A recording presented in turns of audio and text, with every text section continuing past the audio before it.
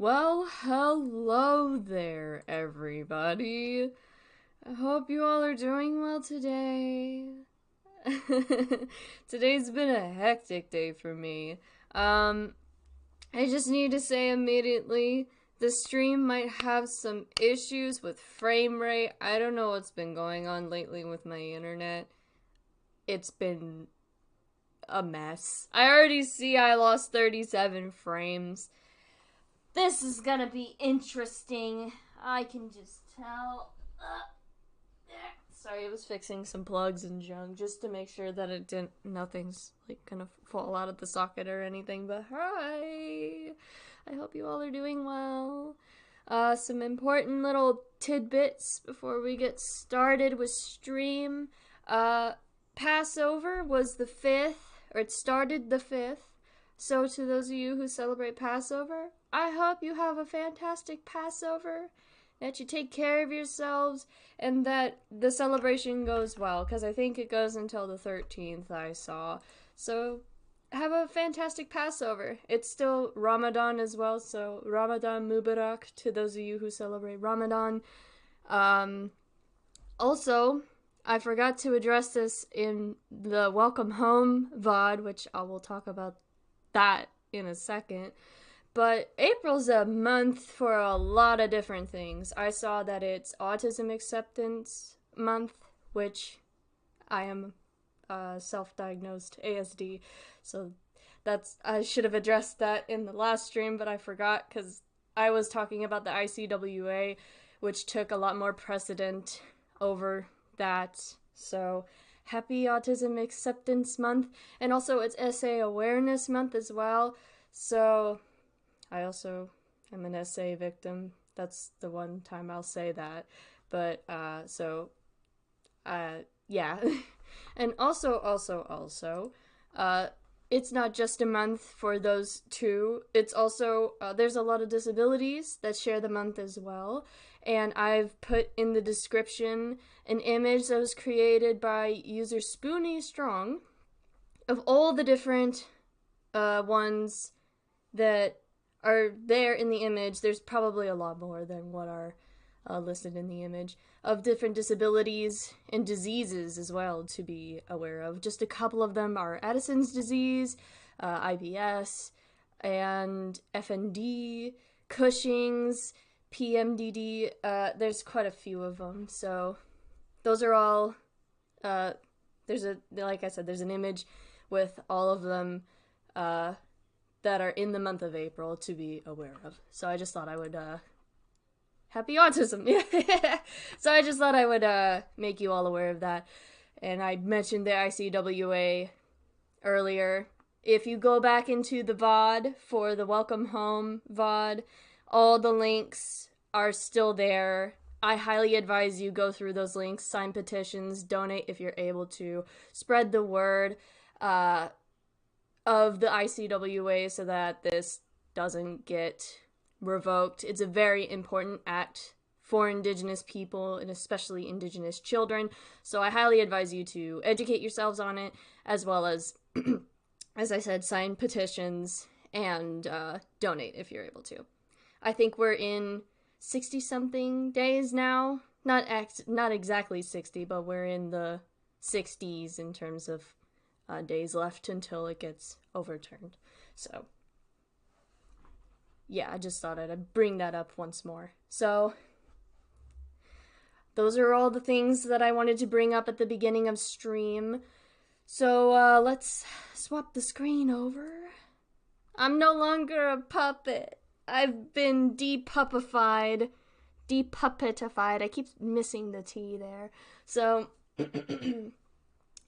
first of all, thank you all so much for the immense amount of views on that Welcome Home VOD. I kept mentioning it, I know, but like, oh my god, when I ended stream, I immediately, I usually go see, the VOD and how it's doing immediately afterward. It had 24 views immediately after I ended it, and it's sitting close to, like, what was it? 260 something? 270? I don't even remember. It's just, I'm speechless. 278. It's breaching 280. I was just like, whoa.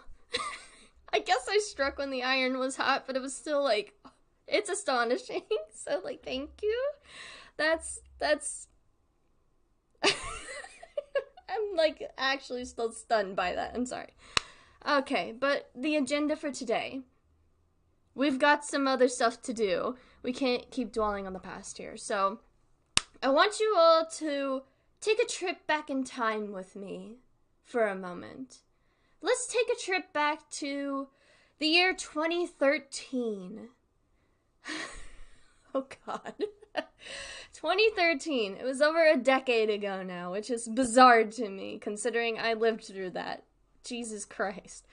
2013. What was popular at the time? Prank channels were invading YouTube, I think, or getting close to. It was a pretty good time for music. There was a lot of good music that was released in the 2010s. But, like, that time of, like, 2010 to 2013 was when a lot of good music was released. What else?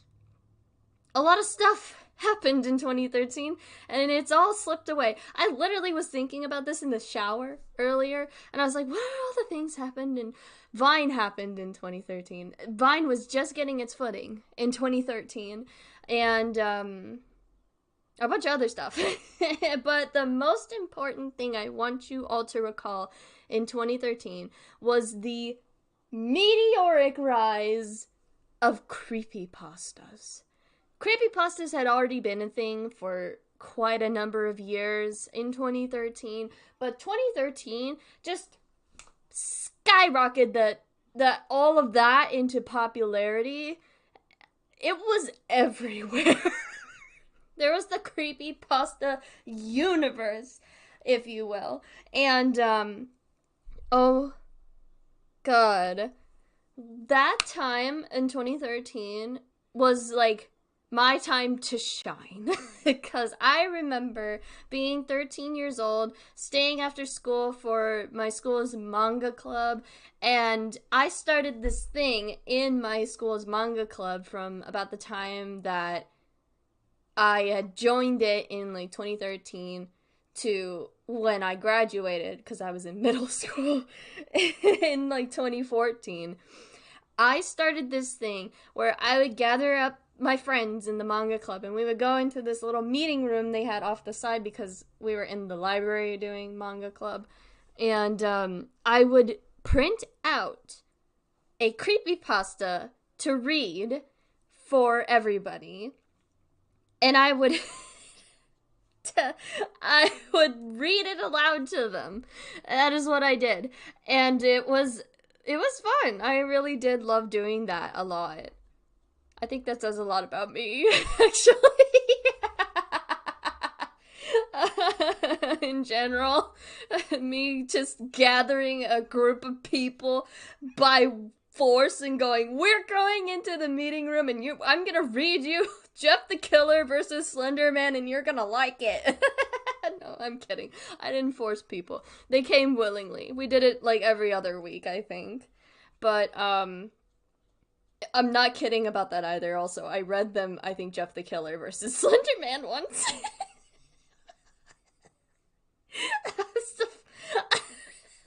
But yeah, I physically print them out because my phone, there was no Wi-Fi in the in the meeting room, so we couldn't do it off of our phones. So yeah, and also we had a thing where I would tell people to get their laughs out because people would just laugh in the middle of me reading the creepypastas, and I took it so seriously. But I digress. That's enough about me. What I wanted to do, because I've been thinking about this a lot since I watched a video of somebody rereading Jeff the Killer in the modern day, I wanted to go through all the popular creepypastas that I knew of when I was younger and review them and see if they held up or not. I know with certainty that Jeff the Killer doesn't. Absolutely not. But I just wanted to go through certain ones that I remember liking when I was younger and seeing, like, do these hold up at all?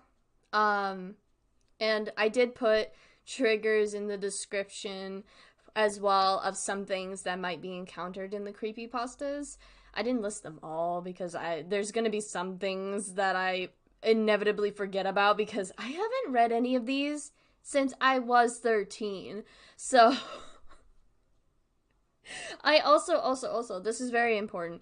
I do remember bits and pieces of, because we're gonna do Ticci Toby as well. I remember bits and pieces of Ticci Toby, and if I recall correctly, this kid had tics, indicating like he had, oh crap, what was it again? Hold on, one second, I forgot what it is hold on. Hold on. 1 second. Tourette's. That's it.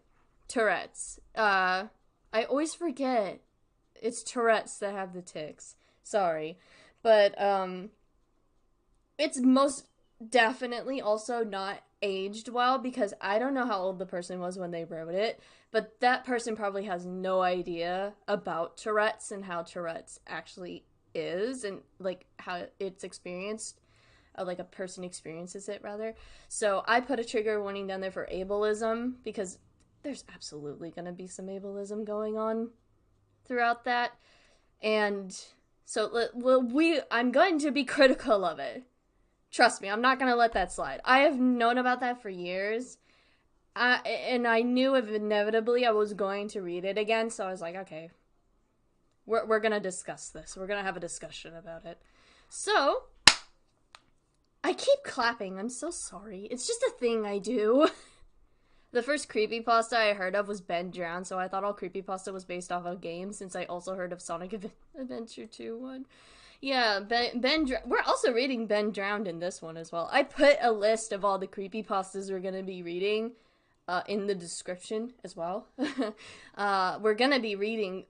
I don't know if we're gonna read all of Ben Drowned, because it's a pretty hefty creepypasta, but I did put it in the description that we're reading it as well. We're not reading Sonic.exe because the creator is a fucking... He's a bad person. The person who wrote Sonic.exe is a bad person. So we're not going anywhere near that one. So, let's get started, shall we? I know I put... We're not going to go in order of all of the creepypastas that I put. Because I don't want to start with Jeff the Killer. So why don't we go do Laughing Jack? Because I loved Laughing Jack growing up. Let me see if I can find the original creepypasta. Because I do remember reading it when I was younger. I need to see...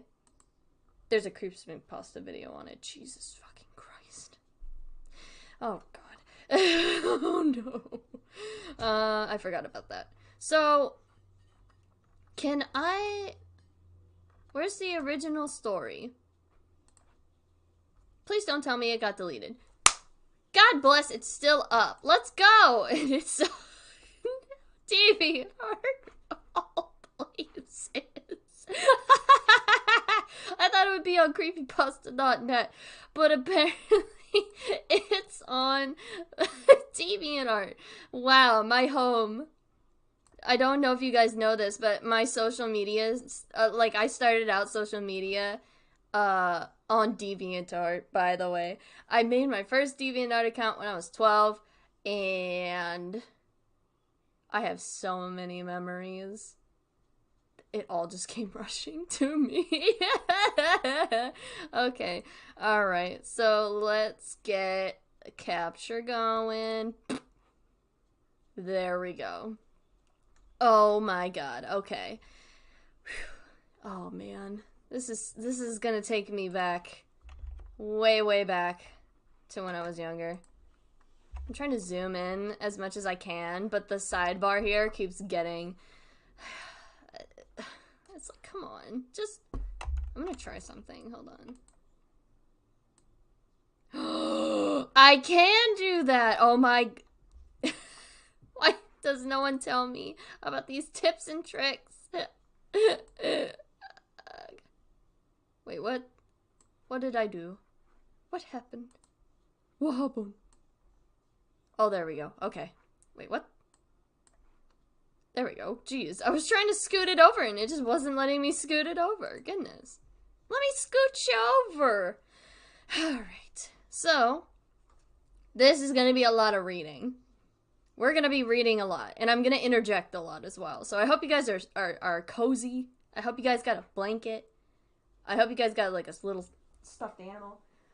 I say as I reach over for my melody squishmallow that I usually have on stream.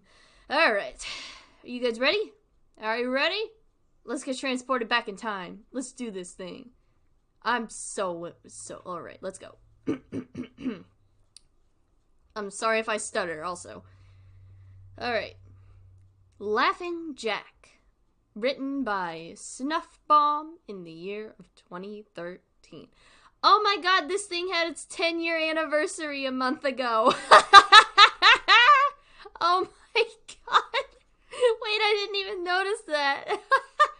10 years ago in March, this thing was posted. Oh my god, I'm so old. Jesus. Okay, let's go. Laughing Jack. It was a nice summer day. My 5-year-old son James was playing outside in the backyard of our suburban home.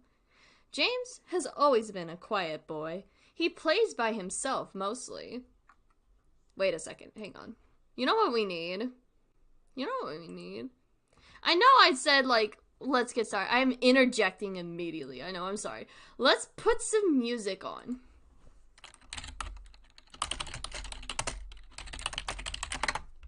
I'm putting on some music because we can't just, like, you know, we just can't without some sort of track going on in the background.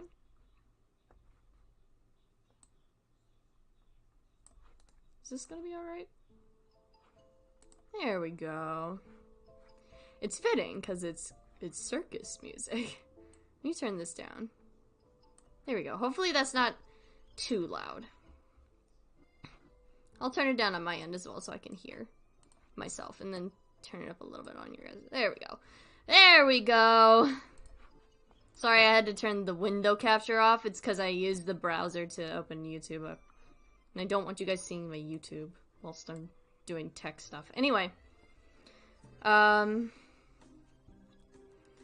He's always been a quiet boy. He plays by himself mostly. He never had many friends, but he has always had a wild imagination.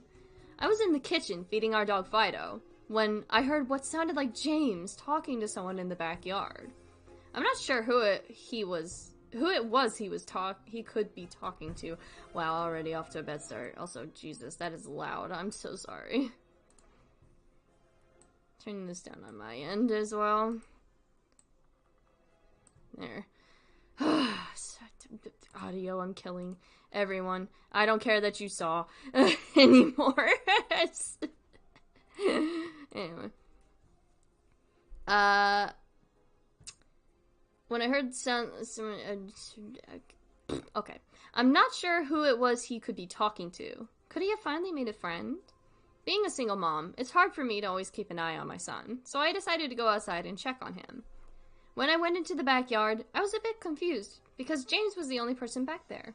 Was he talking to himself? I hate the parents that are always just, like, getting mad at their kids or, like, concerned about their kids if they're talking to themselves. I've talked to myself for years, and, like, I turned out fine, I would think. There's nothing wrong with your kid, like, a kid talking to themselves, especially if they have, like, an imaginary friend. That's normal. Excuse me. That's perfectly fine. These creepy stories always start out the same. They're like, oh, my kid was talking to no one. This is a bit strange. I could have sworn I heard another voice. James, it's time to come inside, I called out to him. He came inside and sat down at the kitchen table. It was about lunchtime, so I decided to make him a turkey sandwich. James, who were you talking to out there? I asked. James looked up for a moment. I was playing with my new friend, he said, smiling. I poured him some milk and continued to pry, as any good mother would. I used to think these were the scariest things. Looking back now, they are as cheesy as 80s or horror films. Yeah. Me too. I used to think creepypastas were, like, terrifying. And I would have nightmares. Social interaction is the true horror. You're right. Yep. Social interaction? Oh, dear God! Yeah, I used to think these were the most terrifying things ever, and I would have nightmares continuously about them, and now I'm older, and I'm like, Jesus Christ, this is just horrible writing. Truly terrifying. Oh my goodness. Where was I? Sorry, I lost my place. I continued to pry as any good mother would. Does your friend have a name? Why didn't you ask him to have lunch with us? I asked. James stared at me for a moment before replying. His name is Laughing Jack. I was a bit taken aback by what he said. Oh? That's a strange name. What does your friend look like? I asked, a bit confused. He's a clown. He has long hair and a big swirly cone nose. He's got long arms and baggy pants with stripy socks, and he always smiles. I realized my son was talking about an imaginary friend. I suppose it is normal for kids his age to have imaginary friends, especially when he has no real kids to play with. Oh, oh damn. Jeez. It's probably just a phase. Yeah, probably. I mean, geez. Look at me, I had imaginary friends, except I envisioned my imaginary friends dying and then never coming back. I was a morbid little kid. The rest of the day went by as per usual, and it was starting to get late, so I put James to bed. I tucked him in, gave him a kiss, and made sure to turn on his nightlight before I closed the door. That's just mean, honestly. Yeah, it really is. This mom is so mean. She's like, I guess it's normal for him to have imaginary friends, especially because he doesn't have a social life. He can't make friends easily. Jesus Christ. I was pretty tired myself, so I decided to go to bed not long after. I had an awful nightmare.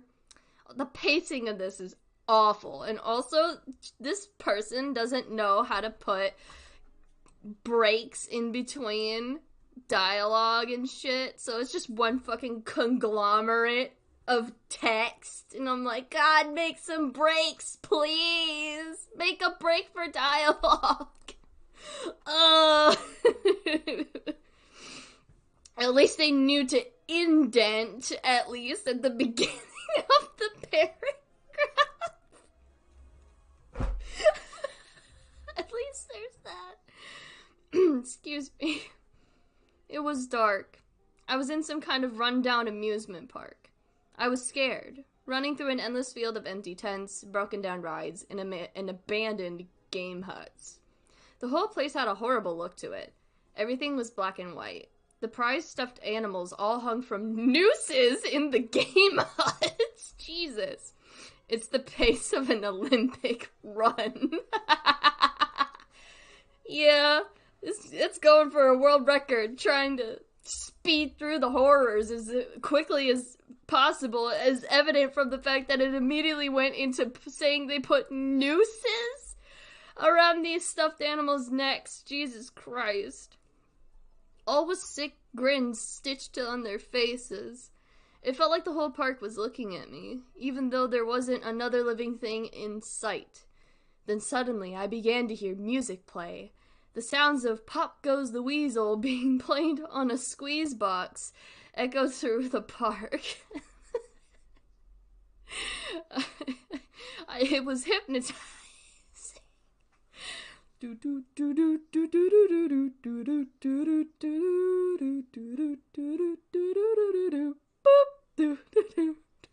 Truly entrancing. Absolutely. They hung my teddy. No. Oh no. Not Teddy. Oh shit. Someone go cut him down. Fuck. Oh no. I followed its tune to the circus tent, almost in a trance. God. unable to stop my legs from moving forward. It was pitch black. The only light came from a single spotlight shining on the center of the big top. Spotlight shining on... What? My dog is rioting outside. He doesn't agree with this either. I'm sorry, I'm just laughing. This is so ridiculous. How was I scared of this? Little tiny 13-year-old me, actually, you know what? Little tiny 13-year-old me, who barely had any exposure to horror, would absolutely be terrified of this, I'm realizing now. What was it? A single spotlight shining on the center of the big top. So does that mean that the spotlight's above it? Or is she in the tent now?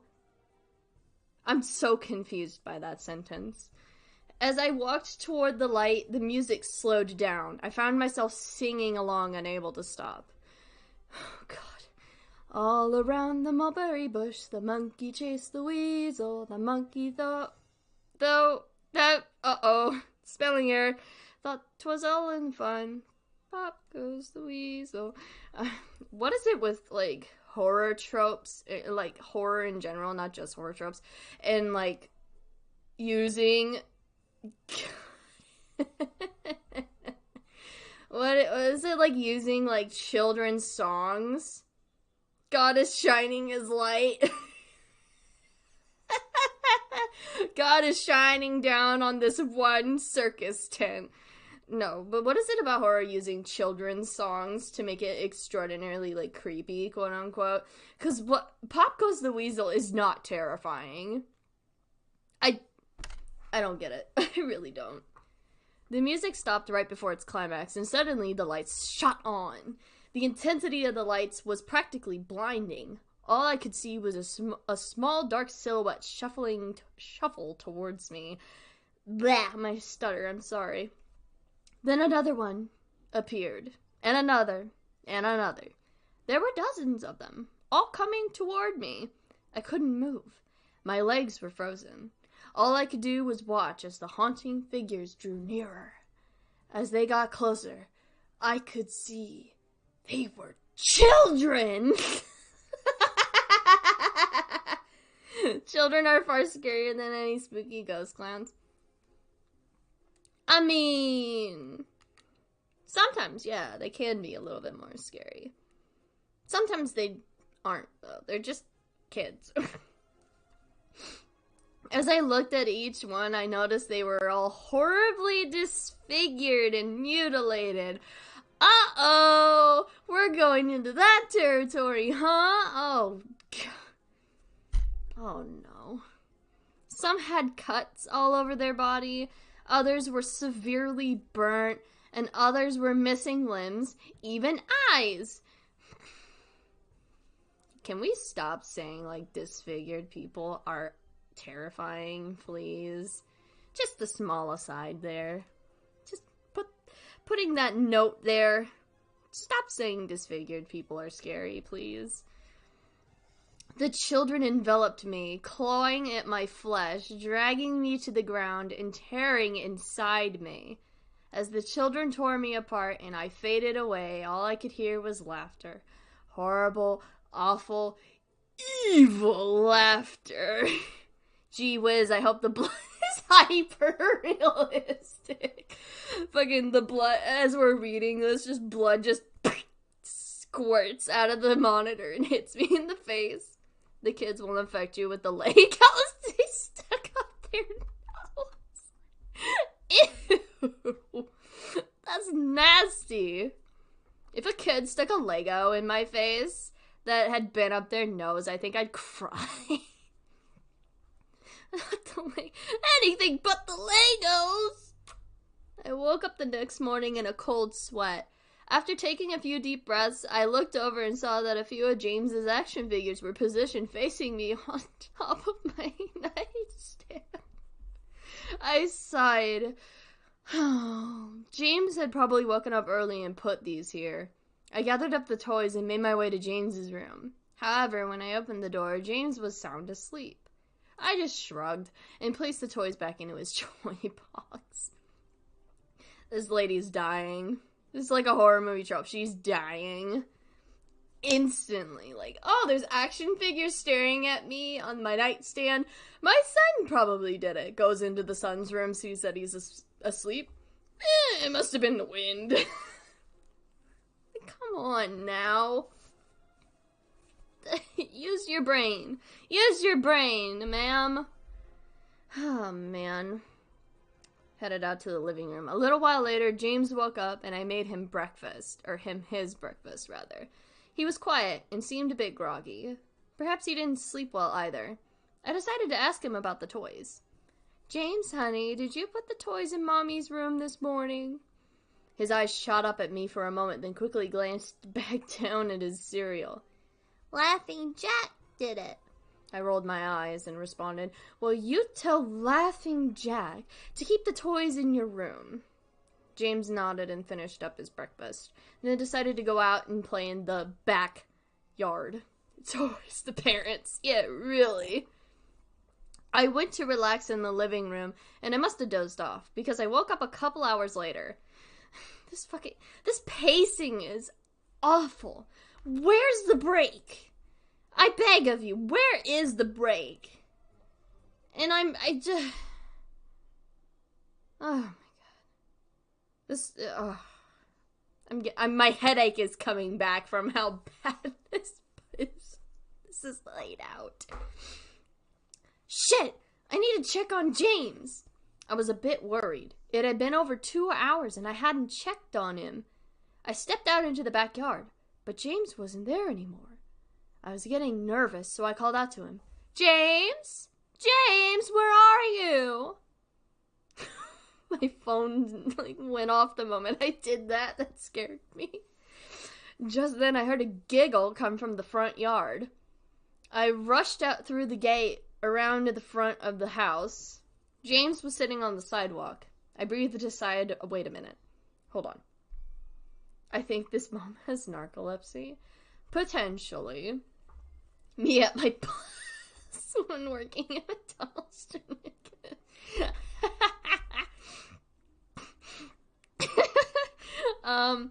Okay, hold on. So, he goes to the front yard. Typically, a gate is about the size of, like, an adult, right? So, like, you can easily reach the latch to, like, open it and then go through and then, close it. How did a 5-year-old open the gate? Unless, it's just a knob. But typically, a gate has a latch. So, like, what? I'm so confused. Like, genuinely. How did this kid get to the front yard? Well, let me guess. There's gonna be some stupid explanation like, Laughing Jack did it. Where's the break? Where was I? I lost it. I breathed a sigh of relief and walked over to him. James, how many times have I told you to stay in the backyard? James, what are you eating? It's me and my dog. What are you eating? James looked up at me, then reached into his pocket and pulled out a handful of hard candies in all colors. This made me very nervous. James? Who gave you that candy? James just stared at me, not speaking. He dug a little hole and scurried under like a rabbit. The mom neglected to put in the detail that there's a massive fucking hole underneath the fence that goes from the backyard to the front yard. She just glances over it because she's worried about her child. James, please, tell Mommy where you got the candy. James hung his head down and said, Laughing Jack gave it to me. My heart sunk. I kneeled down to look at him in the eye. James, I've had okay, enough of this damn Laughing Jack thing. Don't swear at your kid. He is not real. Fuck's sake. Now this is a very serious situation and I need to know who gave you the candy. Also, Jesus, this mom's a piece of shit. Like, your imaginary friend isn't real, okay? Come back to reality. It's like, Jesus. That's so mean. But also, where did this child size hole I get there? I could see my son's eyes tear up. But Mama, wait. But Mama, Laughing Jack did give me the candy. I closed my eyes and took a deep breath. James has never lied to me, but what he's telling me is impossible. I don't know if you want present tense or past tense. You keep flip-flopping. Jesus. Because has is like present tense. Like he has never told me lies, but you would put like he had never told me lies before if you wanted to do it in past tense, which is what I think this mom is trying to do. But it's oh my god. This is killing me. What he's telling me is impossible. I make him spit out the candy, and I throw the rest away. James appears to be fine. Yep, we're going present tense now, I guess. What the fuck? Maybe I'm just overreacting. After all, he could have just gotten it from Tom and Linda. Tom and Linda from next door, or Mr. Walker down the street. Good God.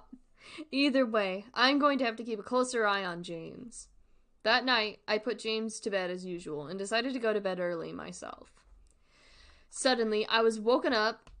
It should be awoken, but okay. By a loud bang coming from the kitchen. I sprung out of bed and hurried down the stairs. When I got to the kitchen, I was horrified. Everything not everything on the counters had been thrown on the floor, and our dog Fido hung dead from the light fixture. No! Oh, this was my worst nightmare. They killed the dog! No! That's it. Creepypasta over. The show's over, folks. They killed the dog. We can't keep going in good conscience like this anymore. Oh, the misery. Oh, this is awful. What the hell? I literally got up out of my seat for that. Jesus, why? What did that dog ever do to you? Oh my god. Didn't even just say that the dog died. You had to put in the detail that he was hung dead from a light fixture. What is up with this author and their fixation on hanging things? First it was the stuffed animals, and then it was the dog. I need to have a word with this author. A word. Because why? Oh, and it gets worse, too. His stomach was cut open and stuffed with candy. The same type that James was eating earlier that day. I like that the mom first pointed out all the crap thrown on the floor before she even noticed the dog literally hanging. Yeah, she's just like, my priorities are like, oh, my shit is everywhere. Oh, and also the dog got hung. Priorities, ma'am. That is your family dog. My shock was quickly broken by a sharp scream coming from James's room, followed by loud crashes. What happened to my voice there? I don't know. I quickly grabbed a knife from the drawer and moved up the stairs. Oh, sure, a knife, okay. With the speed that only a mother whose child is in danger could have. Just fucking booking it. I'm coming, sweetie! The dog is dead, but I gotta have priorities. I burst through the door and flicked on the lights. Everything in the room was knocked over and tossed on the floor. My poor son in his bed crying. My poor son in his... Oh, sure, okay. And shaking with fear. A pool of urine staining the sheets. I scooped my child up and ran out of the house and went next door to Tom and Linda's house. You could just do with some commas. You don't need to keep putting and in the sentence. I'm sorry, I sound like a fucking English teacher, like, marking up this paper. Imagine me with, like, a little red pen just scratching all over this, like, an essay, and then putting, like, F with a circle. See me after class. Luckily, they were still awake. They let me use their phone and I called the police. It didn't take them long to arrive, and I explained what had happened. That's a shocker that the police arrived in a timely manner, if at all. Once again, notice the trash on the floor rather than the crying baby. Yeah, really. My God, this woman, her priorities everywhere. Except the people in her life. She didn't even notice her dog had died. Didn't even notice that her son was terrified. All that she saw was shit all over the room. Excuse me. I explained what had happened. They looked at me as if I were crazy. Most unrealistic part. They searched the house, but all they found was a dead dog and 2 trashed rooms. The officer told me that someone had probably gotten into the house and done this right before making a quick escape when they heard me coming up the stairs. Huh? Wait, huh? Well, so does it mean, like, they made a quick escape when they heard me coming up the stairs? So does that imply that the supposed people who came and did this, jumped out the fucking window then? Just dived out the window when they heard the mom running up the stairs with the knife. They're like, oh shit, I was terrorizing this little boy and now their mom's coming upstairs. Fuck it, I can't go back down the stairs. I gotta jump out this window. Boing! Are you okay, James? Good, now clean your room. It's like a pigsty in here. She would. She absolutely would, given her track record thus far. Anyway, I knew it wasn't true. All the doors were locked and none of the windows were open. Whatever was in my house didn't come from outside. The next day, James stayed inside. I didn't want him to leave my sight. I went into the garage and found his old baby monitor and set it up in his room. Jesus Christ, so many ands. If anything comes into his room tonight, I was going to be able to hear it. I went to the kitchen and grabbed the largest knife from the drawer and put it on my nightstand. Imaginary friend or not, I'm not letting anything hurt my little boy. Ma'am, I would think that having the biggest knife on hand wasn't gonna help you. You should get the sharpest knife, if anything. I don't think size equates to, like, damage. You know what I mean? Like, there's no way. Soon enough, night came. I put James to bed. He was afraid, but I promised him that I wasn't going to let anything happen to him. I tucked him in, gave him a kiss, and turned on the nightlight. Before closing the door, I whispered to him, "Good night, James. I love you." I tried to stay up as long as I could, but after a few hours, I felt myself drifting off. Take a shot every and in the story, you'll die 10 minutes in. I'm so glad I don't drink, because I would die of alcohol poisoning right then and there. My baby would be safe for the night, and I needed to sleep. Just as I lay my head on the pillow, I heard a soft noise coming from the baby monitor. Welcome, old. Hello there. Welcome back there, just a Floydian. We're reading Laughing Jack. And so far it's been a trip. It's been a nightmare. At first it sounded like interference, like the kind a radio would make. Then it turned into a soft moan. Was James asleep? Then I heard it. The laugh from my nightmare. That horrible laugh. I sprung up from bed and grabbed the knife from under my pillow. I rushed over to James's room and creaked the door open.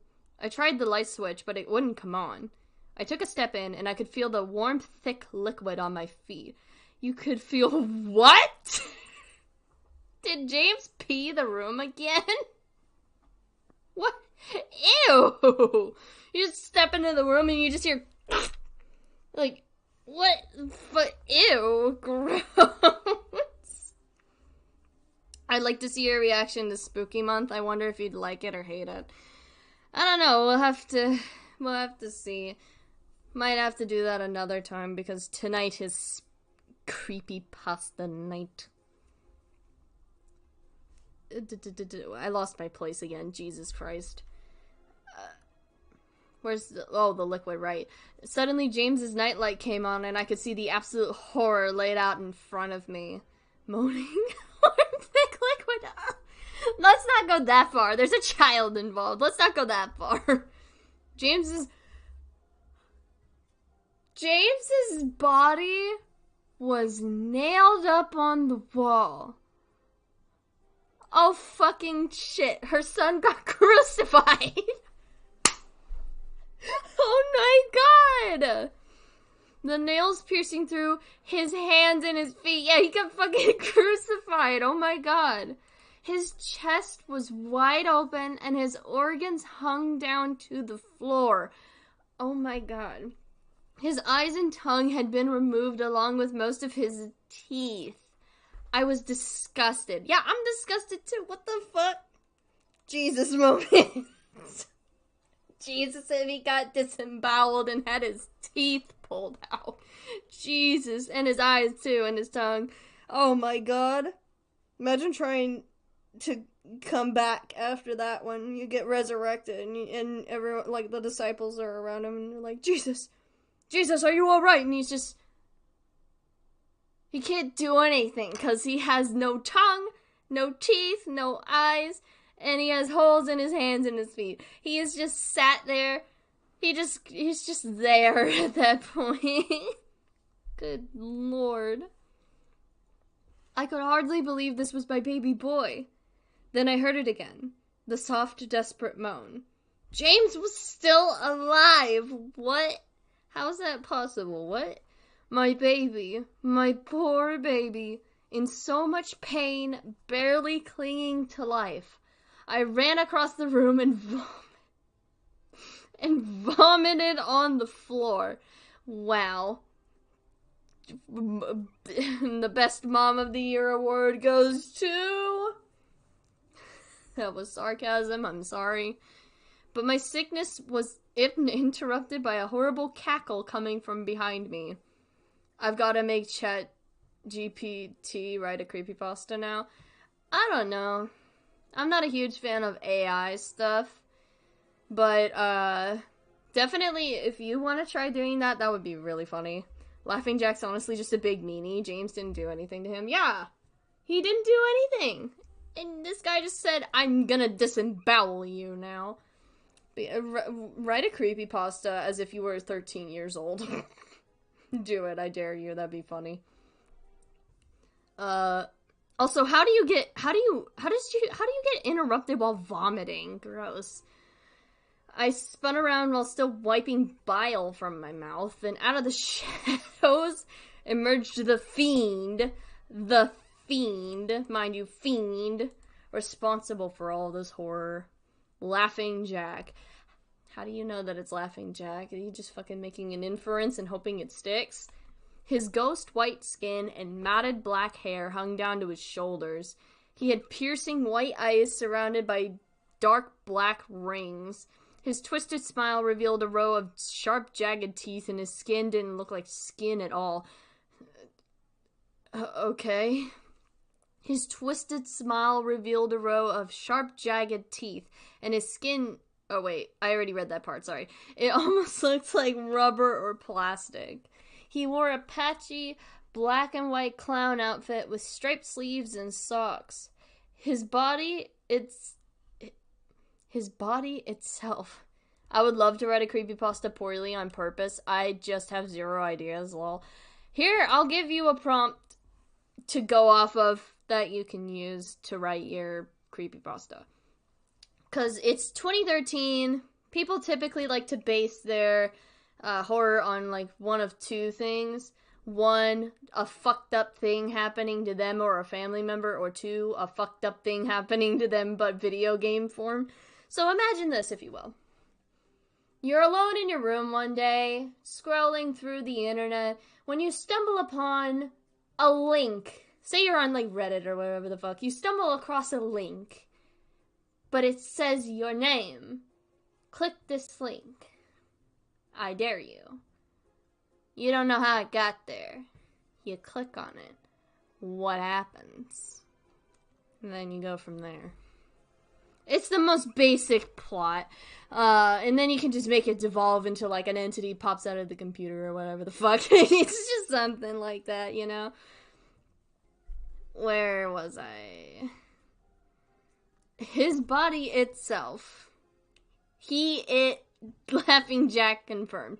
I once made a comedic clown horror story. It had a lot of puns. I tried to make a creepypasta, but, like, gay, and it just didn't work. I submitted it to creepypasta.com and they didn't. MySpace.exe. Yes, absolutely. Yeah, I submitted a creepypasta to creepypasta.com once, like a couple years back, and they never posted it. I'm so mad. I was like, yeah, I thought you took whatever the fuck people wrote. Now you have standards? Shit. What am I supposed to do now? I wrote it purposefully bad. And yet they still didn't fucking take it. Anyway. His long arms hanging down past his waist, and the way he was poised made him look almost boneless, like a rag doll. He let out a sickening laugh as if to let me know he was pleased with my reaction to his work, quote unquote. I want to try and see if I can, like, I wonder if there's a good realistic horror about getting hacked and all your info and money stolen. I think that's just real life. The real horror story. Real life. Right, let me see if I can do, like, a sickening laugh or whatever.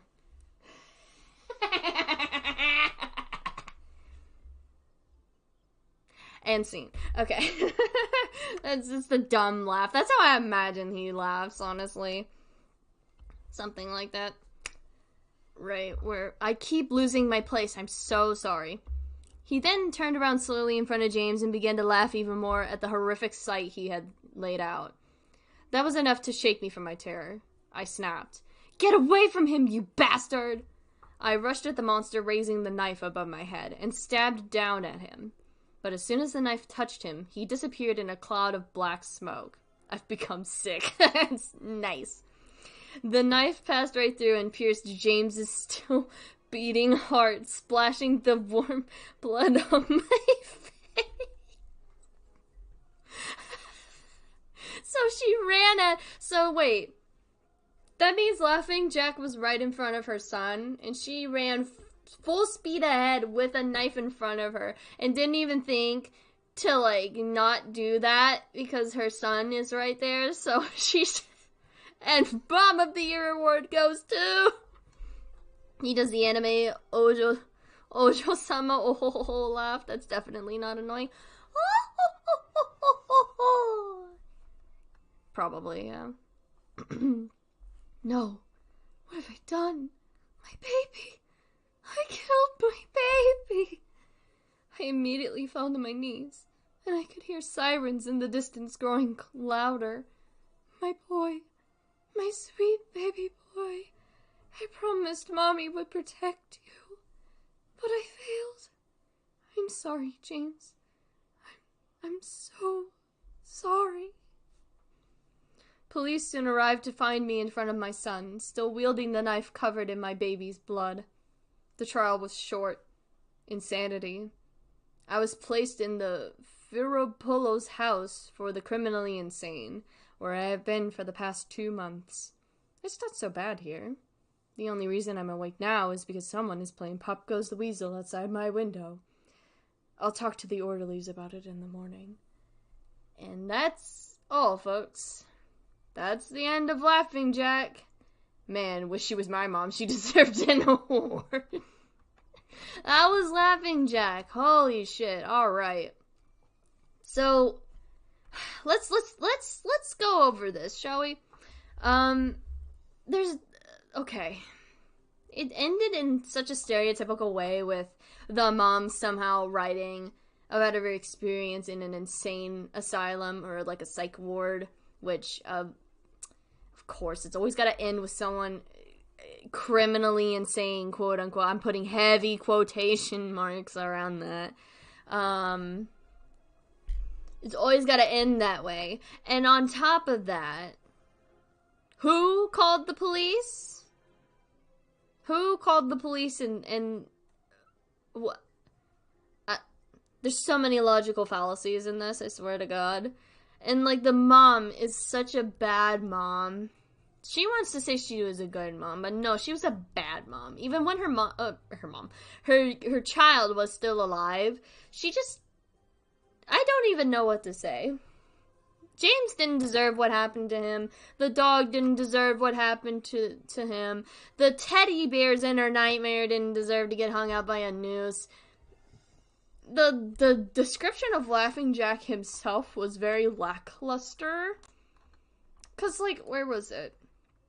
He had ghostly white skin and matted black hair that hung down to his shoulders. Piercing white eyes, surrounded by dark black rings, obviously inspired by Jeff the Killer. Twisted smile with sharp teeth, because of course, and skin that didn't look like skin, but instead rubber or plastic. And had a clown outfit on, which clown outfits vary, so it's just kind of like, sure. Fork found in the kitchen sink. And the body was grotesque with really long arms that ran down to his waist that made him look boneless. I don't know how you look boneless unless you were literally one of those CPR dummies that are like hunched over. Laughing Jack, obviously he turned off his spooky club. How does this compare to the Babadook? The Babadook was like way better than this, and I fucking hate the Babadook, and that's saying a lot. This is getting, we're gonna rank these from like an A to F. This is getting an F. Fully getting an F. We are off to a bad start. 100%, like, this is so bad. Boneless like the pizza. God. This is just bad. I'm turning this clown music off because I'm sick of it already. So sorry you guys had to endure like a good however long we read this for of that clown music on repeat. But really quickly before we continue, I'm gonna take a quick break because I gotta use the bathroom. And then we're gonna move on to our next creepypasta, which I think we'll do Eyeless Jack next. So, hang in there, folks. I'll be right back. And, so that you guys aren't in the dark, I'm gonna put on some copyright-free music. I'll be right back, alright? I'll be right back.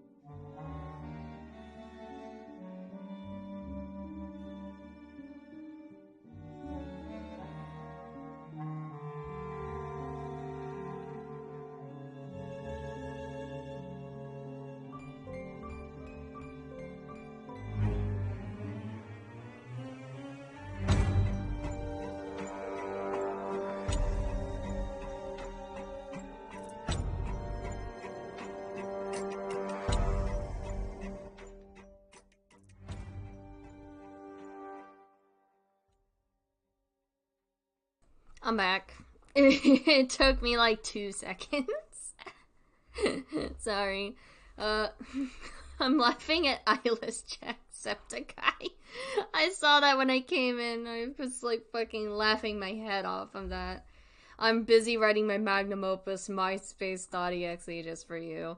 You don't actually have to write it. I just kind of suggested that as like a fun, like goofy thing. It's optional. You don't have to write it. But if you do write it and finish it, you should submit it to creepypasta.com and see if they take it. Just for funsies. Because I'm still peeved they wouldn't take mine. Like, at all. I'm like, really? You have standards now? Do you want me to write goddamn twitter.exe? Just to appease you? Jeez. Okay. Right. So, let me swap the screen. Beep. It's too late. I'm too far in. That's okay.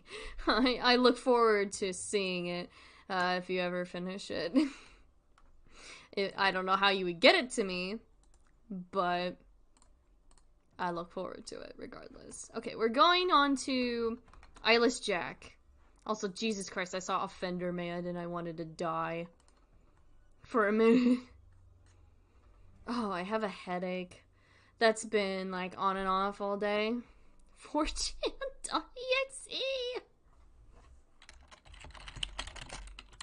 Someone in my Discord's asking me about if I have, headache medicine or not.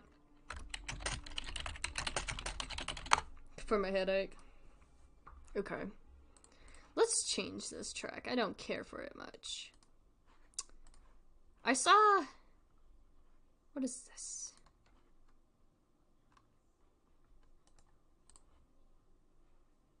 Ooh. I like this. I will literally make a DeviantArt account just to post this schlock. Oh my, whatever you want to do, man. Whatever you want to do, I support it. Okay, where is the original Eyeless Jack? So many people are calling him a hottie. I'm looking at the Wikipedia page, by the way. That's how I'm able to find these. Because there's some of these are just hard to find.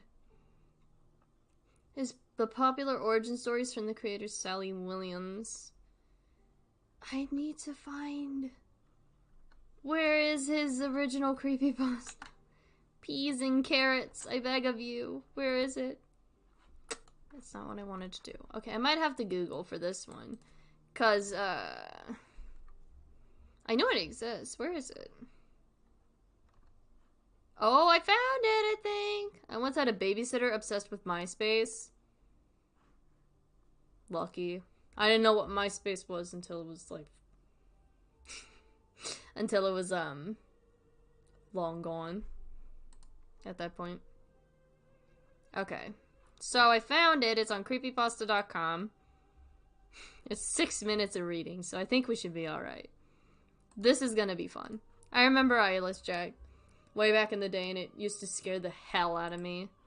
I thought that this guy was gonna hang over my bed and, like, get me. I was younger. Also, Jesus, this... Wow. This track is something. Hang on a second, let me... I think it's turned down as much as it can be on my end. Also, yeah, this image... Terrifying. I still don't understand it. I don't know. Alright, guys. Let's do Eyeless Jack. That was terrible wording. Overview, appearance, and origins. Here's the story. Okay. Eyeless Jack creepypasta story. Hello, my name is Mitch. I'm here to tell you guys about an experience I had.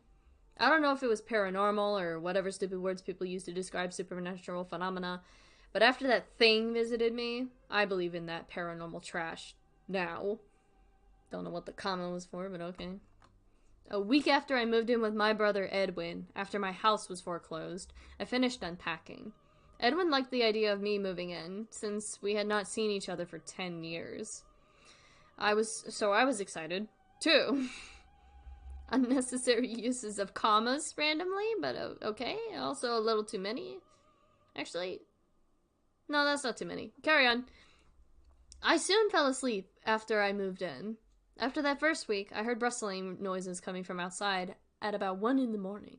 I thought it was a raccoon, so I ignored it and tried to fall asleep. The next morning, I told Edwin about it, and he agreed. This song might be fitting. Hold on. Yes, you saw that. I'm sorry. Let me turn this off and, like, look at it really quickly. I turned the audio. Sea shanties? You sent me sea shanties! I'm not listening to sea shanties. God damn you. You meme lord. My girlfriend has once again memed me. We're turning on a different one because I can't stand the opera. I'm sorry. Oh shit, I cranked the music way too loud. I'm sorry. I saw it before I unmuted it and I was like, oh shit, that's not good.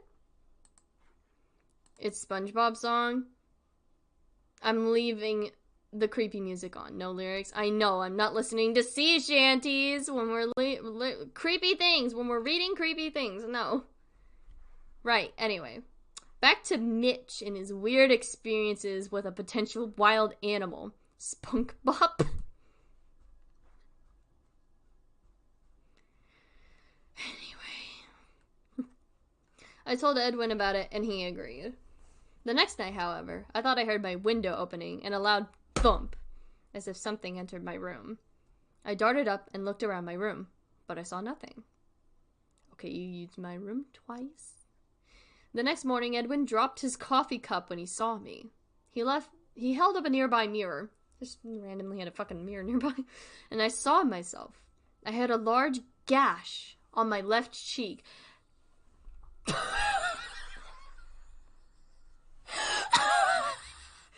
stinger sound came in at just the right time. No! Ow, my head! Oh, God. I need a minute. Oh my god. Oh my god. Oh my god. That is so funny. What the fuck? Also, how did you not know that there was a large gash on your cheek? I'm sure you would have felt it. Oh, shit. Oh my god. After I was rushed to the hospital, my doctor told me I must have been sleepwalking. But then he showed me something that made my blood turn cold. He lifted my shirt to reveal a sewn up incision where my kidneys were. I stared into his eyes, mind widening. Oh, mind widening. I thought it said mind. Sorry. You somehow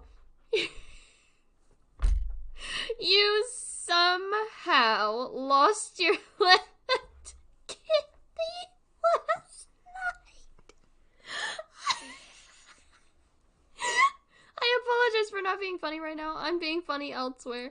It's fine. It's okay. I'm fucking crying. How do you just lose a kidney? How do you lose a kidney and not feel it? That's so fucking funny. Oh my fucking god. Holy shit. My doctor told me. We don't know how, though. Sorry, Mitch. The next night was my breaking point. Oh, and losing your kidney wasn't? My next night was my breaking point. Around midnight, I woke up to see a truly horrifying sight. I was staring face to face with a creature with a black hoodie and dark blue mask with no nose or mouth staring down at me. Okay, that actually is terrifying. Imagine waking up and you just see someone staring down at you. This stupid oh my god, that stinger sound needs to stop doing that. But yeah, imagine someone staring down at you while you're sleeping. Breaking point, like Breaking Bad. Jesse! Jesse, I've reached my breaking point, Jesse! I've reached my breaking point. They took my left kidney, Jesse. I don't know how they did it. I don't know how they did it, but they did it, Jesse. Fuck, I'm losing my goddamn mind.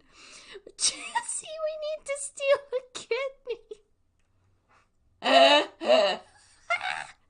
fucking crying. I'm gonna fucking throw up. Oh my god. Holy fucking shit. Oh my god. Oh my god. Oh fuck. Oh my god. Jesus H. Christ. Holy cow. Whew. Holy cow. Alright, I think I'm okay. The thing that scared me the most was that it had no eyes, just empty black sockets. The creature also had some black substance dripping from its sockets. Mr. White, why did they steal your kid's name?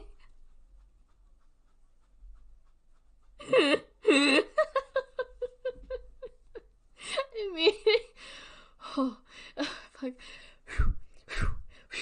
I grabbed a camera from the nearby mantle and took a picture. How? What? Like mantle as in like on the wall?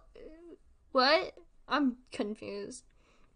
Immediately after taking the shot, the creature lunged at me and tried to claw open my chest to get to my lungs. I stopped it by kicking it in the face. Fucking roundhouse kick, just punk. Out of my goddamn way, Mr. Eyeless Jack. As I ran out of my room, I grabbed my wallet. I would need the money. I ran out of my brother's house into the night. I eventually ended up in the woods near Edwin's house and tripped on a rock. That made me laugh way harder than it should have. Yeah, me too. Fuck. This is the best. I love you guys so much. Chat, you are so fucking funny tonight. You're on a fucking roll. Keep it up. No pressure though. No, genuinely no pressure. You guys are killing it. This is the hardest I've laughed in a little while, actually, on stream. Also, he tripped on a fucking rock like a dork. What the hell? I fell unconscious and woke up in the hospital. My doctor, the same one who treated me before, entered the room. Glad he clarified it was the same doctor. I have good news and bad news, Mitch, the doctor started. The good news is that you had minor injuries and your parents are going to pick you up. I sighed with relief.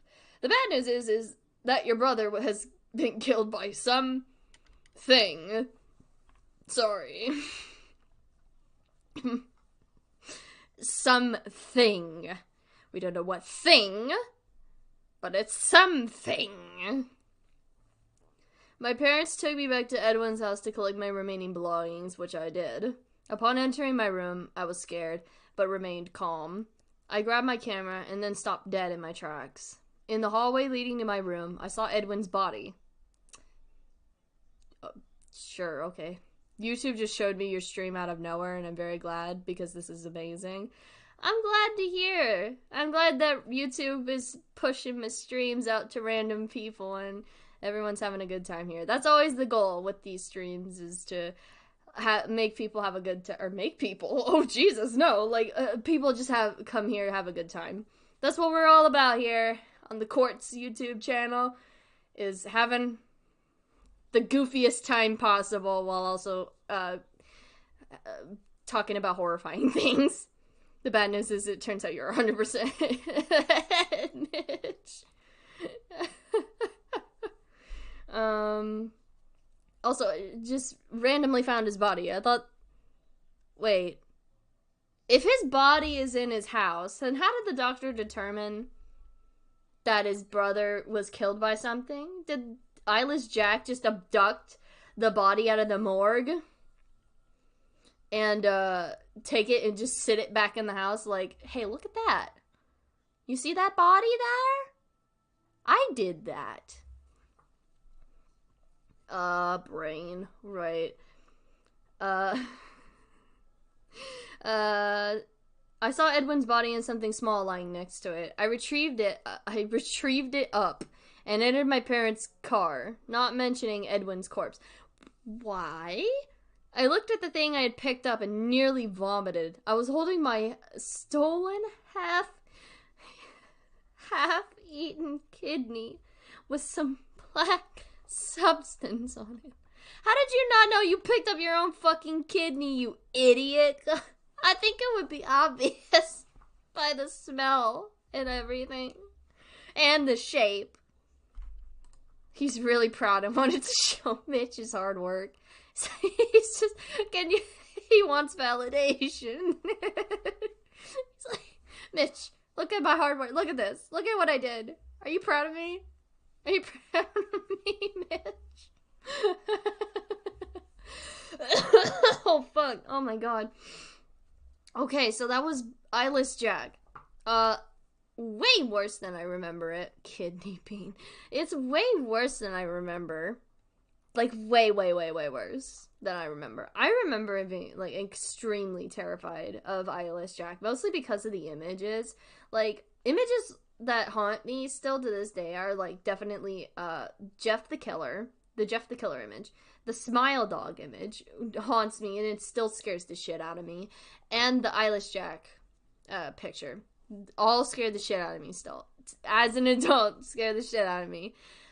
Which they shouldn't, because they're fake. But it's still, it's like horrifying stuff. But like, this was such a short little venture, and yet I feel like we got nothing out of it. There was just nothing. It just felt like air more than anything. It's just like, I just got a fucking huff of air blown into my face, and that was it. This is definitely getting like a D. There was potential. There's potential there. Weird usage of commas at random points, which I wasn't a fan of. And,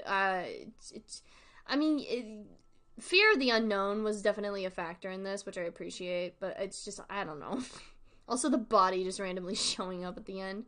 I cannot believe the doctor just said, by the way, your brother died. Anyway, I'll see you in a week for your checkup. That sounds exactly like how a doctor is, frankly. That's nothing new. But, yeah, this is getting a D. There's potential, but it could be better. See me after class. Definitely. He's just one of those doctors that only cares about the paycheck. Yeah. Right.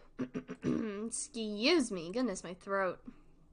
Okay, so we did Laughing Jack. We did Eyeless Jack. We did the Jacks. Wording.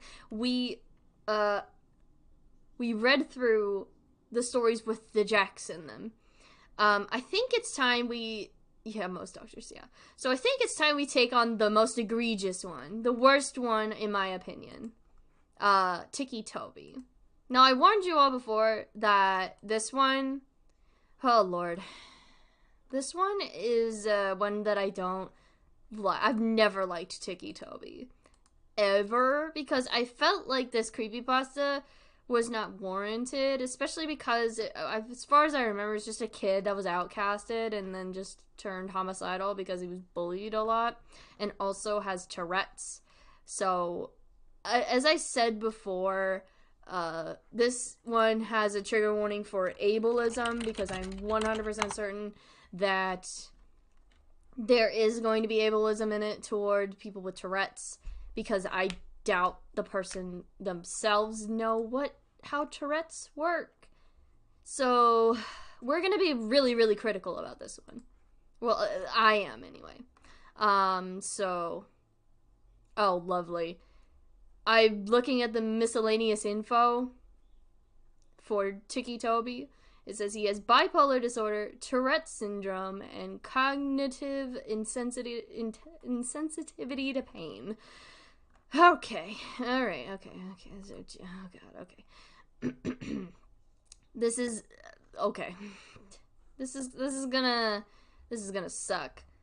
This is gonna suck a lot. I'm trying to find it. Also, he's one of Slenderman's proxies, I forgot. If you think this is the worst one, I suggest you read Nina the Killer. It's actually Dog Doo-Doo. Well, I think this was just the worst one because of ableism mostly. Anything that has any sort of like bigotry in it is automatically just fucking awful for me. So yeah. Why can't I fucking find the creepypasta for this guy? Where is it? Did it get taken down? That'd be really funny if it actually got taken down. Okay.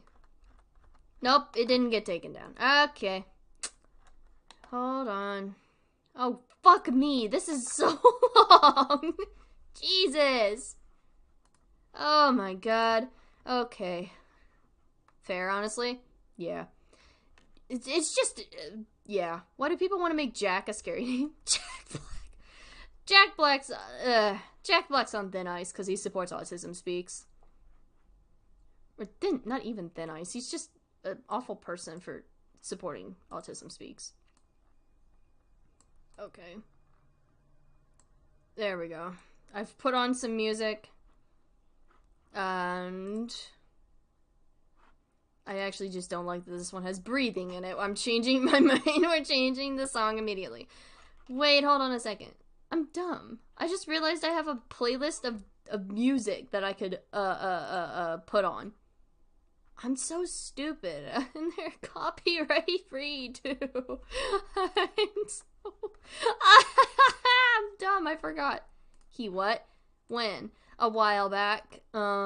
It's on records, like, in various places that he has been shown to support Autism Speaks. This is amazing. Yeah. Okay. The worst news I've heard all week. I know, I'm sorry. It hurt me to hear it too. I heard it a while back. Like, I want to say like a few months ago I heard it, and I was like, because of the news that he was playing Bowser in the Super Mario movie. So I heard it a while back, and I'm like, oh. Man. But yeah, don't put your trust and love into celebrities, folks. That's just a PSA. Don't put your love and trust into celebrities. They'll just fucking break your heart. Okay. So, we are now reading Ticci Toby. Like I said, this one has a trigger warning for ableism. Just cause I don't think this is gonna treat him well. Or Tourette's, or any of the, like any sort of disability he has correctly. And it's sad since I saw the Mario movie and I loved his role as Bowser. I know, I'm sorry guys. It's not a well-known thing. But I just thought I'd let you know ahead of time, so now you can, like, tell people. Also, what the fuck? This is labeled under mental illness. One of the tags for this fucking story is mental illness. God. And sociopaths. Oh, jeez. I'm not looking forward to this. Alright, guys. Are you ready? This is probably one of the longer ones. Alright. Let's do this fucking thing. The long road home seemed to go on and on. The road continued to stretch in front of the vehicle endlessly. The light that shone through the branches of the tall green trees danced across the window in random patterns, and every once in a while, obnoxiously shining in your eyes. This is in second person, Jesus Christ. Uh-oh. We're already off to a rough start. It's in second person. The surroundings were full of deep green trees, forming a forest around the road. You just fucking said that there were trees. You don't need to say it again. The only sound was the peaceful sound of the car's engine as it traveled down the path. It was peaceful, and left a serene feeling. Although the ride seemed like a nice one, it lacked every form of nice from its two passengers. The middle-aged woman behind the steering wheel had neat, short brown hair that fit her complexion quite well. She wore a green v-neck t-shirt and a pair of blue jeans. I'm suddenly remembering my immortal, and I'm imagining Darkness Dementia. Darkness Dementia.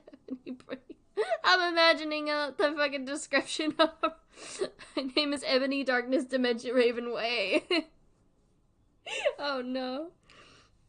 Diamond stud earrings decorated each of her ears, which partially showed from behind her haircut. Literally everything bad can go wrong in a forest. Yup.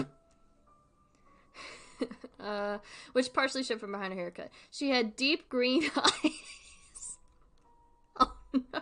She's wearing green on green with green eyes, which her shirt brought out, and the lighting seemed to make them more noticeable.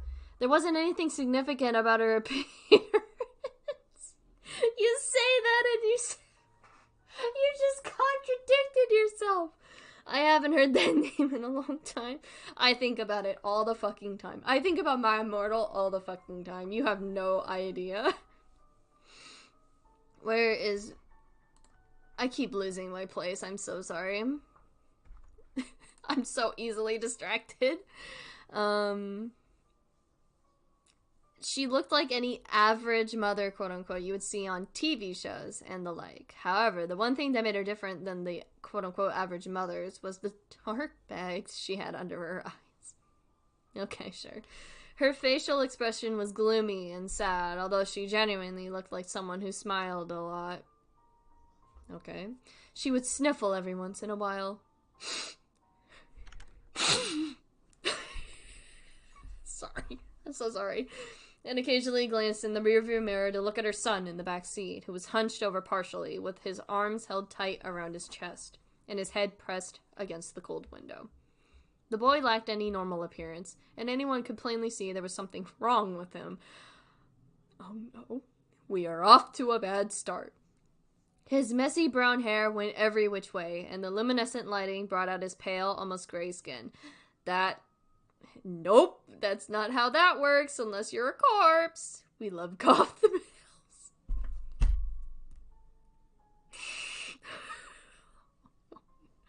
Oh god. His eyes were dark, unlike his mother's, and he wore a white t-shirt and scrub pants that had been provided for him by the hospital. Nope, I gotta stop it right there. When you're at a hospital and they give you scrubs, you have to give the scrubs back. You can't take the scrubs with you. You can't take them with you. You get your clothes back. 100. You get your shit back after you get out of the hospital. You don't take the scrubs home. Oh no. Oh, wait. The clothes he had worn before were so shredded and bloodstained that they weren't wearable anymore. Okay, that's also not true. You also are provided clothes if your clothes are, like shredded. Because there's actual programs out there that provide you clothes if you don't have any anymore. So, we're 2 for 2. But he's special. He deserves the scrubs. He's the main character. Maybe it was a free sample. A free sample of scrubs? That doesn't sound right. I'll have to ask my sister if there's such thing as a free sample of scrubs, because my sister works as a nurse. I'll have to ask her, see if she can weigh in on that. Oh fuck, I'm crying, Jesus. The right side of his face bared a few cuts along with a split eyebrow. Now, what do you want to imagine when they say split eyebrow? They don't actually mean there's like a cut in the eyebrow, but they mean like there's like a little, like a razor cut through of it, and it just looks like someone shaved it to make themselves look cool. Excuse me, goodness, I laughed so hard my throat is dying. His right arm was bandaged all the way up to his shoulder, which had been shredded when his right side hit the shattered glass. Jesus Christ. His injuries appeared to be painful. No shit. When in reality, he couldn't feel anything. This was just one of the glories of being him. Oh, God. One of the challenges he had to face while growing up was you used growing up in the same fucking sentence, Jesus, was a rare disease that caused him to be completely numb toward pain. Never before had he felt himself get hurt. He could have lost an arm and felt nothing. Oh, hell no, he has the Sneeko style. No! Don't compare him to Sneeko. Oh, God. Get out. Get out. No. Not Sneeko. That is the last person I expected you to compare him to. Jesus Christ. I hope Sneeko doesn't see this, or else he'll fucking come try to kill me. Please don't. Sneeko, listen, I have a lot of issues with you, actually, but, like, please don't threaten my life. I beg of you. I need to get through college, dude. Oh my god. Right. Where was I? The other major disorder he faced, which was one that deemed him many insulting nicknames in the short time he attended grade school before he switched to homeschooling, was his Tourette's syndrome, which caused him to tick and twitch in ways he couldn't control. Okay, he would crack his neck uncontrollably and twitch once in a while. He gets killed by Charlie in the Meat Canyon lore. That's Meat Canyon. I'm talking about the real guy here. Meat Canyon can do whatever the hell he wants. Right. But also, I don't know. I don't know too much about Tourette's syndrome, so I can't say with certainty if there's like actual tics of someone who like cracks their neck, or it twitches uncontrollably. So I'm just gonna take that with a grain of salt. We're already off to quite a start. Jesus Christ. The kids would tease him and call him Ticci Toby. There it is, folks. That's where he gets his name from. It's an insult about his Tourette's syndrome. And they mocked him with exaggerated twitching and laughing. And there's also the ableism I talked about. Like, oh, Jesus fucking Christ. It got so bad he had to turn to homeschooling. It was too hard for him to be in a common learning environment with seemingly every kid poking, or more like stabbing, fun at him. God. Man. I feel bad for him already. This poor kid. Excuse me. Toby stared blankly out the window, his face empty of any emotion, and every few minutes his shoulder, arm, or foot would twitch. Every bump that the car tires hit would make his stomach turn. Toby Rogers was the boy's name, and the last time Toby remembered riding in a car was when it crashed. That's all he thought about, unconsciously replaying everything he remembered before he blacked out, over and over again. Toby had been the lucky one. His sister had not been so lucky. When the thought of sister came, okay, he couldn't help the tears that welled up in his eyes. The horrible memories replayed in his mind. Her screaming that had cut off before the front of the car had smashed in. It all went blank for a moment before Toby opened his eyes to see his sister's body. Her forehead pierced with glass shards, her hips and legs crushed under the force of the steering wheel, and her torso pushed in from the too late inflated airbag. That was the last thing he had seen of his dear older sister. Jesus fucking Christ. This took a drastic turn.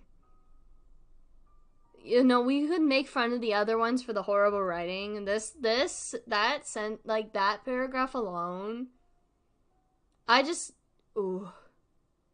I see things very vividly in my mind when I read things or, like, imagine stuff in my brain. So, like, I saw that in my head, and it's just, that's so awful. God.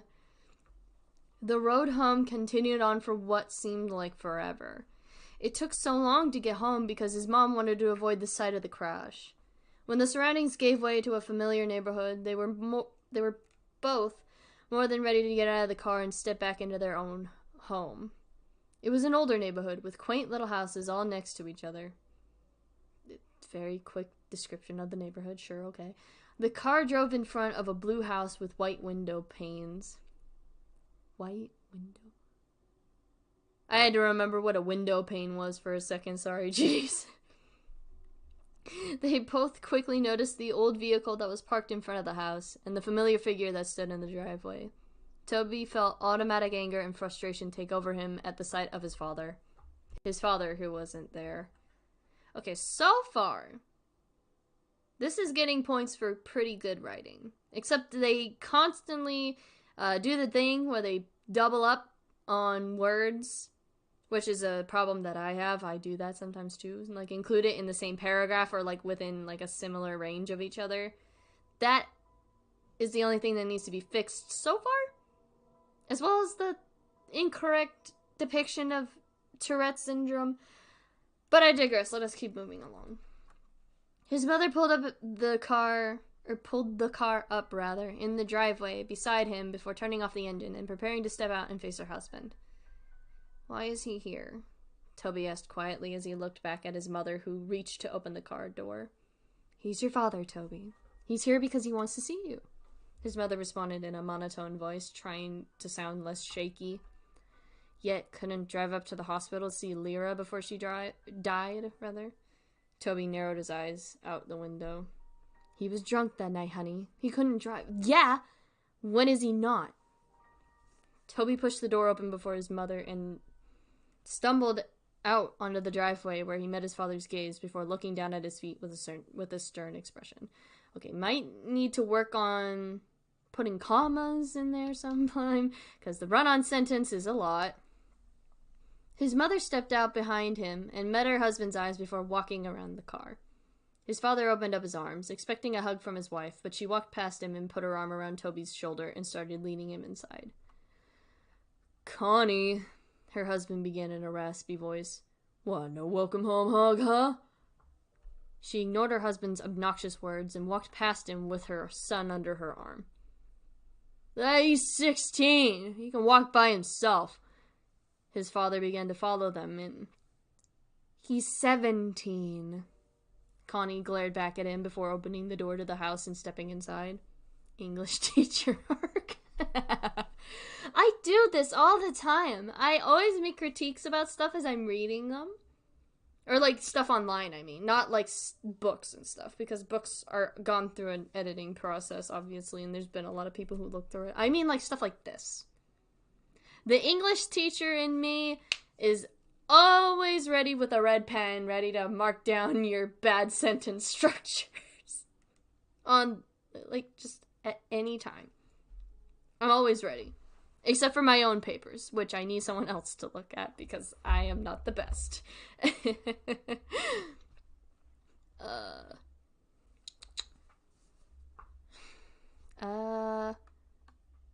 Is that the dad? Or is that the mom talking? I don't know who's talking here. I think it's the mom. Toby, why don't we get you in your room and to rest, okay? I'll come get you when dinner is ready. No, I'm 16. I can walk by myself.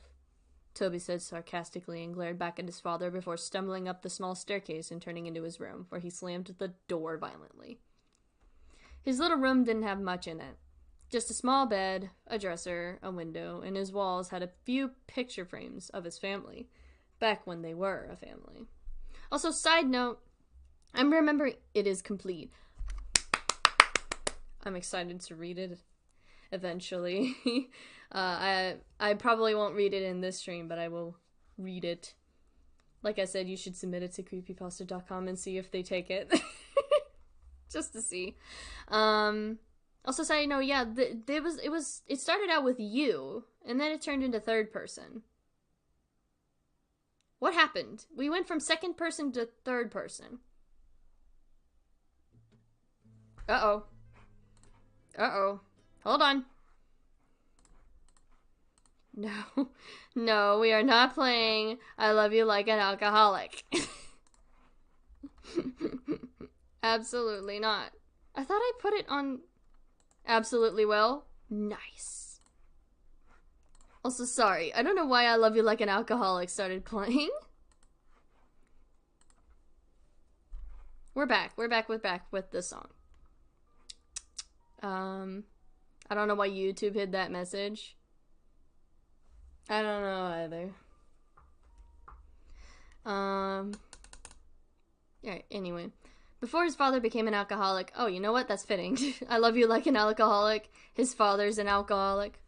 We are not playing sea shanties. Fuck off.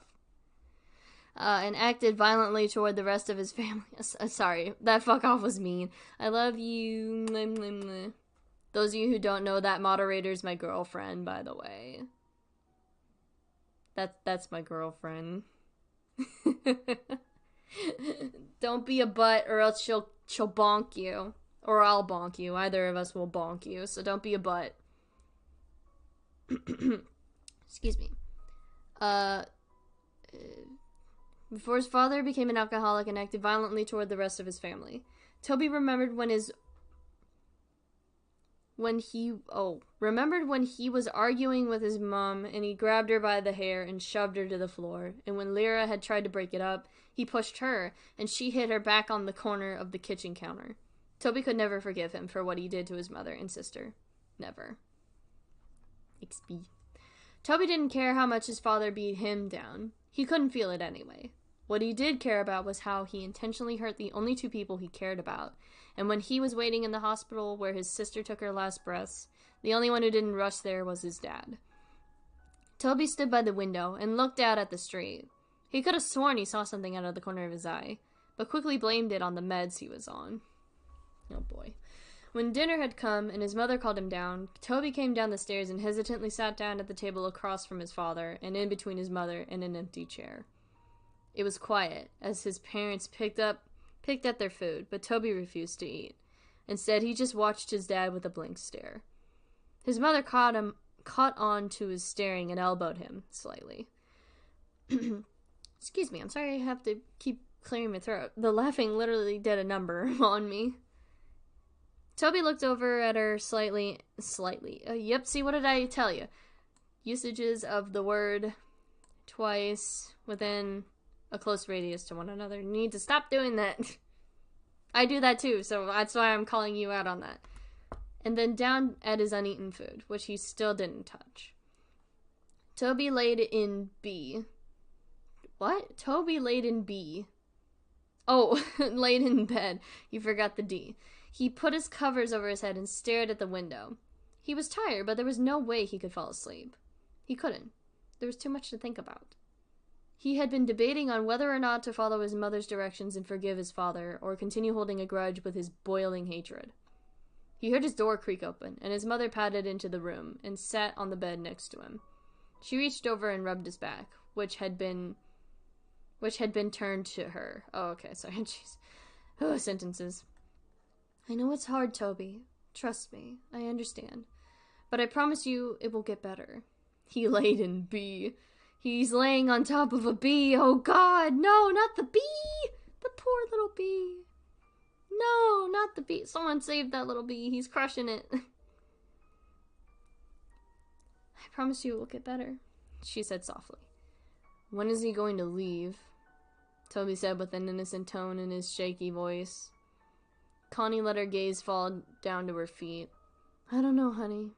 He's staying as far as I know, she replied. Toby didn't respond. He just continued to look forward at the wall, holding his damaged arm near his chest. After a few minutes of silence, his mother sighed before leaning in to kiss his cheek and stood up to walk out of the room. Good night, she said as she closed the door. Also, another note, I'm glad that this person knows to make spaces for dialogue. God bless. Oh, finally someone who knows proper structure.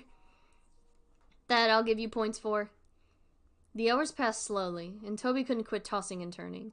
Every time he let his imagination take over, he heard the screeching of tires, the screaming of his sister, and he would uncontrollably jerk in bed.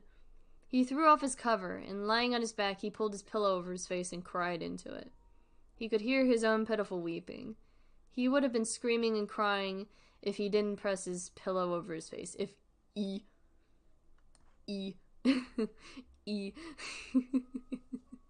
if E didn't press his pillow over his face. After a few seconds, he threw the pillow off his face and sat up, hunched over, holding his head and breathing roughly. tears streaming from his eyes. He couldn't help but cry. He tried to keep it in, but he couldn't stop the whining and whimpering as he sat there shaking. He inhaled before he stood up and walked around his bed to the window and peered out, taking deep breaths trying to calm down. Poor guy. He rubbed his eyes and looked out at the group of tall pine trees across the street. He stopped suddenly, and his gaze slowly centered on something standing under the streetlight. He heard ringing in his ears and couldn't look away. The figure stood beside the streetlight, about 2 feet shorter than it did. Reading this is hard. I swear. Long arms draped at its sides as it stared up at him with non-existing eyes. You could have just said without eyes. The figure had no facial features to speak of. No eyes, no mouth, no nose. Yet it held Toby's hypnotized stare, seemingly peering into his very being. The ringing in his ears grew louder and louder each second he stared before suddenly it all went black. The next morning, Toby woke in his bed. He felt different. He wasn't tired at all, and when he consciously woke up, it felt like he had been lying there awake for hours. He had no thoughts flowing through his mind. He sat up slowly and stumbled over to the wall, but when he stood, he automatically felt dizzy. Fucking the iron, dude. He has no iron. You know when you stand up too fast and you just feel like you're gonna fucking pass out? He's got an iron deficiency. I know that feeling all too well because that happens to me too. I stand up too fast sometimes and I'm like, fucking God, I'm gonna fall over and die, and then I'm fine like a second later. Get this guy some iron, poor dude. He stumbled to the doorway and walked down the stairs. His parents were sitting at the table. His father was tuned into the small TV that sat on the countertop, and his mother was reading the newspaper. She quickly looked over when she felt Toby's presence looming behind her. Well, good morning, sleepyhead. You've been sleeping forever. She greeted him with a hesitant smile. Toby slowly looked over at the clock and noticed that it was 12:30 p.m. I made you breakfast, but it got cold. I was going to wake you, but I felt you needed sleep. Her expression fell from happy to worried as her son resisted responding to her. Excuse me. Are you all right? Toby stumbled over and sat by his father. He felt as if he was on idle and had no control over his actions. He's in fucking autopilot, dude. Just fucking clicked his brain on and was like, oh, I gotta be a human today? Nope. Put that on autopilot. Let my body do all the work for me whilst I take a nap for a bit in my brain. He was seeing everything he did, but I didn't... What? But I didn't register his brain properly. Okay. He reached out to his father's arm, but his hand ended up getting slapped. His father turned to him abruptly and pushed his chair out with his foot. Don't touch me, boy! His mother stood up. Alright, now that... Know that off. I think that's supposed to say knock that off. Toby is guaranteed a robot. Fucking Slender Man saw him and was like, you, let's replace you with an android. No, he's probably just tired. Also, don't touch me, boy. I read that as in Hank Hill's voice for some reason. Ball. Also, that's supposed to say knock that off, but know that off is a lot funnier. Know that off. Knock that off. That is the last thing we need. The days went by, and things continued on as they were. Connie spent most of her time cleaning the house, and her rude husband spent most of his time ordering her around. It was just like how it used to be before the crash. Fallout 4 synth. I don't know anything about the Fallout series, so I'm gonna take your word for it, my friend. Toby never really left his room. He would sit by his bed and tremble. God dang it, Bobby, I'll tell you what. I used to watch a lot of King of the Hill when I was younger. I sell propane and propane accessories. My parents let me watch it for some reason when I was younger, even though I probably shouldn't have. Like, they let me watch The Simpsons, and they let me watch King of the Hill, and yet they wouldn't let me watch South Park. They drew the line at South Park, but not King of the Hill. I was like 10 years old watching it. That show's not for kids. It's absolutely not for kids. But I watched it anyway. Anyway. Just like how it was before the crash. Toby never really left his room. He would sit by his bed and tremble. His mind would wander. Wrong one. Wander. But his thoughts changed too fast to be remembered. He would pace around his small room like a caged animal or stare out the window. The unhealthy cycle continued. I am a Hank Hill stan. I'm a Bobby Hill stan. I love Bobby. I love him dearly. For what bits of him I remember, I don't actually really remember King of the Hill all too well. Like I said, I watched it when I was little. Even though I probably shouldn't have.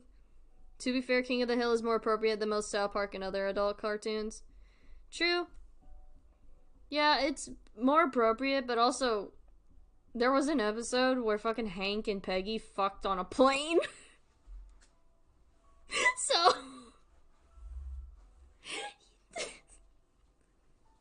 Bobby Hill's OP, definitely. He absolutely is. Anyway, God, Rain. Back to reading, sorry, I get so easily distracted. Connie continued to be pushed around by her husband, being way too submissive to him, and Toby remained in his room, just repeating the same shit over and over. Before he could think twice, he would begin to gnaw on or chew on his hands, tearing the flesh from his fingers. He would gnaw his hands until they bled. When his mother walked in on him while he was doing so, she reacted horribly. She rushed him downstairs and grabbed the first aid kit, wrapping his hands in bandages. Afterwards, she demanded that he wouldn't leave her side again. That's my purse! I don't know you! Yep. I thought they fucked on a train. It might have been a train. I don't remember. I remember a plane episode, and I remember them fucking somewhere. I might have mixed the two of them together. Because there was a murder mystery episode when they fucked, either on the train or the plane. So, that's how I remember it, is it was a murder mystery. Anyway. Moving right along. Also, I do this. I chew on my hands, too. Me and Toby... I'm doing the handshake meme. Me, Toby, chewing on our hands till they bleed. Mine's an anxiety thing, though. I chew up my skin on my hands because, like, I have really bad anxiety and I've done it for years. I used to chew my nails, but I paint my nails now to stop doing that. But as a result, I've just started chewing on my hands instead. Train, plane, it's all public transport. True. Peggy jumped out of a plane with a defective parachute. That's right, and then she had the full body cast, yeah. Okay, yeah, then it was a train, then. God, how do I remember this stuff? My memory astounds me sometimes. Anyway. Wrapping his hands in pinch. Afterwards, she demanded that he wouldn't leave her side again. This is fucked up. Can't believe Cotton Hill died, though. That was the worst day of my life. Who was Cotton Hill? Oh God, I don't remember. I don't remember who that is. Is that the old dude that had the young girlfriend? It might have been. I don't remember. Back from hell. Welcome back from hell, friend. Cotton went to hell. We're just talking about... We've devolved so much in this stream. We're reading Tiki Toby while also talking about King of the Hill. Two different conversations happening at the same time. God, anyway. Toby isolated himself so much that he grew to hate being around others. His memory grew glitchy. That's a new one. Grew glitchy as well. He started missing memory of minutes, hours, days, and so on. That's concerning. You remember Hank and Peggy sexing on a train, but not Hank's father?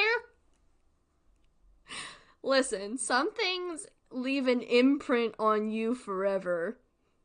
And I remember being 11 years old, sat by the TV, playing with Legos, building a little Lego robot thing, watching King of the Hill at the same time, and I look up and I see fucking Peggy getting railed by the sink.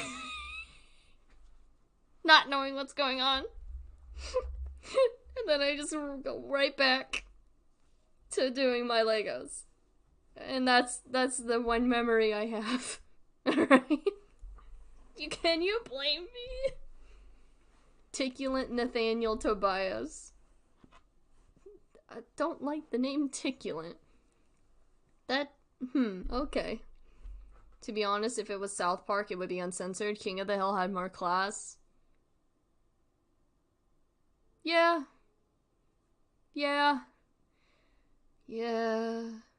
Unfortunately, you are correct about that. God, anyway. Also, that memory thing, he needs to get checked out for that. He would begin talking nonsense about things completely unrelated to the conversations he would have. Mood. He'd go off about seeing things, sharks in the sink, as he watched the dishes, hearing crickets in his pillows, and seeing ghosts outside his bedroom window. His mother grew so anxious about his mental health that she decided it would be good for him to talk to a professional about what he was feeling. Thank God, the mom had some sense for once. Where can I find this episode? Asking for a friend.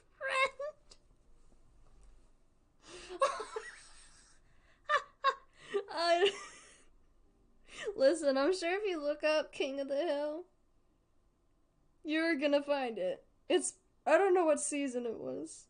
I just kind of watched it as it came on Adult Swim.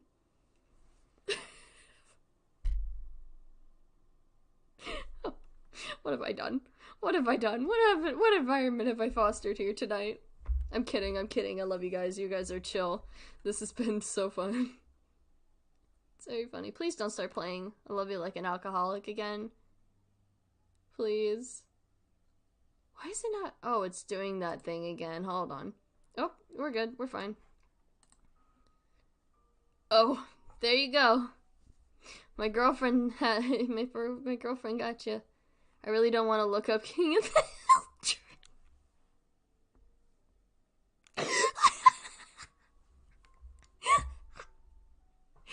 I'm just gonna keep reading.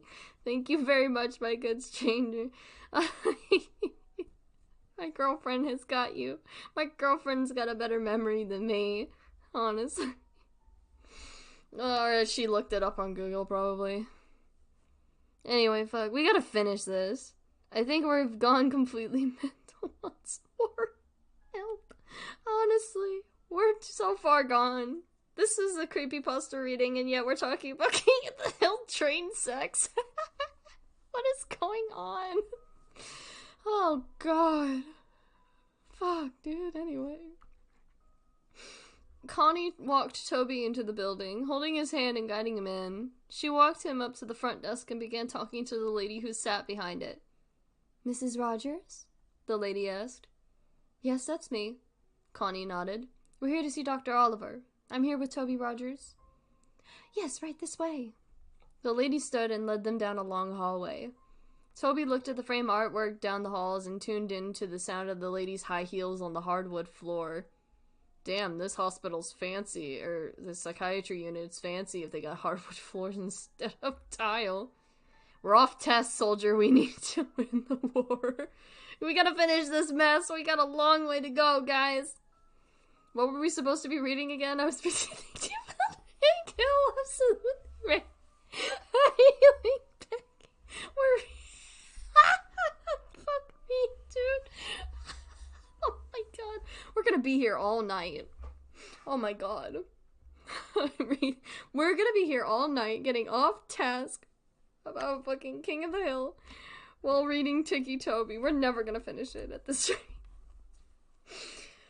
Alright, to Ticci Toby.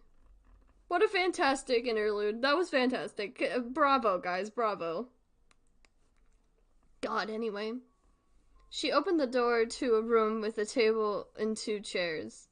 If we can get him to sit in here for a few minutes, I'll get the doctor. She smiled and held the door open. If we're reading Ticule and Nathaniel Toby. God, I'm gonna lose my fucking mind, dude. I feel like I'm in the Twilight Zone. Of course, back to the grindstone. Oh, fuck me, dude. Toby stumbled into the room and sat down at the table. He looked over at his mother and the lady before the doors slowly shut behind them. So all of this behavior is either, like, the Slender Man infecting his mental health, or he just started developing these as a result of his PTSD. I have no clue. It could be either or. It could be both. I have no fucking clue. Anyway, let's see how poorly the psychiatry exam goes. He looked around the room before he held up his tightly bandaged hands and began to bite at the bandages to unwrap his hands. But he was interrupted as the door swung open and a young woman in a black and spotted dress with light blonde hair stood in, holding a clipboard and a pen. Toby? She asked with a smile. Toby looked up at her and nodded. Nice to meet you, Toby. My name is Dr. Oliver. She put her hand out for him to shake, but hesitantly pulled away when she noticed his bandaged hands. Bah. You guys need to stop bringing up Hank and Peggy fucking. I know I said it once, but please. Please. Focus on the task at hand. Oh my god. Get your head out of the gutter. Jesus Christ. What have I done? Oh. She smiled nervously before clearing her throat and sitting in the chair across the table from him. We're starting to notice a little more spelling errors. So I'm going to ask you a few questions. Try to answer them as honestly as possible, okay? She placed her clipboard down on the table. Toby nodded slowly and held his restrained hands in his lap. How old are you, Toby? 17, he responded quietly. She wrote that down on the paper that was clipped to the clipboard. What is your full name? Toby Aaron Rogers. I swear to God, I see you. Knock it off. When is your birthday? They forgot one of the quotes. April 28th? Oh, Toby's birthday's coming up in 20 days. I see.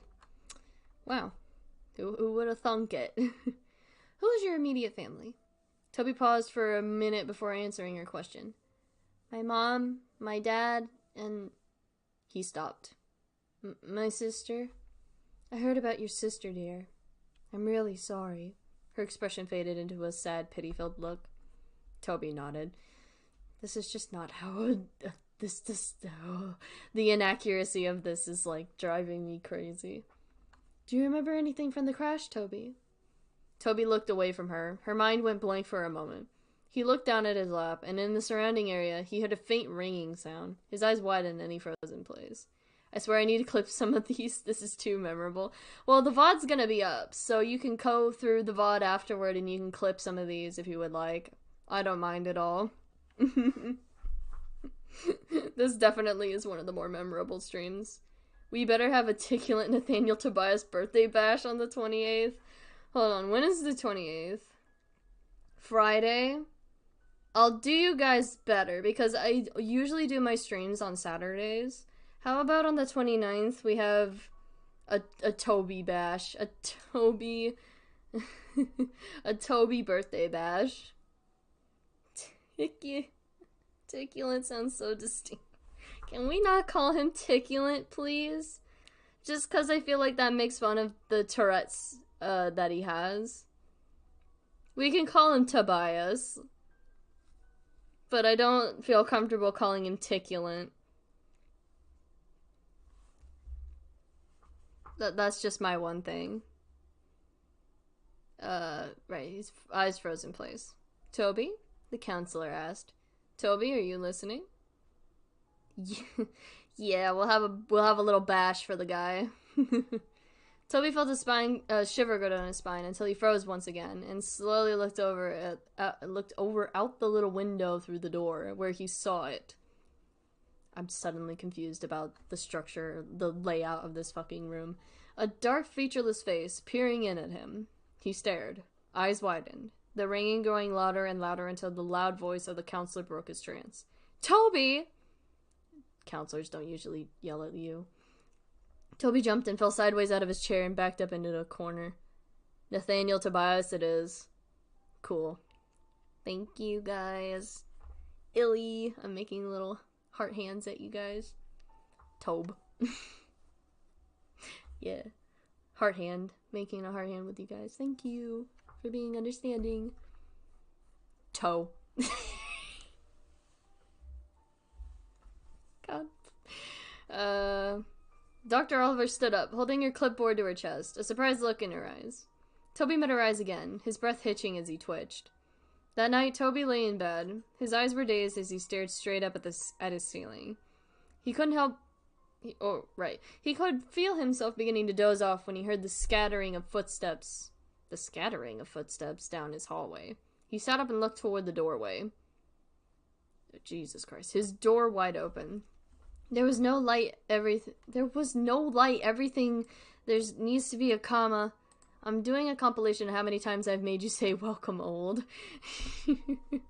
Probably like 3 or 4 times now. Since you've started watching me, which was last stream.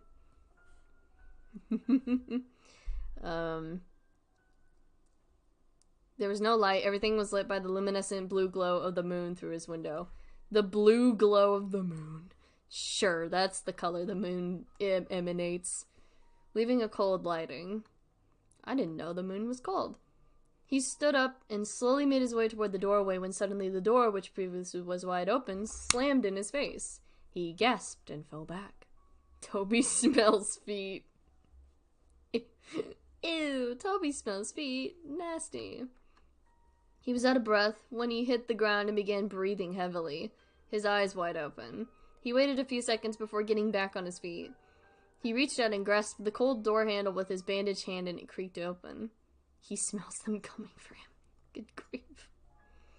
Oh no. Not the feet. It's like not the bees. Not the feet. No. Oh god. It's like those thumb creatures from Spy Kids, but it's just a foot body instead of just a toe. Or like a thumb, rather. He looked out in the dark hallway and tiptoed out of his room. Oh my god, the description, now it's starting to drive me a little batty. The window at the end of the hall lit up the darkness with blue moonlight, once again with the blue, as he padded his way down. Welcome home, big bro. Why did I think of welcome home? Like the ARG. Oh, no. He could hear footsteps rustling around him and faint giggling, followed by the pitter-patter of small feet, which sounded like a child had run in front of him, giggling and running around. Oh my god. I love Spy Kids. Tis the best movie of our generation. Toe creature. There's 2 different moods right there. I love Spy Kids, and then just toe creatures. The hallway was a lot longer than he remembered. It seemed endless, like the ride home from the hospital. Good lord. He heard the door creak in front of him. What is happening? I'm very confused. Mom? He called in a shaky voice. Suddenly, a door slammed behind him and he jumped and turned around. Behind him, he heard a long, eerie groan that sounded like croak. Peppino Spaghetti versus Tony. Who's Peppino? Is that the guy from Pizza Tower? Or is that just a name? I don't know. It sounded like croak. Suddenly, there's a frog in his house, right in his ear. He turned around as fast as he could, and he was suddenly face to face with none other than his dead sister. We all know. His eyes were her eyes were clouded white, her skin pale, the right side of her jaw dangling there by tissue and muscle, glass protruding from her forehead.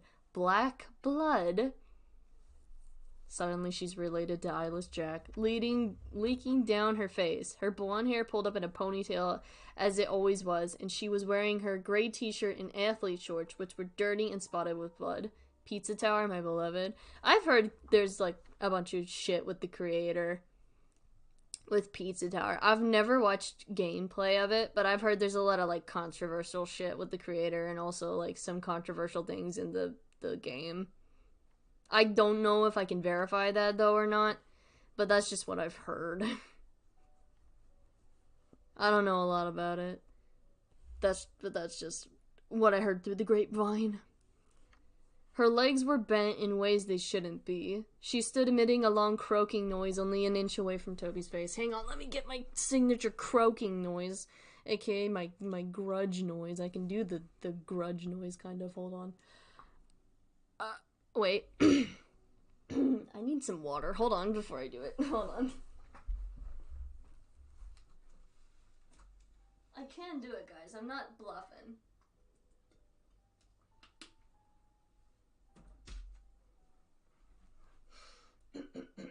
Okay, hold on.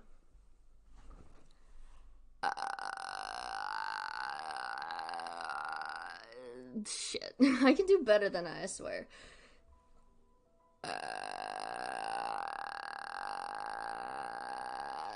That's the best you're gonna get from me. Probably because I fucked up my throat too much. I'm holding. That's the best you're gonna get.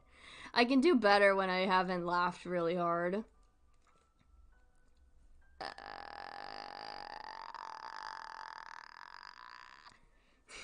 I'm trying too hard. I need to stop doing that. Toby yelped and fell back. Ah!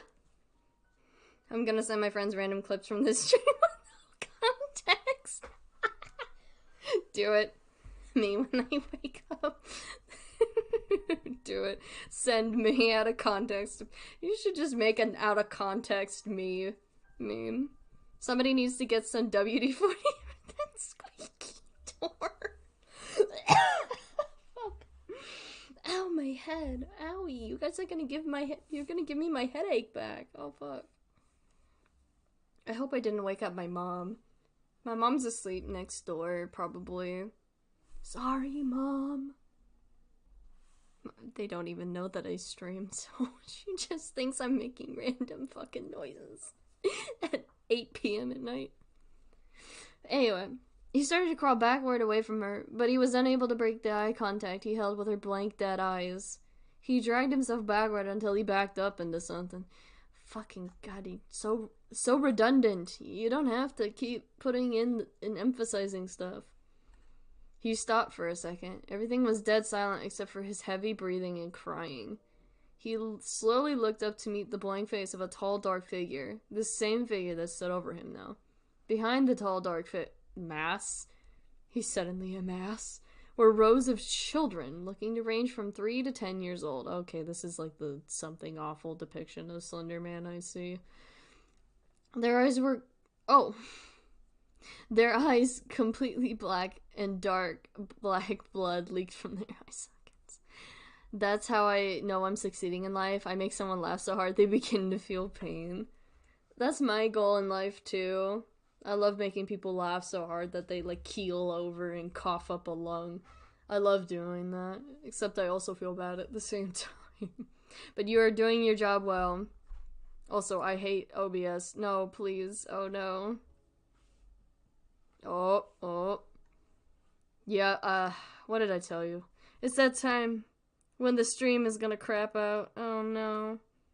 No. OBS, I'm gonna kill you. And also my internet, I'm gonna kill you. That's a joke. I mean it in Minecraft. Please don't actually take it as a real threat. Boo. You stink. Anyway. Let's try to wrap this up as fast as we can. God, we still have so much. Oh my god, this is so long. So hefty. We could have read so many more in the time that we've been reading this one.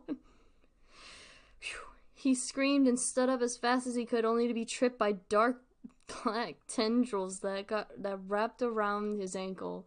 He fell straight on his stomach and got the wind knocked out of him. He tried to scream, but he couldn't make a sound. He wheezed out. That was really loud. Sorry, Mom. OBS is a necessary evil. Hate to love it, love to hate it. Yep. I love-hate OBS constantly.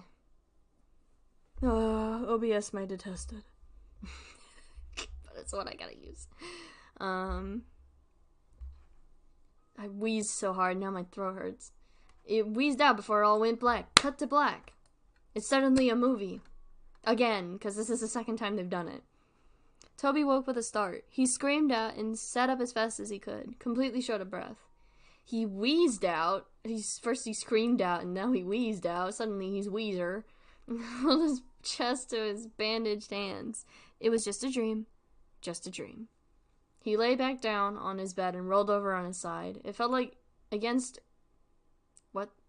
What am I getting a note for? Oh. It felt like against weight had been lifted off his chest, and he took in deep breaths. He stood up and padded over to his window. He saw nothing, and he still loved her with OBS. Yeah, I'm on my enemies to lovers arc with OBS at this point. He saw nothing. Nobody was out there. No ghosts, no figures, nothing. He heard the rustling and coughing of his father outside the doorway. His door was closed. He walked over and opened it, looking out into the hallway once again. He padded down the hallway, good lord, and into the kitchen where he found his dad standing and having a smoke in their living room. Why is he smoking in the living room? What a shit. Go outside and smoke. Don't give me secondhand smoke, you little bastard. God. Toby waited for a second and watched him from around the corner before a burning feeling started deep in his chest. I'm getting flashbacks to Jeff the Killer. Deep boiling anger overtook him. He heard the little imaginary voices in his head. Oh no. Oh no. We're at that point. With the voices in his head thing. Oh no. They're gonna demonize schizophrenia. Oh. Because this is typically what it is with, like, schizophrenia, right? Like, the impulsive thoughts to do something. Or is it... It's intrusive, not impulsive, right? It's intrusive thoughts to, like, to go do something awful to somebody. And you usually hear, like, a little voice in your head. I'm like, oh my god, no, please. I swear to God. He turned away and held his arms. He felt like he actually had control over himself, unlike he did for the past few weeks when he got home from the hospital. He actually had complete thoughts for just moments before the chanting of the little voices in his head clouded them. Also, they just said, do it over and over. Kill him. He wasn't there. He wasn't there. Kill him. Kill him. They continued on. This is... Oh, God. Toby trembled. No. No, he wasn't going to do it. What? What? Was he going crazy? No.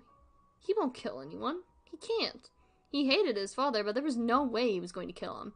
Yeah, this is definitely trying to, like, portray intrusive thoughts. But it's not... It's not doing that really well. I don't like that. I don't like that at all. That was it. The last thought he had before he fell into an idle state once again. Oh, fucking God. The influence of the voices in his head was too much. the ableism. There it is. Right there. He began to silently walk up behind his father. He reached over the counter to the knife in the case. What case? Suddenly, there's a case, like a suitcase, full of knives. It's like a Deal or No Deal suitcase. After sending my friends random chords clips with no context in the middle of the night. You've done your duty, my friend. I applaud you for your service.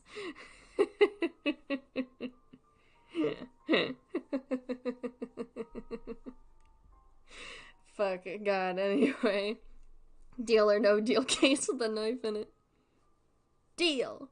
You get a blade. I don't know how Deal or No Deal works. He grabbed it by the hand. He grabbed it, or gripped it in his hand, rather. He felt the sensation take over his chest. He let out a snicker. Oh boy, do I gotta do an evil laugh, or quote-unquote evil laugh. Oh boy, my voice acting skills are getting work tonight. God.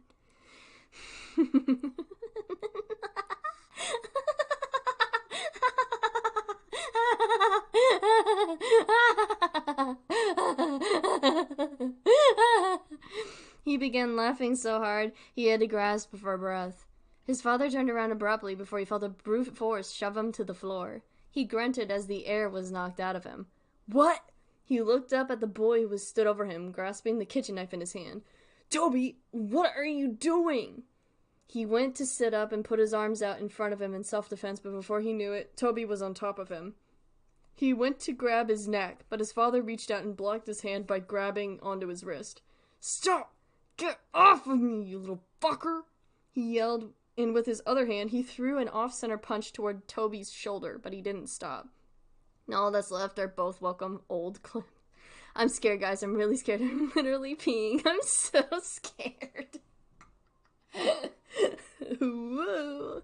I'm so scared by a 16-year-old that's really mentally ill, and the narrative, actually no, I'm terrified of the narrative making this 16, 17-year-old boy do things that he shouldn't do, and also the fact that it's being really ableist. Oh my god. I'm quaking in my boots. God. This is just sad at this rate. This is just really sad. The real enemy here is mental illness, and they just really fucking hammered it home that, like, mental illness will make you kill people. It's just, I hate it so much. This author was probably really young when they wrote it, too, so I'm like, buddy, please. Why? On his other hand, he threw an off-center punch toward Toby's shoulder, but he didn't stop. The look in Toby's eyes was not sane. Oh, it was not sane. It looked as if a demon had taken control of him. I'm literally screaming out loud right now. It surely is terrifying. Honestly. Oh my god. Oh! I'm doing like the fucking Home Alone face. Like fucking Kevin McAllister, like, oh! Right now. I'm horrified. He yelled back and went to stab the knife into his father's chest, but his father blocked him and grabbed onto his wrist once again. He went shove him back, but Toby kicked his feet out in front of him and landed a hard blow straight to his father's face. His father recoiled and pulled his arms away to cuff his face. What is fucking going on? But Toby got back up and drove the knife straight into his shoulder. His father let out a loud cry and went to pull the knife out, but before he could, Toby threw his fist straight into his face, like, pow. I love doing sound effects. This is fun, but ow, I hit my hand too hard. He began to pound his fist into his head, laughing and wheezing. He cracked his neck. Wait. Love cracking my knuckles. That's scary. I'm getting extremely scary. Damn. The wrist. Every human's natural weakness. The wrist. Listen, if you get punched in the head really hard, it can actually do damage if you have enough force behind it, so. This is somewhat realistic, at least. He cracked his neck and grabbed the knife and ripped it out of his father's shoulder. Devil may cry. God. Ripped it out of his dad's shoulder. He drove it deep into his dad's chest and repeatedly stabbed into his torso, blood spilling out and getting splattered everywhere. He didn't stop until his father's body went still. He threw the knife over to the side and leaned over his body, coughing and panting. He stared at his father's smashed-in face and sat there twitching, God, until a loud scream broke the silence. He looked over to see his mother standing a few feet away, covering her mouth, tears streaming down her face. "Toby!" she screamed. "Why did you do that?" she cried. "Why?" she screamed. Twice, now. Toby stood up and began to back away from his father's bloody corpse. He began to back out. Oh, my God. Oh, the writing is getting worse as we're going down. He began to back out of the kitchen. He looked down at the blood-soaked bandages on his hands and looked up at his mother one last time before he turned and ran out of the house. He ran into the garage and slammed his hand against the control panel on the wall and pushed the button to open the garage door. Before he ran out, he noticed his father's hatchets. I forgot his main weapon of choice is hatchets. Oh, fuck me. Which had been hanging on the tool rack above a table full of of jars filled to the brim with old rusted nails and screws. Why did you do that? I don't know. Felt kind of silly. Teehee. I don't know. The narrative made me do it. Teehee. Toby, stop breaking the fourth wall. You're not Deadpool. One of the hatchets was new. It had a bright orange handle and a shiny blade, and the other was old with a wooden handle and an old dull blade. He grabbed both and looked down at the table and saw a box of matches, and under the table was a red gasoline tank. Oh my fucking god, he's about to become an arsonist and a murderer all in one night. He held both of the hatchets in one hand and grabbed two matches and gasoline before running out of the garage, down the driveway and up the street. As he approached the streetlight that he could see out of his own bedroom window, he heard police sirens in the distance. He turned around and the red-blue flashing lights came rushing down the street. Damn, the police were fucking quick. Jesus. Toby stood for a second before he pulled open the cap on the gasoline tank and ran down the street. Nicholas Tobias right now. Your Honor, I was acting a little silly goofy tonight, and I accidentally killed somebody and lit my house on fire. He ran down the street, spilling gasoline all over the street after him. To Nicholas Tobias. I love that we've resorted to calling him Nicholas Tobias. And I keep wanting to call him Nicolas Cage because I see Nicholas as the first name. He's like, oh my god. God. Anyway. He fucking spilling gasoline everywhere. He turned and ran into the trees. He poured the last bit of gasoline out before he reached into his pocket and pulled out a match. Fucking start playing like Fall Out Boys, My Songs Know What You Did in the Dark. I can imagine someone making like an AMV or whatever the fuck, or like animating this moment, and they just play Fall Out Boys, My Songs Know What You Did in the Dark. So light 'em up, up, light 'em up, light 'em up, I'm on fire! Like, shit like that. Hello there, friend. We have a new person hanging out. We start an entire secret group about Nicholas Tobias. We are Nicholas Tobias fans first, people second.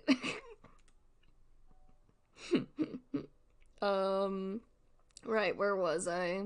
I lost my place again. Jesus Christ. Oh, right. He struck it against the box and immediately dropped it. In an instant, flames burst around him. The fire caught on the trees and bushes around him, and before he knew it, he was surrounded by fire. The silhouettes of police cars were visible through the flames as he backed away into the forest around him. He looked around, but his vision was blurred. His heart was pounding, and he closed his eyes for a moment. This was it. This was the end. They act like he's a teen, but he's clearly a full-grown man with stubble. Nicholas Tobias watches Bambi. Probably because he's a kid. He's like 17. He's really young, but also he's somehow 42 at the same time. He acts like he's 42. Oh, jeez. Toby felt a hand on his shoulder. He opened his eyes and looked over to see a large white hand and long bony fingers resting on his shoulder. He followed the arm that was attached to the hand up to a dark towering figure. It appeared to be wearing a dark black suit, and its face was completely blank. Fucking keep describing the Slender Man like that, I'm gonna lose it. It towered over Toby's small frame as it looked down on him. Tendrils reached out from its back. Before Toby knew it, his vision blurred, and he heard the sound of ringing in his ears. Everything went blank.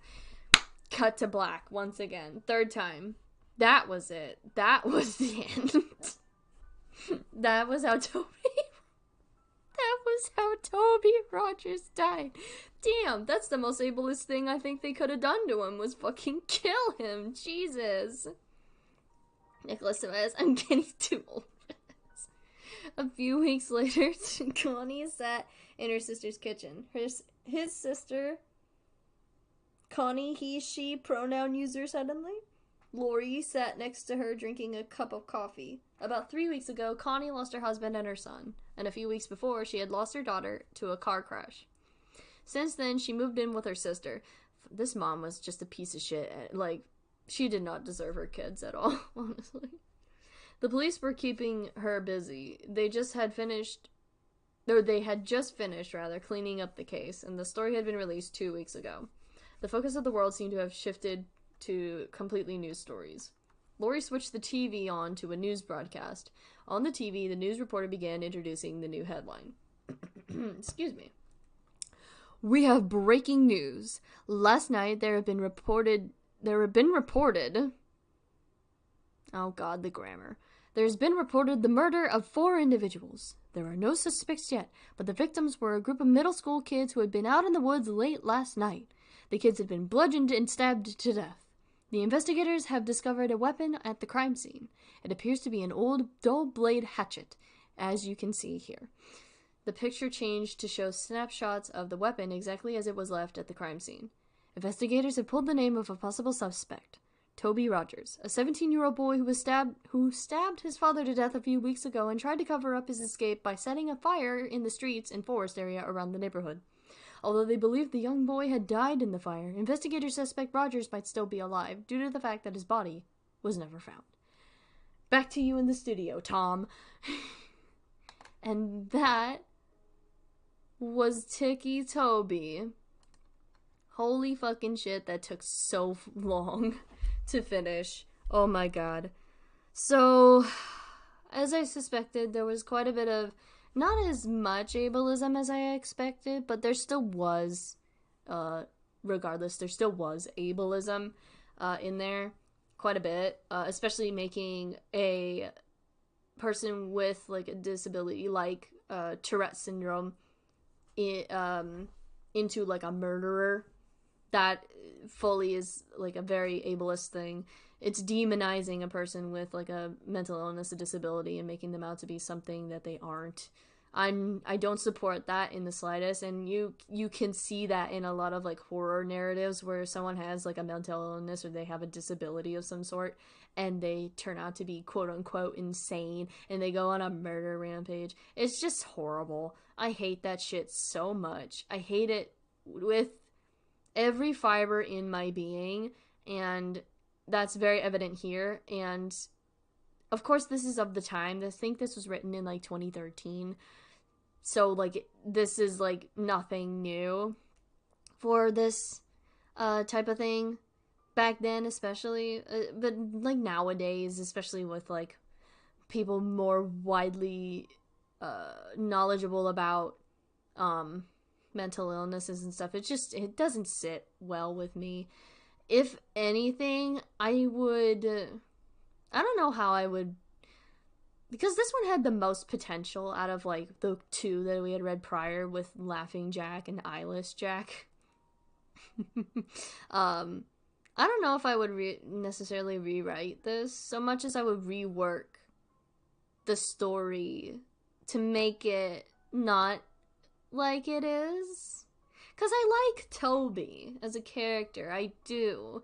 But I don't like the story that he's in. And I'd always harbored this hatred toward Ticci Toby because of all this ableist shit that got put into his character.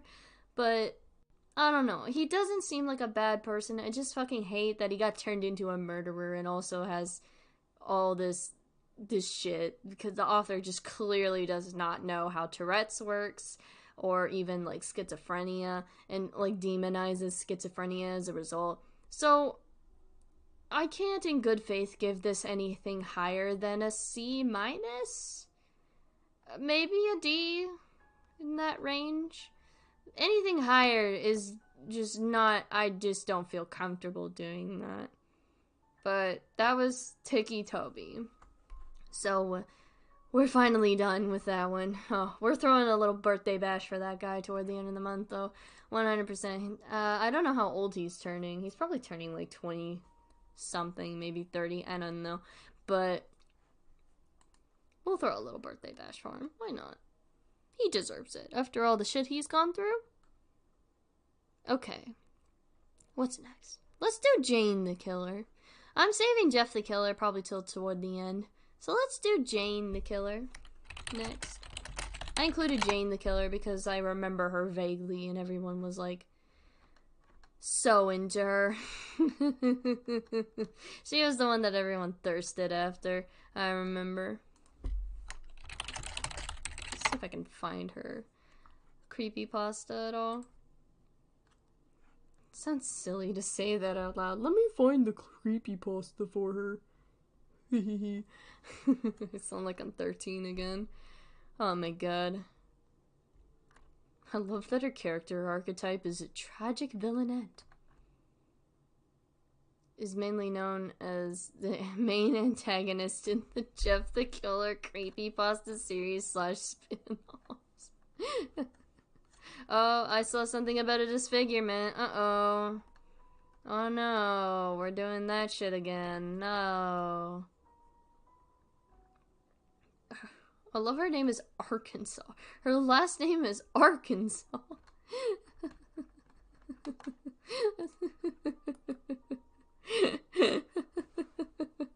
Oh, wait, what's your name? Arkansas. What's your last name, rather? Arkansas. Jane, Arkansas. Born of Science. Jane the Killer. Oh my god. Okay, this is... Oh my god, it's another long one. Fucking... This story is the real story of Jane the Killer. The other story, who has Jane's last name, is Arkansas's fan-made and plagiarized version that only became more popular or known than the original. Okay. So before we continue on, I'm gonna change the fucking music because we have been listening to this track for way too long, and I need something different. There we go. Alright. Now,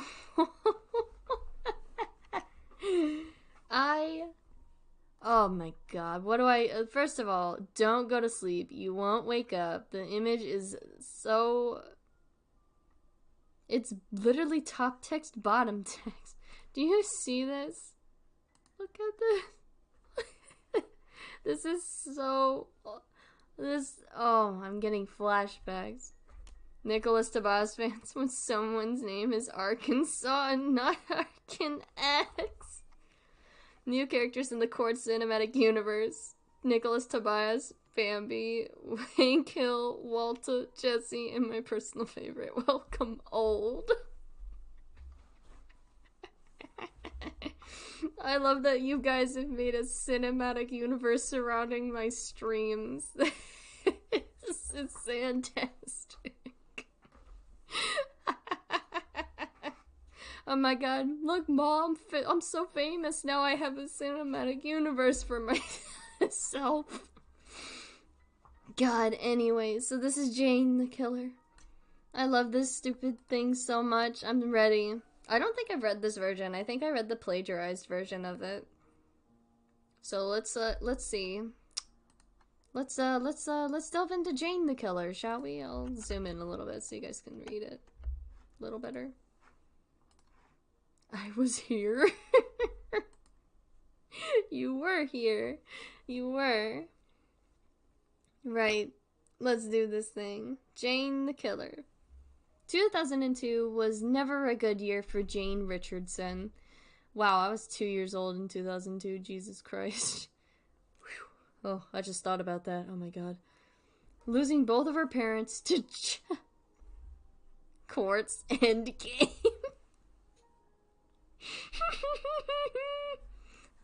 Oh my god, I've never even seen Endgame. That's the funny thing too.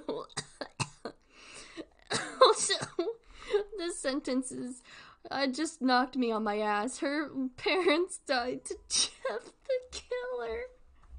Tackling a job at IHOP as a waitress. Oh my god, she works at IHOP. With barely enough money to get by on, and being both mother and father to her little sister, Jessie. Oh no, she has a little sister named Jessie, who was 13 years old during that time. Jane's aunt, Samantha Engel? Excuse me. Engel? Or is it Engel? I don't know. Graciously helped out her nieces as far as money was concerned, so it wasn't a total loss for Jane. After all, Samantha was Paula's sister. We are getting introduced to so many character names at the same time. Fuck me, God. Good God, not I. Good God, not IHOP indeed. And after her death, Samantha felt it was right to take care of her sister's daughters.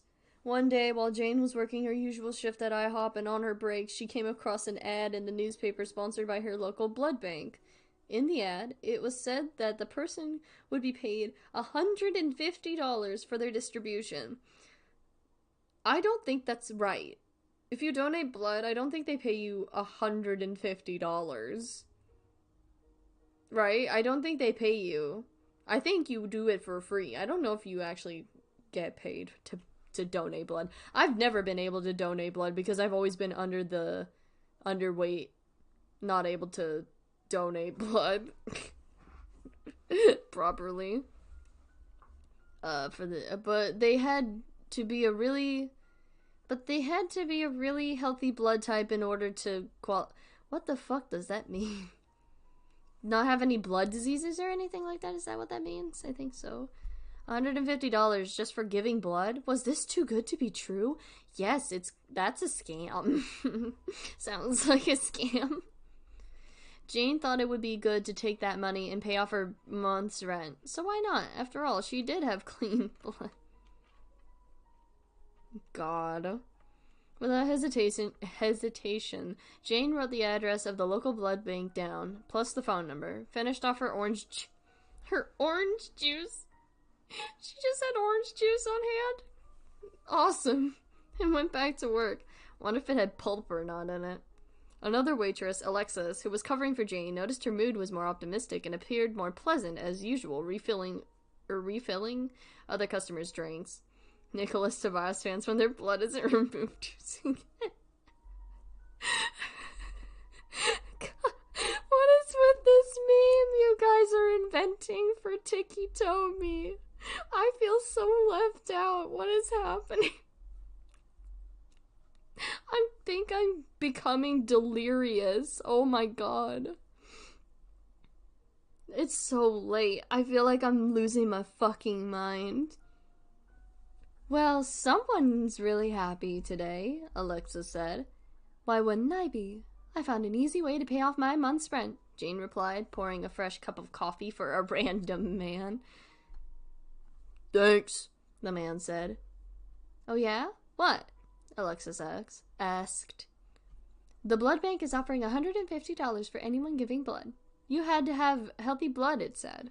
It's out of control now. I can't stop it. If you can't stop it, then I guess you're gonna have to keep going. Keep going with it. It's fine. You're fine. I'm just a little confused, so. Jane said. Whoa, I never heard of that. Janie. Usually they'd pay you $25. I was right, it is a scam. I bet that random man was Nicholas Tobias. Nicholas Tobias just keeps making cameos in every single fucking creepypasta from now on. He just shows up in the background like an extra in like a fucking like sitcom, just reading like a newspaper with an axe tucked on his back or whatever. It's a hatchet, I think. Hatchet and an axe are the same thing, except the hatchet's smaller. Excuse me. Alexis replied, refilling a customer's soda. Somehow they must have made a few changes, Jane said, chuckling. You gonna swing by? Alexis asked. After I leave here tonight, Jane replied. Jane and her friend worked on through the night until the atmosphere of this IHOP was calm, laid back, and less rushed. The lights of the shopping center where the restaurant was shined through the windows. God, this person could benefit from commas. Oh my god. Random cars on the highway passed by in the distance. Motorists who were looking for a bite to eat, getting off work, or going home set the mood for this particularly lazy California night. Unless Nicholas Tobias was the orange juice all along. He's like the annoying orange and they fucking crush him to a pulp and turn him into orange juice. Also, sorry, just California, of all fucking places, it's California that this setting is in. Fucking California. All of us in this chat are legit just Mystery Incorporated. The atmosphere of an IHOP is never calm. You're so right about that. Also, if we're all Mystery Inc., who's who in this situation?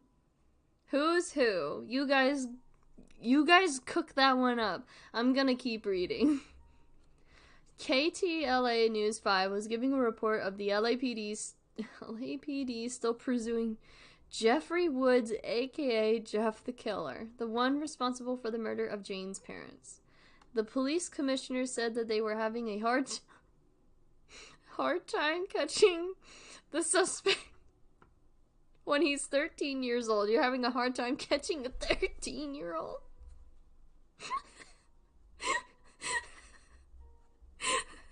We're all Shaggy. Like, we can't all be Shaggy.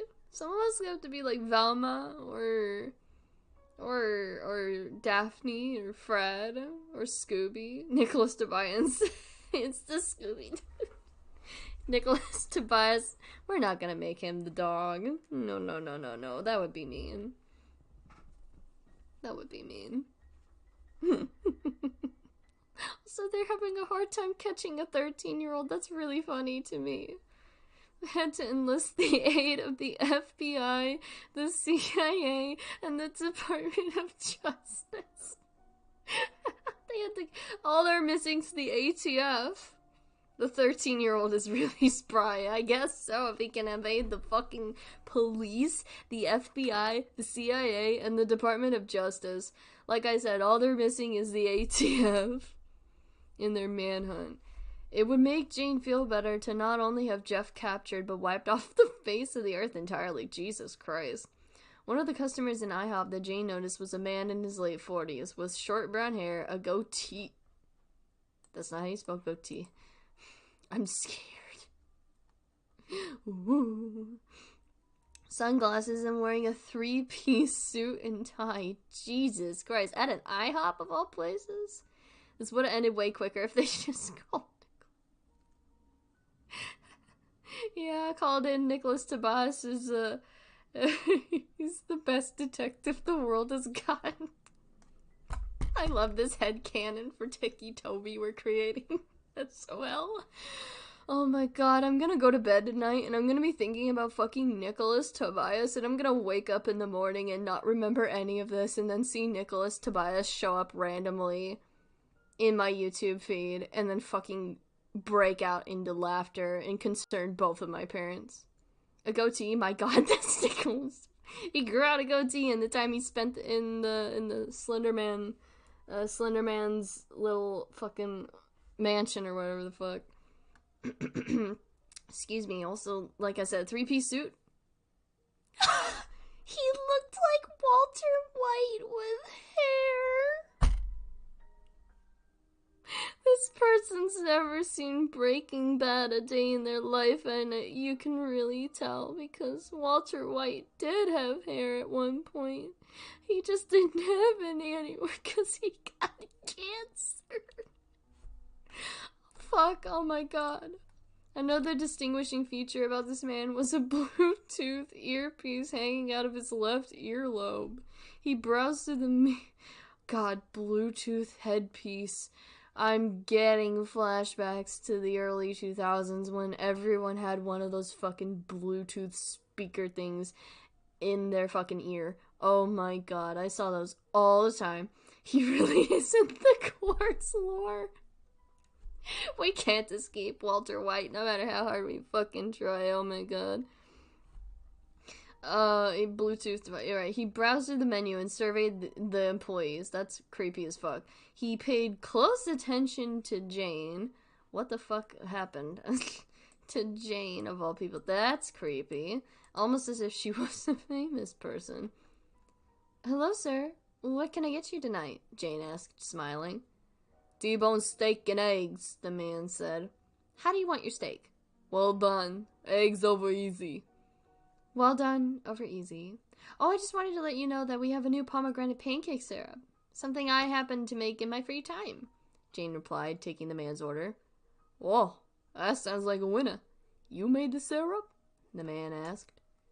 Well, yeah, Jane said cheerfully. You got a lot of talent. the man replied. Jane went back to the kitchen to get the man's food prepared. While he was waiting, he fumbled with a button in his earpiece.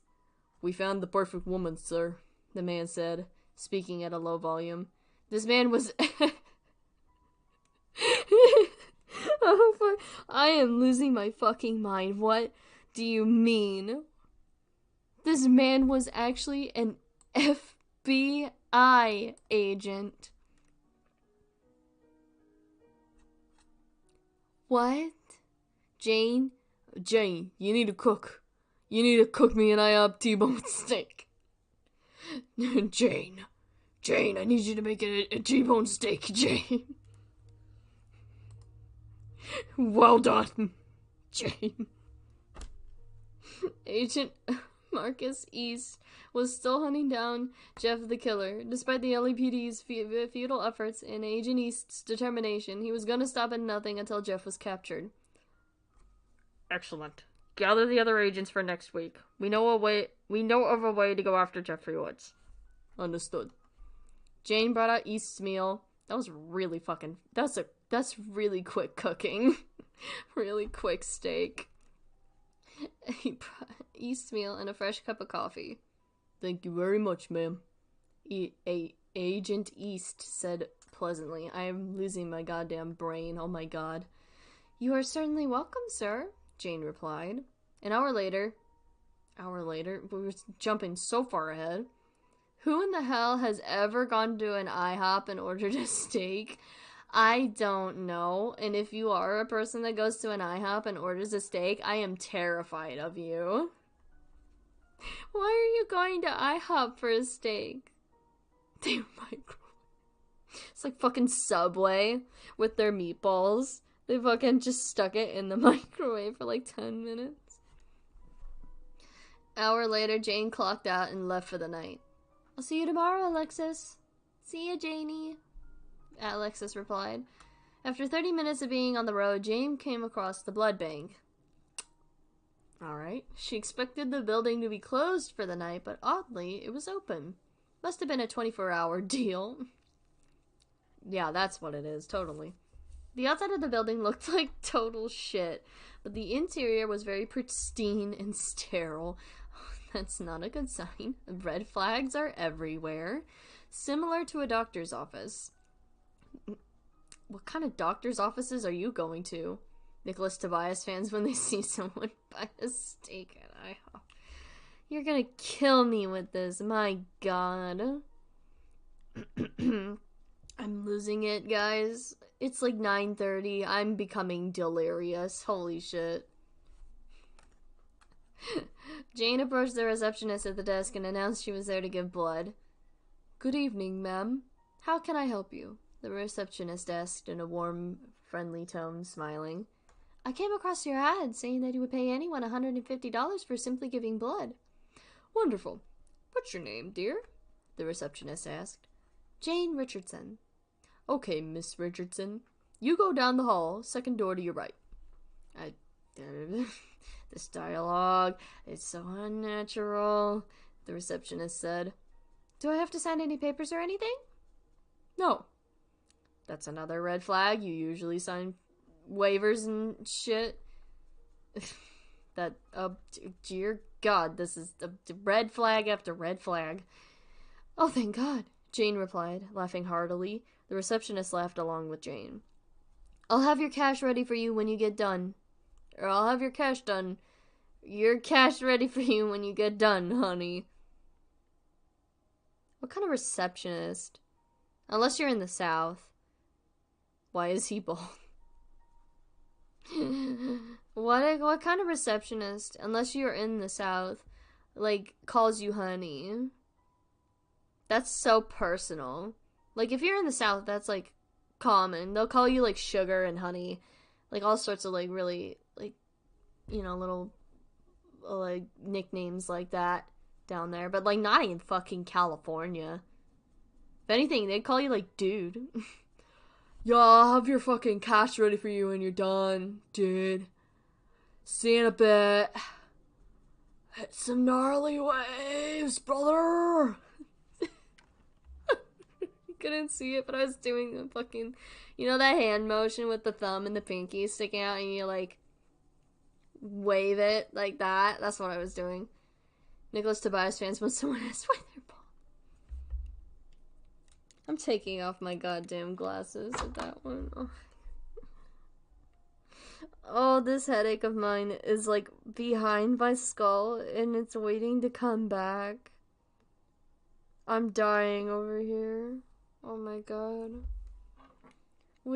This one is especially egregious. I was at least having a good time with Ticci Toby for the most part, other than the ableism, but this one I just want to pull my hair out. Maybe she's supposed to be Southern accented? What, you want me to pull out my Southern accent now? Fuck it, the receptionist is suddenly Southern. Jane did indeed have healthy, clean blood. O negative was her blood type. That is just a universal blood. Typically when they're asking you what type of blood you have, they'll ask you for a specific type. O negative is, or like any, or is it O positive, or O in general? I don't remember, but one type of blood is like a universal blood that you typically, like, have. I'm slowly killing Quartz with Nicholas Tobias jokes. You are killing me with Nicholas Tobias jokes. We need to make, if I ever get the ability to make channel emotes for this channel, if I'm allowed to do that, I want to make a Nicholas Tobias emote, or somebody make a Nicholas Tobias emote, please. I beg of you. I wish I could have custom emotes. I don't know if I can, but I would want to in a heartbeat. God. Anyway, after what seemed like hours, but only a few minutes, the doctor who extracted Jane's blood put a bandage over her spot. Over the spot where they took her blood, presumably. Okay. And wished her a good night. Out front, the receptionist was going through files on her computer when she saw Jane. God. Man, that needle hurt like hell, Jane said, chuckling. Your arm's gonna feel sore for a day or two, the receptionist said. O negative is a universal donor, AB is a universal receiver. There we go. Perfect. Thank you for answering the question that I posed. Or the thing that I posed. Yep, thank you. Tell me about it. Okay. Here is your cash, Miss Richardson. $150. This will take care of my month's rent, Jane replied. Behind on your rent, huh? Receptionist asked. It's just Ticci Toby, but he looks middle-aged. Yeah, pretty much. Lots of stuff's been going on. Me losing both my parents and all, Jane said. Oh, I'm sorry. It's just me and my little sister. I have to be both mom and dad to her. Just re-explaining things that we already knew to this person. And also, she is trauma dumping on this poor fucking receptionist. I like how we just made the thumbnail misleading, thinking this is a series stream, and then they join in on us doing this. Yeah, like a very serious stream, and then people just join in on us fucking memeing. Welcome to the Quartz channel experience. It's fucking memes, dude. Except for like in the beginning when I talk about serious shit sometimes. Well, my condolences go out to you and your sister, Jane, the receptionist said sympathetically. Thanks. That means a lot. You have a wonderful night, sweetie. Stay safe. You too. The following morning, Jane was able to pay her month's rent and wouldn't have to worry about it until next month. While working the day shift at IHOP, Jane got a call from the blood bank she visited just the other night. What could it be? I wonder. Thank you for calling IHOP. Now serving pomegranate pancake syrup and our new stuffed French toast. This is Jane Richardson. How may I help you? Miss Richardson? This is she. My name is Beth Williams, one of the doctors at the Biomedics Blood Bank. We were wondering if you can come by next week and give another sample of your blood. Oops, all Nicholas Tobias memes. Oops. Imagine this bleeds through into the next stream I do. That would be really fucking funny. Oops, all Nicholas Tobias memes yet again. Okay. We'll pay you $10,000. Fucking hell. Oh my. Sign me up. If I get $10,000 out of giving away my blood, fucking stick the needle in my arm. Give me a cookie afterwards. I'm in. Just give me the $10,000. Jane went silent for a few seconds. 10 grand for another sample of her blood? Was this for real? I can guarantee that it will. I've started hell by making Nicholas Tobias. You certainly have. Yeah. If you guys are in stream next week, I will expect to see Nicholas Tobias make a return. 100%. And if he doesn't, I will be severely disappointed. No, I'm kidding. Only if you guys want to. I'm not forcing you guys to do anything. The world thanks you for it. Jane, okay, Miss Richardson? Are you there? Oh, yeah, I'm here. You said 10,000, right? Yes, ma'am. Okay, I'll see you next week. Thank you so much, Miss Richardson. We'll see you soon. Bye. Bye-bye. Hangs up the phone. They're gonna clone her? Probably. 1 week later. Wait, I gotta do the SpongeBob voice. 1 week later. It was the start of a beautiful day in the City of Angels. That's true. That's what Los Angeles stands for a lot of the time. Jane returned to the biomedics blood bank to distribute her blood to score an easy 10 grand. She wouldn't have to worry about money troubles ever again. But why was biomedics going to pay Jane $10,000? She couldn't figure it out herself. But if it meant to put that money into an account and make sure her and her sister were financially secure, then why not? Jane saw the same receptionist from last time, and still remembered her, and the doctor who drew her blood was there as well. Great. The same cast is there once more. I'm glad we don't have a rotating ensemble of different doctors and receptionists. It's all the same people. When it was all over, Jane claimed her cash, stuffed it into her wallet. How do you stuff 10 grand into your fucking wallet? What? What if Mandela Catalog stream? I'm probably not gonna do Mandela Catalog because it's a really popular series, and I typically try to do things that aren't nearly as popular, with some exceptions, like Petscop and Welcome Home, but those are ones I really wanted to talk about. But Mandela Catalog's been talked about to death, and I probably wouldn't have anything to add to it. Nicholas Tobias fans will name get paid $10,000 for a blood sample. But yeah, I probably won't do Mandela Catalog. Actually, fun fact, hold on. Where's the little sucker? Hold on. Where is he?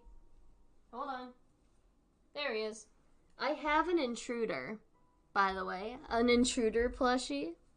I bonked him on the microphone. That was probably really loud, I'm so sorry. But I can't show you guys because I'm literally a PNG tuber, but I have an intruder plushie. It was given to me by a friend of mine who paid for him and gave him to me as like a little gift. Along with the My Melody plush, or Squishmallow. He is like my little buddy. He also looks ugly as sin, but I love him. So, if you just want to know how much I adore the Mandela Catalog, that's how much I adore it, to the point with which I will have an intruder plushie. Nicholas Tobias fans when there's an intruder. An intruder. Ina? I probably won't do Ina, because I don't think Ina's horror, or considered horror anyway. I think it's like an art project more so than horror. I want to do, like, unknown series. Seems about right. I want to do unknown series that not a lot of people know about, like Needle Mouse or the Tri-Red Archive. Because those ones just don't... They're not nearly as popular as, like, the Mandela Catalog or Welcome Home in the current moment. I want to do things that are, like, not really well known. And if you guys have series that you want me to, like, look over that you like that hasn't gotten a lot of attention, you can always leave a comment in the comment section below on the VOD or in chat, you can always recommend them to me. I'm always open to suggestions. Like, legitimately, always open to suggestions. If I haven't done it yet, then I'm more than happy to go take a look at it. Ina can be considered existentialist slice of life horror. Wait one gosh darn diddly second. Nicholas Tobias was the intruder the whole time. He is in your walls. Just kidding. He is not in your walls. I promise you, there is nobody in your walls. You are safe. I know a lot of people get paranoid. I shouldn't make those jokes. I don't like making in the walls jokes. Because I don't like when people get paranoid about stuff. Anyway, fuck me. We need to get back to the root of what we were doing here. We are reading Jane the Killer. Anyway. Same receptionist. We still remember her, blah, blah. Claimed her cash, stuffed it in her wallet. Right. Just as she was about to get into her car, a couple of well-dressed women approached her. One of them flashed her CIA badge and announced, Jane Richardson? Yeah? Agent Tanya Margolis? Margolay? CIA. Can you play Nicholas Tobias Simulator 2023 for the next stream? If somebody makes it, then yeah. I might. What's going on? Jane asked, very puzzled. You didn't do anything wrong, Miss Richardson. Don't worry. But I was wondering if you would come with us. Where at, exactly? You'll see. Come with us, the second agent said. Don't go with them. They have to tell you where they're taking you. You shouldn't go with them if they're not telling you where you're headed off to. Without hesitation, Jane got into the... Oh my god. Got into the limo. Suddenly CIA agents ride around in fucking limousines. Since when? Damn it, I wish I knew how to make video games. I mean, it's as simple as getting RPG Maker, whether it be like 2003, 2000, whichever version of MV or MX, or whichever version of RPG Maker, learning how to use the coding system in it, and bam, you got yourself a game. It's kind of simple, but also not. But also kind of simple, but also not. But I digress. Also, don't take candy from CIA people, they're meanies. Fun fact, I have ridden in a limousine before. Actually, funnily enough. I won a contest at my elementary school when I was in, I want to say, like, second grade? First grade, second grade? I got a ride in the limousine with my principal and a few other students, and we went to McDonald's and we got some Happy Meals, and then we drove back to the school. We couldn't do anything in the limousine because we were like really young children, but like there were like little glass, like wine glasses hanging up. I remember there was a little cooler in there as well for like drinks and stuff. It was pretty cool. I remember. And, it was during lunchtime, too. They took us during lunchtime, and then I came back in around the time that my classmates were coming in with their lunches, and everyone, like, swarmed me immediately because they knew I gotta go in the limousine, and asked me, like, a bajillion questions about it. Like, what did you do in the limousine? Was there a bunch of, like, they just asked me a bunch of questions, like, what was in it? Like, did you do anything? Was there a hot tub? Somebody asked me if there was a hot tub, and I was like, no, there's no hot tub. And also, because we got Happy Meals, the toy that came with the Happy Meal was for flushed away, and I had a little, one of the little rat dudes, and he was a compass, and the teacher invited me to do, like, show and tell. And I went and showed off the little compass, and because I thought it was cool. And then I sat back in my seat and ate my Happy Meal in peace. It was very funny. But yeah, that's the time I rode in a limousine when I was like in first and second grade. To Nicholas Tobias fans when they get a ride in a limousine. Nicholas Tobias swaps out your glass of water with a chemical filled with xenon, uranium, sulfuric acid, carbon, and an unknown chemical. ASMR roleplay. Nicholas Tobias poisons you. ASMR roleplay gone wrong. Real, not fake. With like the thumbnail with like an arrow pointing at something and a circle around something completely not related to the video. Oh my god. Nicholas Tobias fans when they get a rack compass in their head. God, I hate you guys so much. Not really, I love you guys. Mwah, mwah, mwah. You guys are cool. Anyway. Moving on. Where were they taking her? Why did they choose Jane? Was there any significance? The two women were taking Jane to the CIA headquarters in Los Angeles. Of course they were. And they were going to explain everything to her as soon as they arrived. Because of course they were. 90 minutes later, the limo arrived outside of the headquarters. 90 fucking minutes. Jesus Christ. That's an hour and a half. Jesus.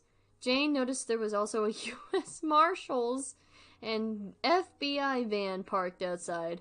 What was this all about? Jane couldn't figure out what the hell was going on. No matter how many times she asked the agents, it was always the same. That information is classified. Jane wanted answers. She wanted to know what was going on. Once inside, Jane was greeted by a refreshing cool breeze. That seemed to be coming from the central air units. It was the hottest day ever because it's fucking Los Angeles, because of course it is.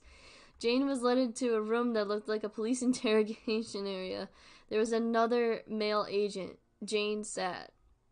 "Welcome, Jane. We've been expecting you," the agent said. "You mind telling me what the hell's going on?" Jane asked very suspiciously. "Not at all. First off, I just want to say I'm sorry for the loss of your parents." Good grief. "I know how much you loved them."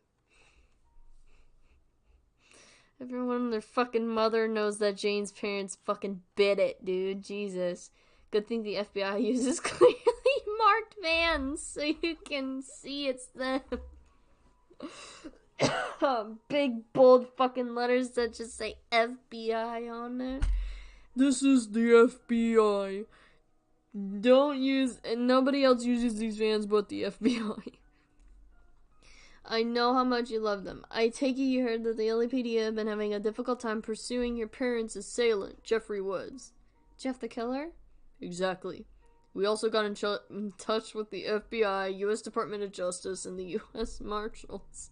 I thought they got the CIA involved, not the fucking Marshal. They suddenly got the U.S. Marshals involved. Like I said, all you're missing is the fucking ATF. Jesus. And they are gonna see see to it that Jeff is stopped once and for all. Actually, you know what else they're missing? The fucking army. Like, everything but the kitchen sink. But what does this have to do with me?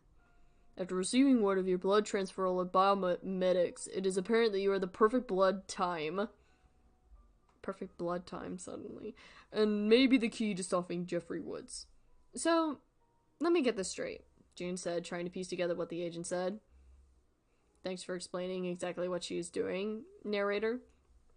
"After I gave you my blood, you and these other agency guys want to use me to stop that son of a bitch, Jeff?" Who the hell is Marshall? Fucking Marshalls, you know, the clothing store? Or Marshall Lee from Adventure Time. I just thought of Marshall Lee from Adventure Time. I want to fucking lay down in a hole. I miss him so much. You have no idea. Oh my god. I want to rewatch Adventure Time again. I love Adventure Time. I'm making an out of context video based on this stream. Go for it. I want to see it when you're done. I want to see it. I am so excited for that. Oh my god. "Yes, ma'am. All you have to do is meet with our doctors." "Just meet up with the doctors?" Jane asked. "Yes, ma'am," the agent replied. "And then I'm free to go." "In due time, I promise you." "Well, okay," Jane said hesitantly. "Never bring up Marshall Lee around me again or I will explode." "I will explode too. Marshall Lee and Marceline are my beloveds. Listen, when I was little, I had a crush on both of them. Now I'm older and a lesbian, and 100% I identify with Marceline, the vampire queen. That right there, that vampire girl is me to a T, except for the fact that I didn't grow up in an apocalypse and I'm not partially a vampire and also partially a demon who's immortal and can live forever. But absolutely my life right there. After she was led into another room, one doctor did an eye scan of her ice blue eye. Oh my god, ebony, darkness, dementia, raven ways. I've exploded. Oh shit, I'm sorry. R.I.P. Matty boy, I hardly knew ye. After giving her a vision test, reading an eye chart, etc., the scan of her pretty blue eye was stored into the computer. Oh, you mean to tell me you put her fucking eyeball in the computer suddenly? Next doctor to examine her was a cardiologist.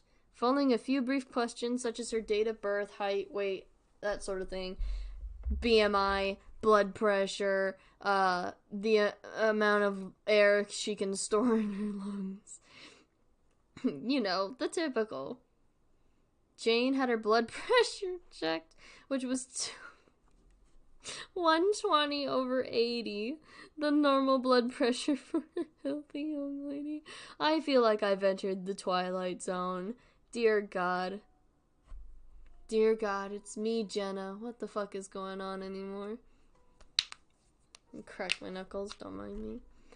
Very good, the cardiologist said. He checked her heartbeat and asked her to breathe when using his stethoscope. They removed the eye and put it in the PC's disk slot. They put it through the fucking floppy disk reader. You know, computers had floppy disk readers back then. That's what they did. They just fucking shoved their eyeball right through in there and it fucking scanned it and digitized it and made like a 3D model of it. My favorite blood pressure. Yeah, my favorite too. 120/80. God. The cardiologist wrote everything down. Next, a general practitioner was to examine Jane, checking her eyes, ears, throat, testing her reflexes, you name it. Isn't that what the fucking cardiologist did? You got the two different doctors doing the same fucking thing. Good God. Jane passed with flying colors. Jane thought that she was gonna leave this building with no problem and be on her way, but when she was led down a hallway by two guards, she noticed in one of the rooms stretchers lined up with blankets covering the bodies. A total of 25 people, all young women, dead. What was going on here? She started to get freaked out at the sight of the lifeless woman who had been disposed of and anxiously asked where the guards were taking her. They refused to answer. She is being held against her will. Ma'am, this is why you don't go with random fucking officials, unless you know where you're going. Quick, somebody run that eye through AOL Online Messenger. Quick, somebody poke that eye. Poke it again. I don't think it's answering. God, I felt my age right there. I didn't even use AOL. I was too young for AOL, but I knew of it at the time, I think. I remember it vaguely. Same thing with like MySpace and shit. I was way too young for any of that, but I do know of it. Wait. We can't do a bit about AOL without you know what. Hold on, guys. Hold on. We can't do a bit about AOL if we don't do the bit. Hold on. Here it is.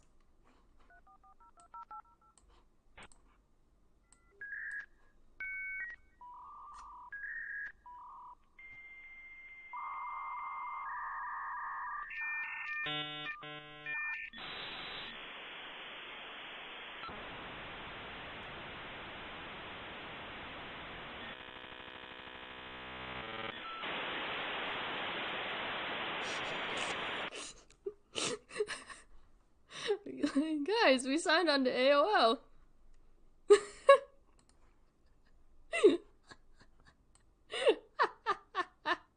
Nicholas Tobias Vance went dial up. God. Anyway, I had to do that. I'm so sorry.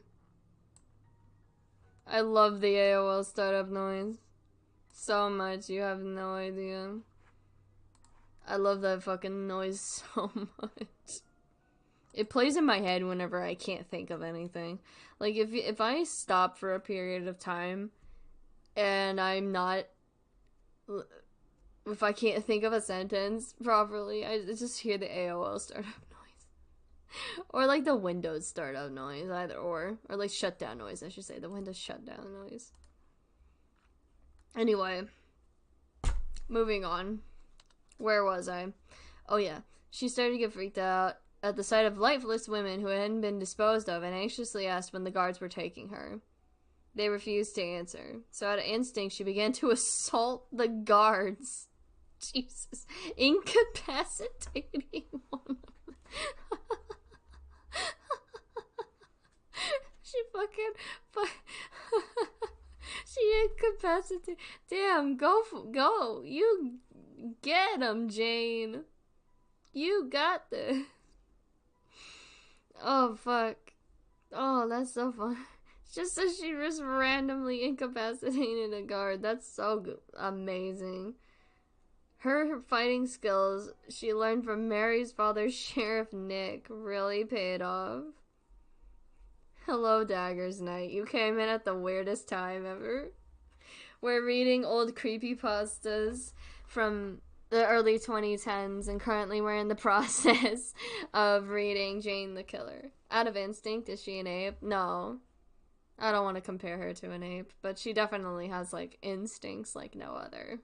But this is so silly. In the midst of the brutal melee, suddenly she's playing Smash Brothers Melee. Jane was tackled and sedated by one of the doctors. Her world began to blur and fade to black. Cut to black. Jane groaning. What is this? Like a script? It has, like, you know, things in it like it's a fucking script or something occasionally. It's like, come on, make up your mind how you want to write this. Oh, fuck my head. Ow, my head. It's 10 p.m. What is going on? Where am I? Jane asked, coming to. She was strapped to a chair similar to what you'd see in a dentist's office. Okay, a dentist chair, I see. Around her, the room looked like an operating theater. What? Bathed in a bright white light, which gave the room a clean appearance. Jane couldn't see anybody because all that was in the room with her, facing toward her, was a two-way mirror. She felt something on her forehead that was similar to a headband, but saw electrodes and wires running away from her. Running away from her.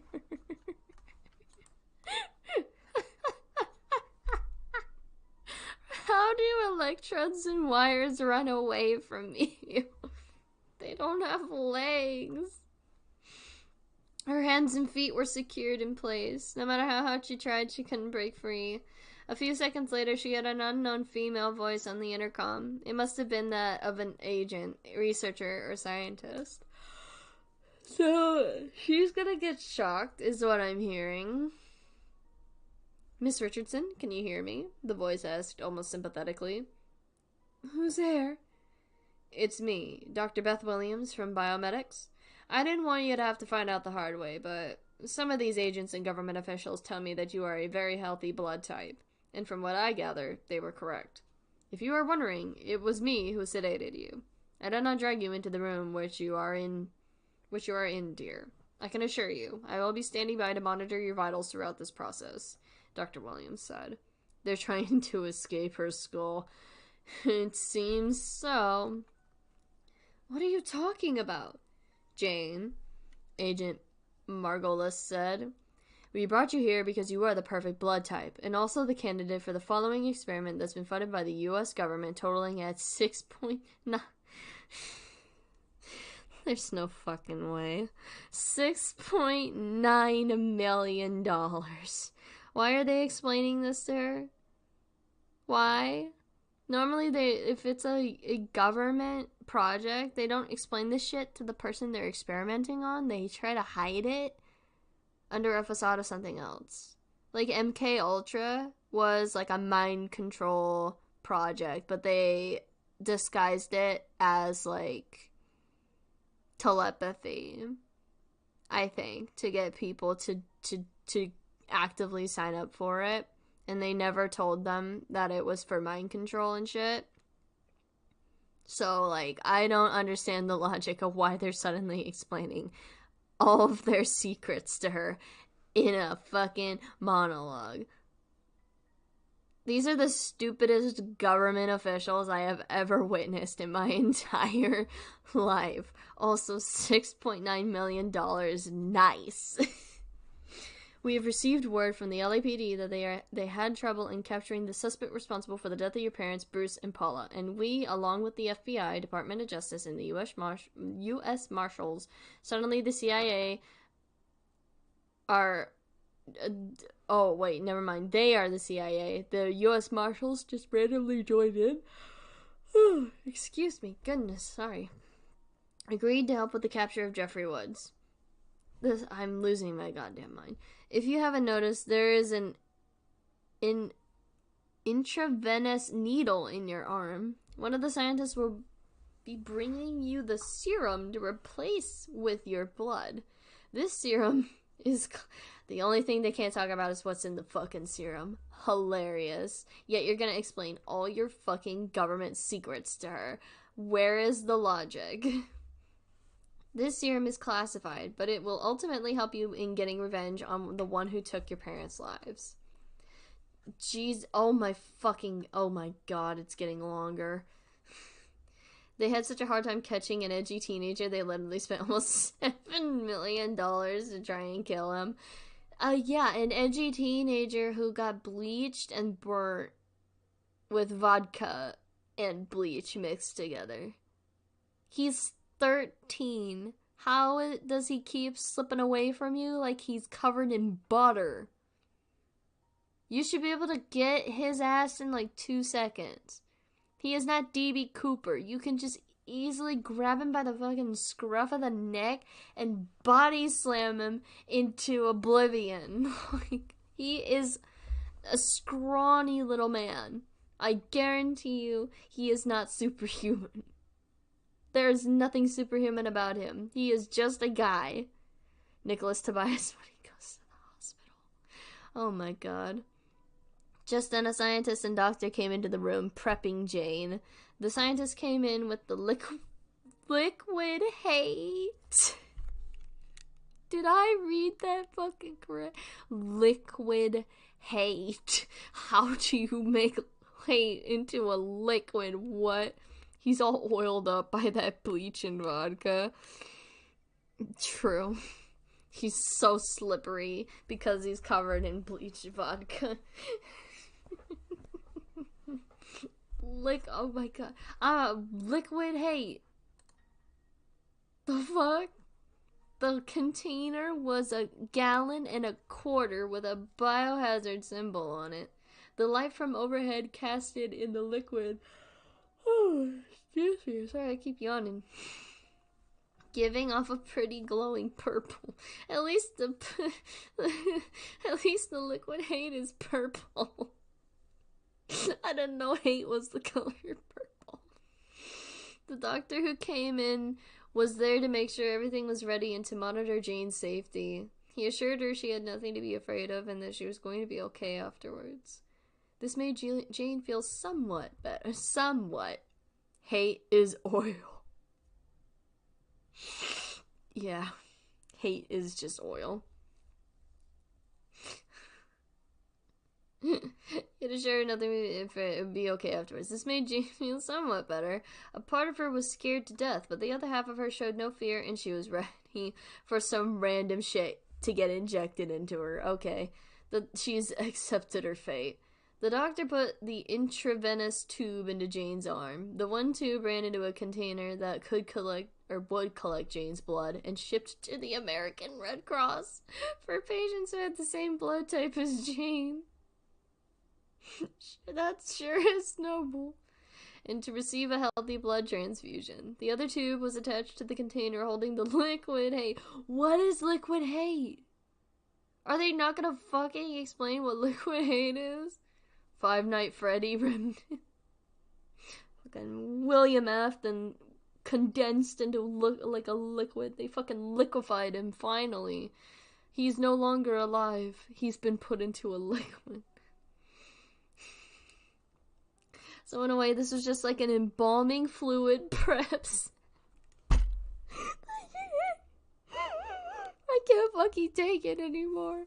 An embalming fluid prep setup, but with an experimental liquid. I'm gonna eat my own fist. What is going on? Despite being reassured by medical personnel that she had nothing to be scared of, a single tear ran down her face. Oh my fucking god. The process began.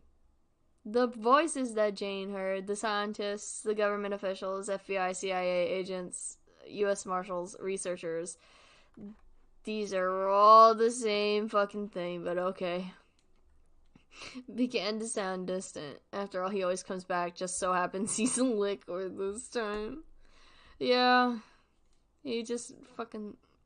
Next thing you know, he's gonna turn into Jello.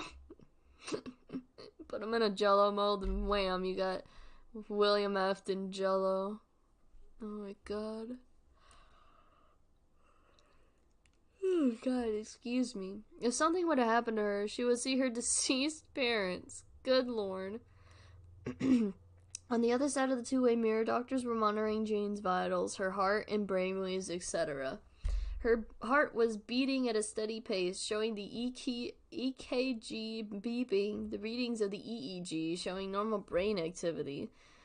Jane saw her blood being drained slowly. This didn't bother her at first, but as it began to increase, she felt very weak and drowsy, almost like she was being smothered by an unknown person with an ether-soaked Afton Jello trademark.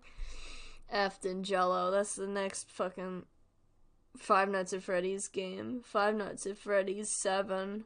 Afton Jello. Afton Jello Simulator. It's like the pizza simulator one, except you make Jello out of William Afton instead, and Michael's just sitting in the corner crying like a dork. Okay, now they're just making up letters. No, EKG and EEG are like real brainwave monitor things on monitors in the hospital. I know those are real. I don't remember specifically what they're meant to show, but they're like real readings. I can say that one is real, and that I can say with certainty is real. And in the next few minutes, Jane's surroundings began to disappear. First into a state of unconsciousness and weakness from loss of blood in her body, then dead. The heart monitor in the other room flatlined. The EEG went flat. For that moment, Jane was clinically dead. What is with all these fucking creepypastas and the killing the fucking characters? Jesus. Jane felt a gentle, familiar hand on her face, caressing her. It was her mother, Paula. She opened her eyes, and despite her being deceased for over a few minutes, she was still in the room. Her father, Bruce, was there as well. Mom? Don't be afraid, Janie. Mommy's here. Paula cooed sweetly. She saw Jane's eyes welling up with tears and held her daughter in her arms, tightly, comforting her. Dad. Bruce gave Jane a kiss on her head as he joined in to hold his child as well. Jane was weeping as she was glad to see her parents. You're going to be okay, kiddo. You're going to be just fine, Bruce said softly, calming his daughter down. He was in full military dress. Oh, God. His medals shining in the light of the room Jane was in.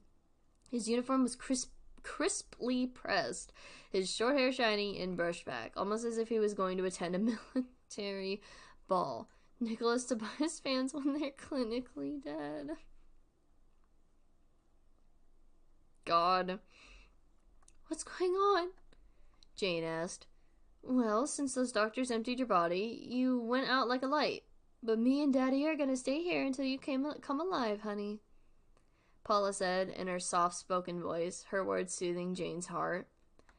One thing I could never stand about IV needles is when someone can't find a vein to put it in. That happened to me when I was a little kid, and I suffered sepsis and felt like freaking Swiss cheese. What the fuck? Oh, that reminds me of when I was hospitalized, I think for the second time. They had to draw blood from me, and this nurse that was drawing my blood couldn't get the needle in my vein. So she had to, like, keep poking my arm until she could find another vein to put the needle in. And it took her, like, 3 tries, I think, until eventually she got it and took my blood.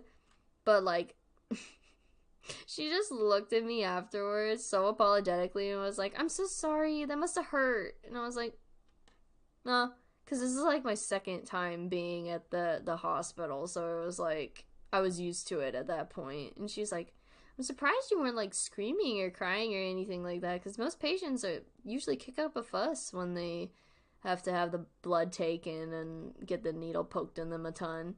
And I was like, it doesn't bother me all that much. Even though it did, I just don't like making a fuss about things.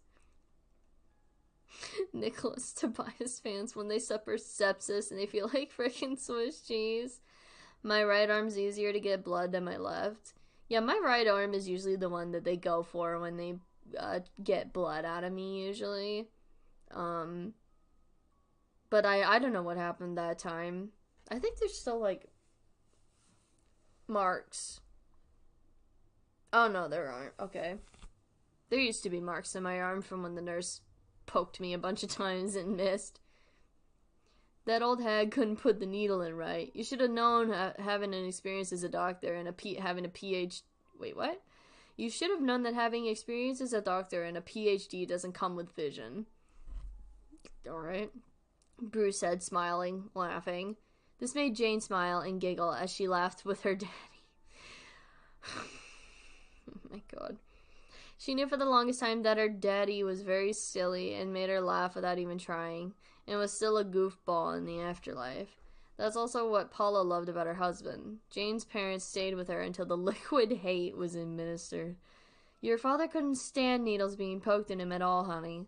But getting like an allergy shot or vaccine, that didn't bother him. It was an intravenous needle that got on his nerves. Even when he was little, he fainted at the sight of a big needle, Paula said, chuckling. If there is a no context edit of the stream, there needs to be a Nicholas Tobias counter. I 100% think that it's over like 20 at this point times that you guys have mentioned Nicholas Tobias. Anyone who's coming into the stream too without any context, they're like, who the fuck is Nicholas Tobias? And it's like, oh, you had to be there. You just had to be there. Nicholas Tobias fans for their daddies are really silly. God. Anyway. Hey, that thing was big, Bruce replied comically. Can this fucking thing be over already? I'm getting sick of this. I know I'm gonna feel sore and stiff when I get up, Jane said. Consider the chair you're in. I wouldn't be surprised, honey. I think tonight you should take a nice hot bath with some Epsom salts, Bruce said, caressing Jane's hair. Good idea, Jane replied. You just remember one thing, my little Janey baby. If you ever need me or Daddy, we'll be right here, Jane said, or Paula said, pointing at Jane's heart. Nicholas Tobias, I'm begging, falls out of Jane. Oh my god. And we will come live in your dreams, sweetheart, Bruce added, smiling. We're so proud of you. Jessie's lucky to have a sweet sister. We'll always be watching over you, love, Paula said sweetly. We love you, Jane, Bruce said. Oh, the purple stuff's about finished, Paula said, pointing to the liquid hate that was halfway empty. Love you, Mommy. Love you, Daddy, Jane said, giving her parents a hug before they returned to heaven.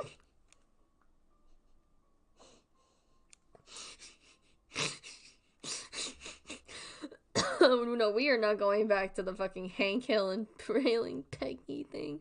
Please, we left that behind an hour or two ago, guys. Oh my god, I'm gonna die. Oh my god. We love you too, Janie, Paula replied, giving her daughter one final kiss goodbye.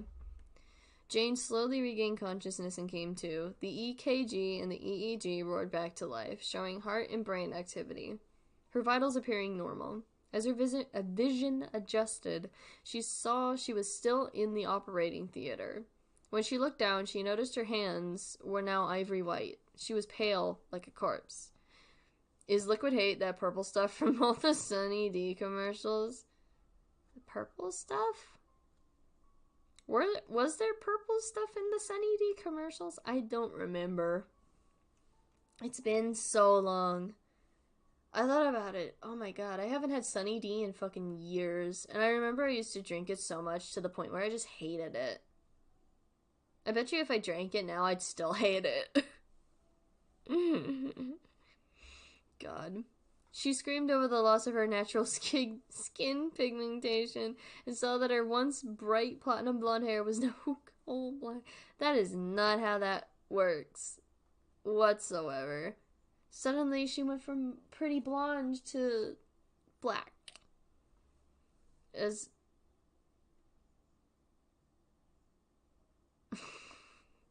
there was purple stuff in the Sunny D commercials. I hope you're not gaslighting me. Hold on a second. Or not gaslighting me. I hope you're not misleading me, I should say. What? What the? What? Wait, you are fucking wait. I'm gonna get copy striked a second here. Hold on a minute. Guys, it's real. Actually, hold on a second. I have to make sure this isn't a joke that leads into something bad. Hold on. Okay, it's not. Creepypasta. We're taking a minute to divulge into this fucking Sunny D commercial that I randomly found. Hold on. Also sick Star Trek.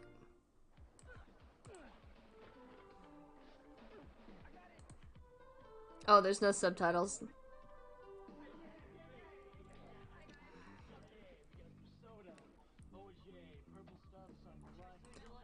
Purple stuff? I told you. I know you did, but I didn't believe you because I don't believe people on the internet. There's purple stuff in every Sunny D commercial. They never say what it is. What the fuck's the burp? I'm confused. I wish this ad was fake.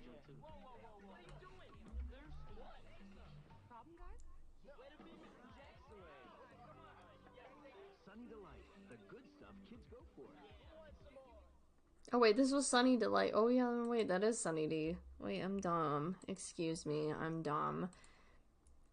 Look, I don't remember. I watched Sunny D commercials when I was little. I don't remember much. Okay, so hang on. We're gonna plop this bad boy back up.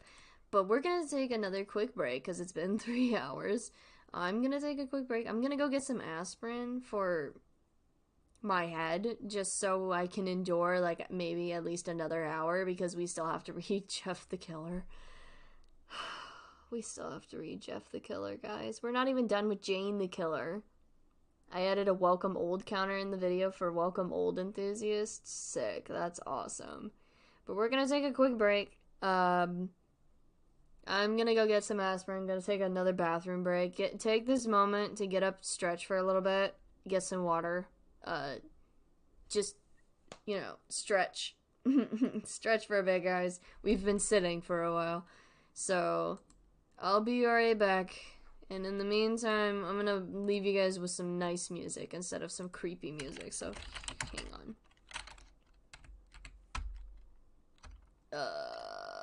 What music will I give you guys? Survival. Jeff the Killer. Yeah. Surviving Jeff the Killer has been a nightmare. Here we go. I'll leave you guys with some Legend of Zelda music. I'll be right back. Hang in there.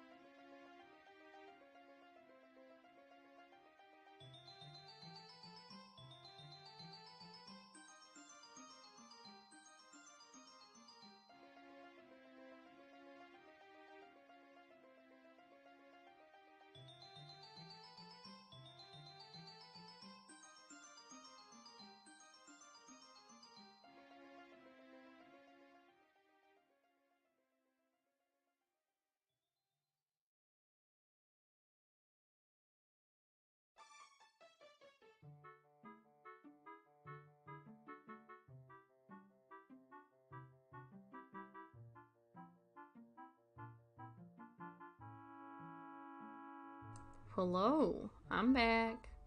I had to impromptu turn down the volume of the OST whilst, before I left because I could hear it from my headphones when I was in the bathroom. So I was like, well, shit, I gotta, like, turn it down because it's really loud.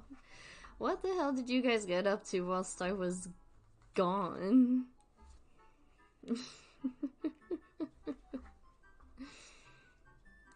You guys just want to play the Ocarina of Time? You guys just want to play the Ocarina of Time music whilst we continue on with reading creepypastas, because I don't feel like listening to creepy music anymore. Yeah, we're just gonna leave the Legend of Zelda music on in the background. Why not? They're just playing sound effects now. Anyway. Let's just leave it on. I don't care if it ruins the mood. Alright.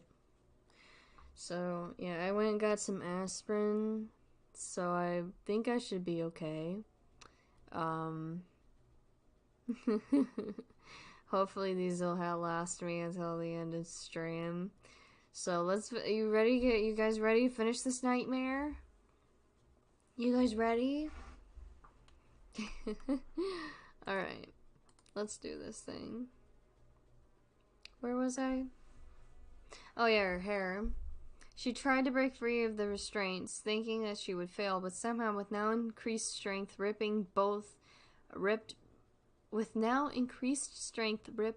of the restraints off and jerked the wires off her head. She tore the leg restraints away and got up out of the chair. She looked toward the two-way mirror, now in a violent, angry, homicidal rage, hollered, "What the hell did you do to me?" She's going to experience violent episodes and homicidal tendencies for the first 90 seconds. Oh my lord. One of the scientists said to the group. "You are now full of liquid hate, Miss Richardson," Agent Margolis said. "I look like fucking powder." Powder. Sure. That's because your natural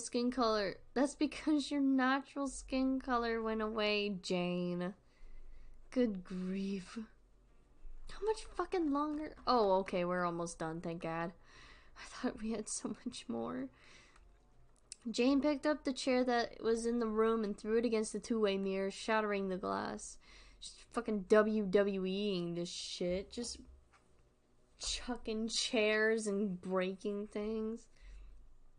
She grabbed a hold of one of the doctors who was monitoring her vitals by the collar, slamming him against the wall with incredible strength, causing a huge dent. One of the scientists sounded an alarm for armed guards and medical personnel to restrain Jane. One pulled out a syringe, aiming... This is so inappropriate music. This is so inappropriate for what's going on, but it's so funny I don't want it to stop. Pro wrestling. Yeah. She's fucking John Cena. You can't see me. Where was I? I lost it already, fuck. Oh, one of the scientists sounded an alarm for armed guards and medical personnel to restrain Jane.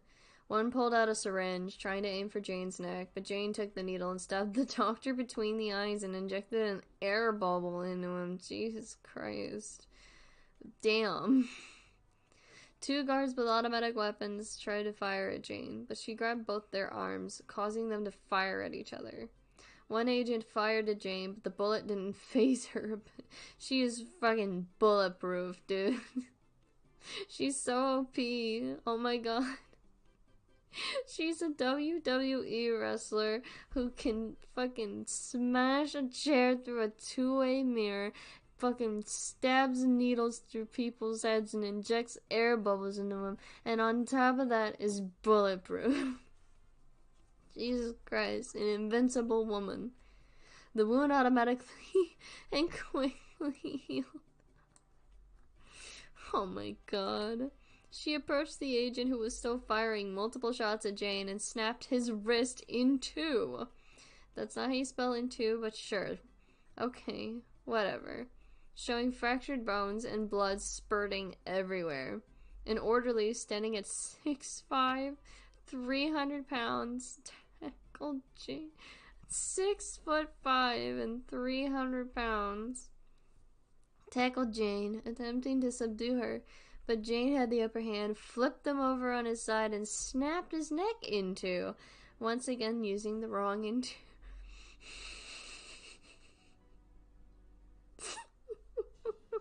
Hell yes. I'm laughing at the very inappropriate Legend of Zelda sound effects that are sounding off in the minute. Oh my god.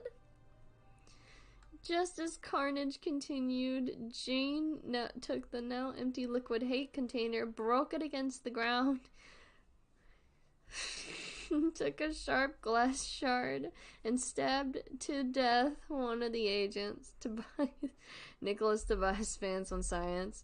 Dude, do you think Nicholas Tobias will like Reanimator? Because I think he would.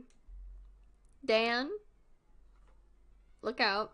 Has a fucking bone saw on. I think he'd like Reanimator a lot. Right, I lost my place. I stabbed to death one of the eight. Her clothes are now stained with blood. Amidst the dead, broken, mutilated, bullet-ridden bodies and those who are out cold, Jane looked at the group who was in the room that now had no mirror and said in an ominous tone, "Thank you for saving me. Thank you for making me what I am. I know now what I must do. I must kill Jeffrey Woods and end his reign of terror forever." This is an adult woman who says she wants to kill a 13-year-old. Sure, okay. If he is not killed, more lives will be lost. I am much stronger now. I am unstoppable. Unlikable, or unkillable, rather. And also unlikable.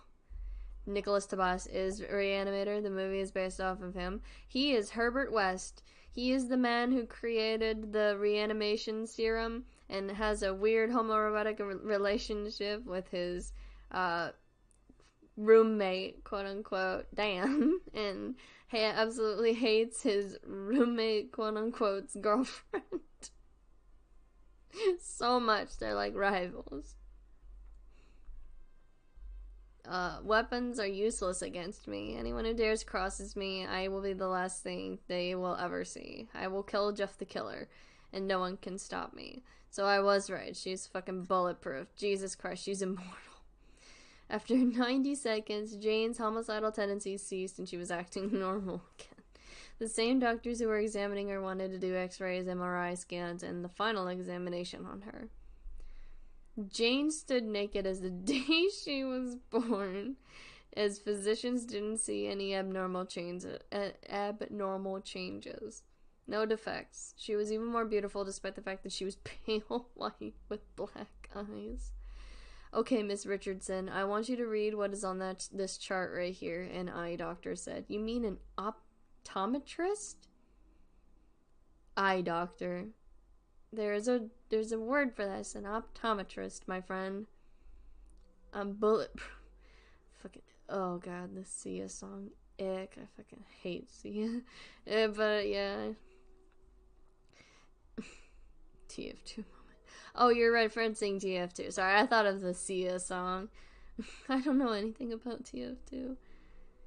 EFPTOZLPEDPEDFCZPFELOPZD 1234567, printed by Century City Optometry, 10250 Santa Monica Boulevard, Suite 170, Los Angeles, California 90067. Why does every creepypasta have a black and white character? Because that's the edgiest color scheme. It's black and white. Except for in the case of Eyeless Jack, it's black and blue. Or in the case of Tick and Toby, I'm so sorry. Ticky Toby, he just doesn't have that at all.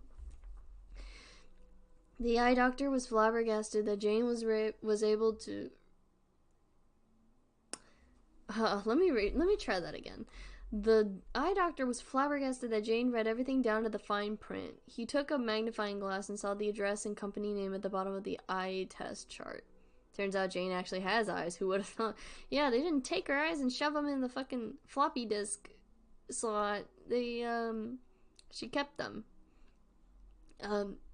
Wow, he said, dumbfounded. So, Doc, are there any other tests today, or can I just walk out of here and be on my way? Well, are you gonna give me another visual test, or just stand there and stare at me all day? I'm just gonna stand here and stare at you all day, the eye doctor said, seeing Jane fully naked. Ew. All creepypasta characters are they're NFTs. No, they're not NFTs. They're better than NFTs, because at least these guys are original to some degree. NFTs are not. So I'll take that as a you are free to go. Yeah, they're like Pokemon. Yeah, better comparison. Jane took her bloodstained clothes that were in a hospital bag and walked out fully nude, not caring that people are looking at her. On her way home, she saw clothes that were hanging out to dry on a clothesline outside a little suburban home. These clothes matched her frame. They were a pair of black sweatpants, a sleeveless black suit, Under Armour shirt, and a black hoodie. Of course she is wearing sweatpants, a hoodie, and a black shirt. She's like the antithesis of fucking... She's the antithesis of fucking Jeff, because Jeff has, like, a white hoodie.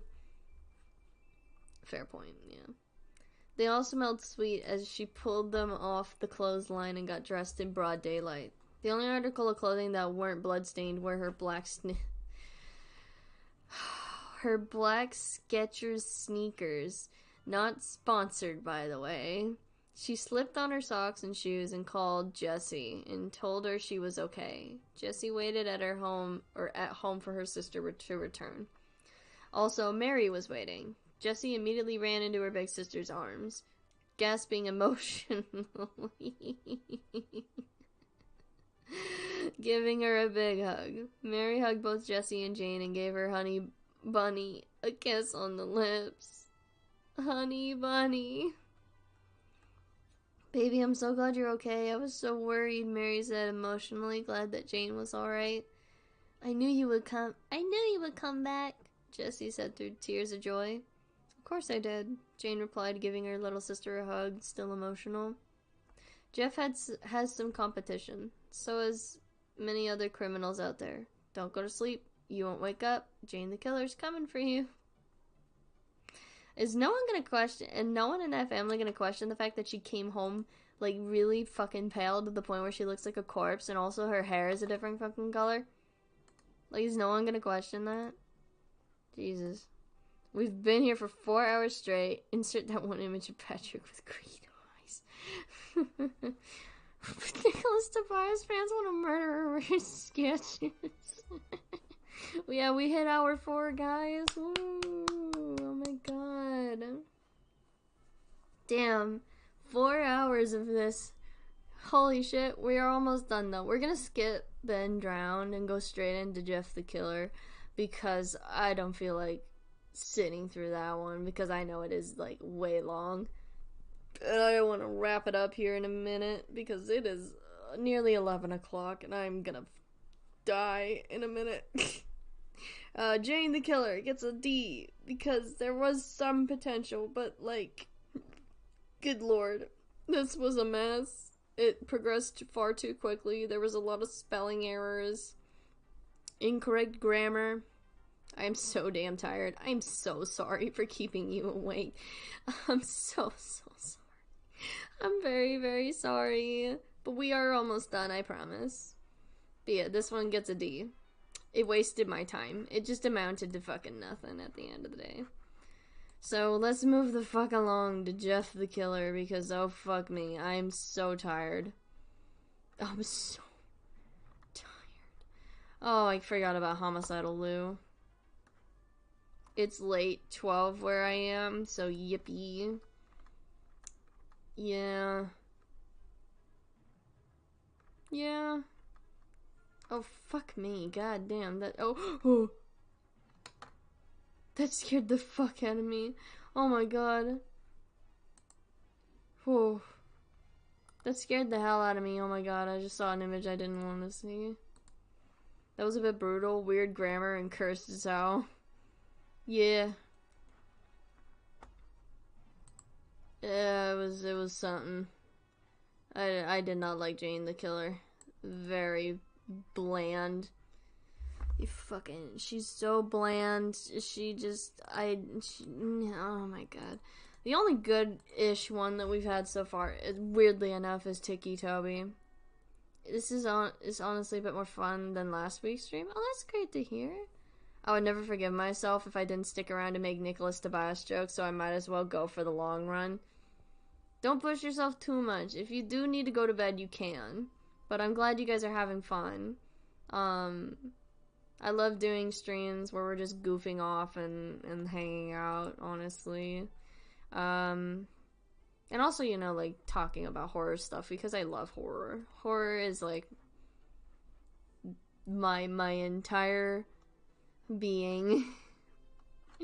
It is how I function. Without horror, I would not be here today. Like, legitimately. So I owe a lot to horror, and I'm just thankful you all are here sticking around.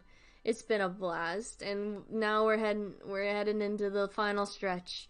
We're on to the big one, guys. The final one. The one you've all been waiting for. The main event. Jeff the Killer. So, Jeff the Killer is the most well-known creepypasta next to Ben Drowned and Slender Man. Why did clown music immediately start playing when this came on? Oh my god, it's a sign. So, also, I did want to at least include, I wanted to try to include one of the Slenderman mythos that came from Unfiction. However, I felt it would be disrespectful to talk about the Slenderman because I'm gonna be honest with you. I feel uncomfortable talking about Slenderman because of the events of the Slenderman stabbing that occurred in 2014, I think, maybe 2016. I think it was 2014. So I don't feel comfortable talking about the Slenderman much like that anymore, especially because it's linked to a real life case of a near murder. So that's why I didn't include any Slenderman creepypastas in here, even though I drew him in the thumbnail. So the best I can do is Jeff the Killer. Clown music is playing because this pasta is a total joke. You are correct about that. But yes, it's time, everyone, for the one and the only, the infamous Jeff the Killer. Let's go, everyone. It was written by K. Banning Kellum. Alright, let's do this. Excerpt from a local newspaper. Ominous unknown killer is still at large. After weeks of unexplained murders, the ominous unknown killer is still on the rise. After little evidence has been found, a young boy states that he survived one of the killer's attacks and bravely tells his story. I had a bad dream, and I woke up in the middle of the night, says the boy. I saw that, for some reason, the window was open, even though I remember it being closed before I went to bed. I got up and shut it once more. Afterwards, I simply crawled into my covers and tried to get back to sleep. That's when I had a strange feeling, like someone was watching me. Very articulate for a young boy. Then again, I was very articulate as well when I was young. I said a lot of big words because I read the dictionary a few too many times. I looked up and nearly jumped out of my bed. There, in the little ray of light, illuminating from between my curtains, okay, I didn't know illuminating when I was that young, but sure, okay, were a pair of two eyes. These weren't regular eyes. They were dark, ominous eyes. We're off to a great start. They were bordered in black, and just plain out terrified me. That's when I saw his mouth. A long, horrendous smile that made every hair on my body stand up. Oh my. Total snooze fest. This pasta's already putting me to sleep.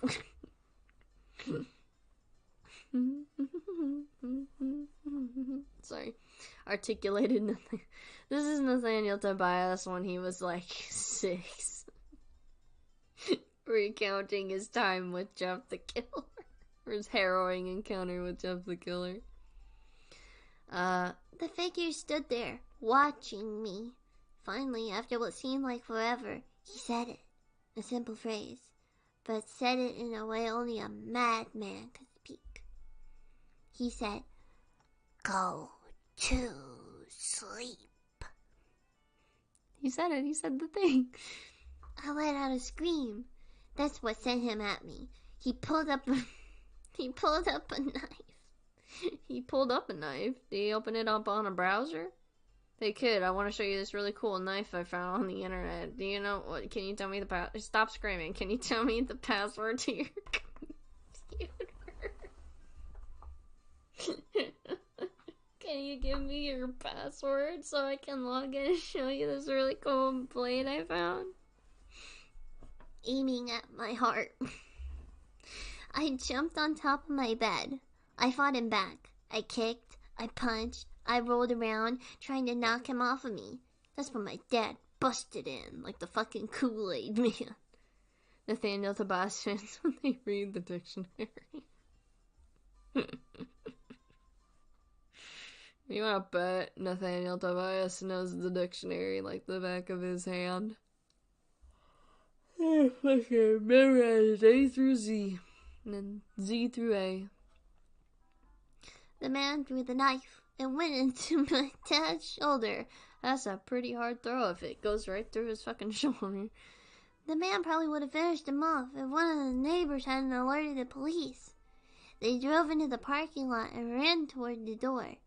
The man turned and ran down the hallway. I heard a smash, like glass breaking. As I came out of my room, I saw the window that was pointing toward the back of my house was broken. I looked out of it to see him vanish into the distance.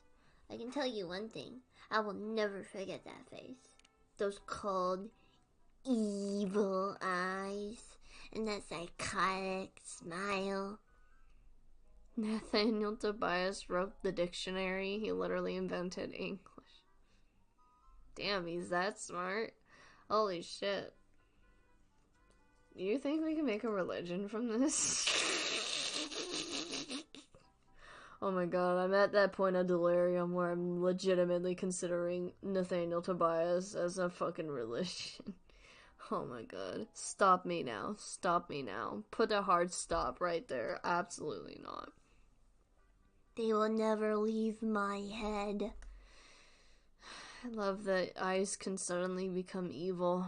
And also, what the fuck's the psychotic smile? Oh my god, the ocarina. I gotta not get distracted by that. I love the ocarina, sorry. Police are still on the look for this man. If you see anyone that fits the description of this story, please contact your local police department. Jeff and his family suddenly just hard cut to Jeff. Reticulism? That is an ingenious idea. Oh fuck, what have I done? Oh no. I've accidentally created a religion in my fucking YouTube chat. Oh god, what have I done? What have I done? Oh god. Jeff and his family just moved into a new neighborhood. His dad had gotten a promotion at work, and they thought it would be best to live in one of those quote-unquote fancy neighborhoods. Jeff and his brother Lou couldn't complain, though. Or is it Lou? I've heard it pronounced as Lou. I think it's Leo, though. Couldn't complain. A new, better house? What was not to love? As they were getting unpacked, one of their neighbors came by. Excuse me, goddamn. New cult just dropped? Oh, absolutely not. We are not creating a cult. It's an organized religion. No, I'm kidding. Not genuinely, we're not making a cult because, like, that's why all the device fans are. Nope. No. I'm gonna stop that right there. We are not making a cult. Mostly because they're, like, I don't want to, like, associate it, like, I know it's a bit, but, like, genuinely, I don't want to do that because, like, real cults are dangerous as all get out, and, like, I don't like that at all. I don't want to associate that with me and this channel. Especially because I know so much about cults because I have studied them in the past and know about their, like, tactics and stuff. So I know about, like, every manipulation tactic cults use in the book. So for this silly bit, we'll just say it's a silly little religion we created, not a cult. That's me being genuinely serious. I'm more than fine with that. I just don't want to make it a cult. Is all. Because I don't want to associate with that. Me talking about something so serious, I just fucking hear Zelda singing in the background. Jesus Christ, what is this stream? Anyway. Hello, she said. I'm Barbara. I live across the street from you. Well, I just wanted to introduce myself and introduce my son. She turns around and calls her son over. Billy, these are our new neighbors. Billy said hi and ran back to his play in his yard. A silly little not a cult. Exactly. Not a cult at all. It's just a silly little religion. A silly little religion centered around a man named Tobias. Nathaniel Tobias. Well, said Jeff's mom, I'm Margaret, and this is my husband Peter, and my two sons, Jeff and Leo. They each introduced themselves, and then Barbara invited them to her son's birthday. Jeff and his brother were about to object when their mother said they would love to. When Jeff and his family were done packing, Jeff went up to his room. Or went up to his mom, rather. Jesus. I'm trying to do something else at the same time. As I'm doing this, sorry. Mom, why would you invite us to some kid's party if you haven't noticed, I'm not some dumb kid. Jeff, said his mother, we just moved here. We should show that we want to spend time with our neighbors. Now, we're going to that party, and that's final. Jeff started to talk, but stopped himself, knowing that he couldn't do anything. Whenever his mom said anything, it was final. He walked up to his room and plopped down on his bed. He sat there looking at his ceiling when suddenly he got a weird feeling. Not so much pain, but a weird feeling. I think he's just hungry. You ever just lay down in your room and you just get a weird feeling all of a sudden? I guarantee you that weird feeling means you are just hungry. You dismissed it as just some random feeling. 3 times you used feeling in like a similar block. God in heaven. He heard his mom call him down to get his stuff, and he walked down to get it.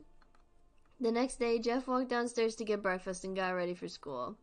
As he sat there eating his breakfast, he once again got that feeling. This time, it was stronger. It gave him a slight tugging pain, but he once again dismissed it. As he and Leo finished breakfast, they walked down to the bus stop. They sat there waiting for the bus, and then, all of a sudden, some kid on a skateboard jumped over them, only inches above their... only inches above... This fucking kid just decides to ollie over their fucking laps like a dick. He's a fucking Tony Hawk. What if he just missed? What if he tried to jump over their laps and accidentally just fucking smashes right into them, like... Smashes right into them, fucking skateboard, fucking knocks a tooth out or something. They both jump back in surprise. Hey, what the hell? The kid landed and turned back to them. He kicked his skateboard up and caught it with his hands. The kid seemed to be about 12, 1 year younger than Jeff. Mind you, 1 year younger than Jeff, so that makes Jeff 13. We are talking about a middle schooler. I can't get over that. The fact that fucking Jeff is 13 in this. And yet people act like he's older. He's not. He's fucking 13. He's a child. He's a child. God. He wears an Aeropostale shirt and ribbed blue jeans. Well, well, well. It looks like we got some new meat. Suddenly, two other kids appeared. One was super skinny, and the other was huge. Oh dear. Well, since you're new here, I'd like to introduce ourselves. Over there's Keith. Jeff and Leo looked over at the skinny kid. He had a dopey face that you would expect a sidekick to have. What the fuck is going on? And he's Troy. They looked over at the fat kid. Talk about a tub of Ford. That is fucked up. What the hell? Leave him alone. Alright? Oh my god. The fat phobia. Oh, I forgot how rampant that was, and it still is. God. This kid looked like he hadn't exercised since he was crawling. Fuck, dude. Leave him alone. What the hell? And I, said the first kid, am Randy. Now, for all the kids in this neighborhood, there's a small price for bus fare, if you catch my drift.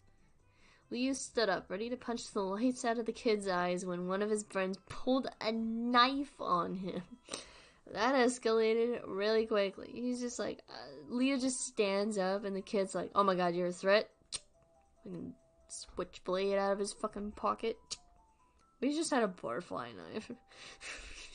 Hold on a second. Wait, I gotta do this real cool trick real quick before I stab you to death. You see this cool trick? I had hoped you would be more cooperative, but it seems we must do this the hard way. The kid walked up to Leo and took his wallet out of his pocket. What? Why is he taking his wallet to school? What? Jeff got that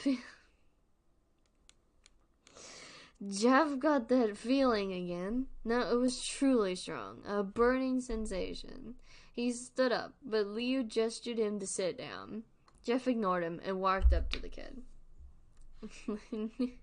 Nicholas Tobias fans when a middle schooler pulls a knife out instead of it. It's so fucking like UK and everyone's pulling out knives. I know this is supposed to be in America, so it's like, what? Are you pulling out a dinky little knife for a kid? Come on, no. You're better than that. Use your fists. Jeff got the feeling again. Now it was truly strong. A burning sensation. That sounds really fucking familiar. I wonder who else got a sensation similar to that. Carrying on. He stood up, but Leo gestured for him to sit down. Jeff ignored him and walked up to the kid. Listen here, you little punk. Get back my bro's wallet or else. Randy put the wallet in his pocket and pulled out his own knife. Oh yeah? What will you do? Just as he finished the sentence, Jeff popped the kid in the nose. Would you rather the 12-year-old pull out a gun? No. I mean, I want to... Knife is just an easy way to win a fight. If you want to win a fight, use your fucking fist. Don't pull out a knife. That's so easy. Why am I encouraging this? I'm such a horrible fucking person. Don't fight people. Alright? Don't. This is a PSA from courts to you. Don't fight people.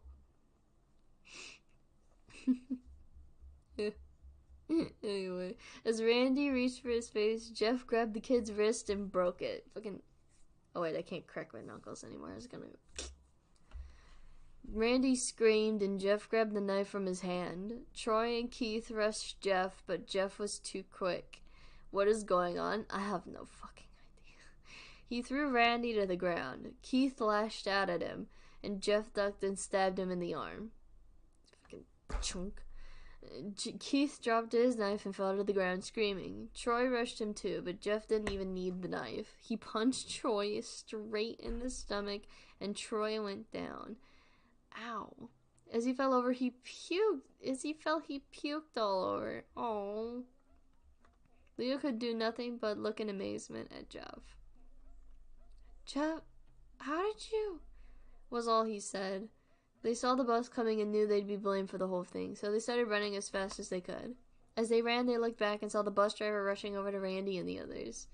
As Jeff and Leo made it to school, they didn't dare tell what happened. All they did was sit and listen. Leo just thought of that as his brother beating up a few kids, but Jeff knew it was more. Oh my god. Holy fuck. What is going on? It was something scary. He got that feeling he felt how powerful was the urge to just hurt someone. Sweetheart, I think that's called intrusive thoughts. You know, when you just you feel like you wanna fucking beat someone up purposefully. The beginning part of the story is like a coming-of-age story, and it completely throws me off every time. Yeah, really. Yeah, I also hate that this is like one of the early creepypastas to misrepresent mental illness and make it out to be that psychopaths and sociopaths or people with mental illness in general are crazy people that will snap in an instant. It's like, no, they aren't. I'm gonna stab you in the balls. Now shut the fuck up. Anyway. He didn't like how it sounded, but he couldn't help feeling happy. He felt that strange feeling go away and stay away for the entire day at school.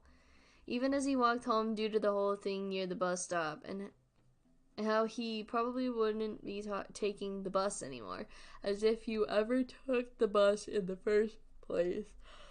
Excuse me, goodness. He felt happy. When he got home, his parents asked him how his day was, and he said in a somewhat ominous voice, it was a wonderful day. Next morning, he heard a knock on his front door. He walked down to find 2 police officers at the door. His mother looked back at him with an angry look. Jeff, tell these officers, wow, I'm having a hard time reading now. These officers tell me that you attacked 3 kids, that it wasn't regular fighting, that they were stabbed. Stabbed, son! Jeff's gaze fell to the floor, showing his mother that it was true. Mom, they were the ones who put the knives on me and Leo. Son, said one of the cops, we found 3 kids, 2 stabbed, 1 having a bruise on the stomach, and we have witnesses proving that you fled the scene. Now, what's that tell us? Jeff knew it was no use. He could say him and Leo had been attacked. This grammar, I'm gonna die. 'Twas a wonderful day, mother dearest. Yeah, he's like twirling his hair with his fingers, like, oh, 'tis but a lovely day, mother. The birds are singing, the sun is shining, the grass smells pleasant this evening as it was freshly mowed by father dearest. Whatever is for dinner tonight, I am so excited. Oh, life is so worth living. And you learn he fucking stabbed a kid. Son, you stabbed kids, but they started it. Just like a kid's typical. They did technically start it because they fucking pulled a knife on him. They escalated it first. Excuse me. Oh my god, I'm gonna pass out. I'm not, but Jeff knew it was no use. He could say him and Leo had been attacked, but there was no proof it was not them who attacked first. They couldn't say that they weren't fleeing, because truth be told, they were. So Jeff couldn't defend himself or Leo. Son, call down your brother. Jeff couldn't do it since it was he who beat up the kids. Sir, it was me. I was the one who beat up the kids. Leo tried to hold me back, but he couldn't stop me. The cop looked at his partner, and they both nod. Well, kid, looks like a year in juvie. Yeah, cop just casually calls juvenile detention juvie, as if he's one of the kids. I'm very tired. I'll see you next week. Stream later. Thank you for dropping in, just a Floydian. It was pleasant to have you here. See you next week. Bye. Get some good rest, friend. Oh man, we're getting there, boys. I think we're almost to the midway point. Wait! They all look up to see him holding a knife. Said Leo. Leo's just like standing there holding a knife.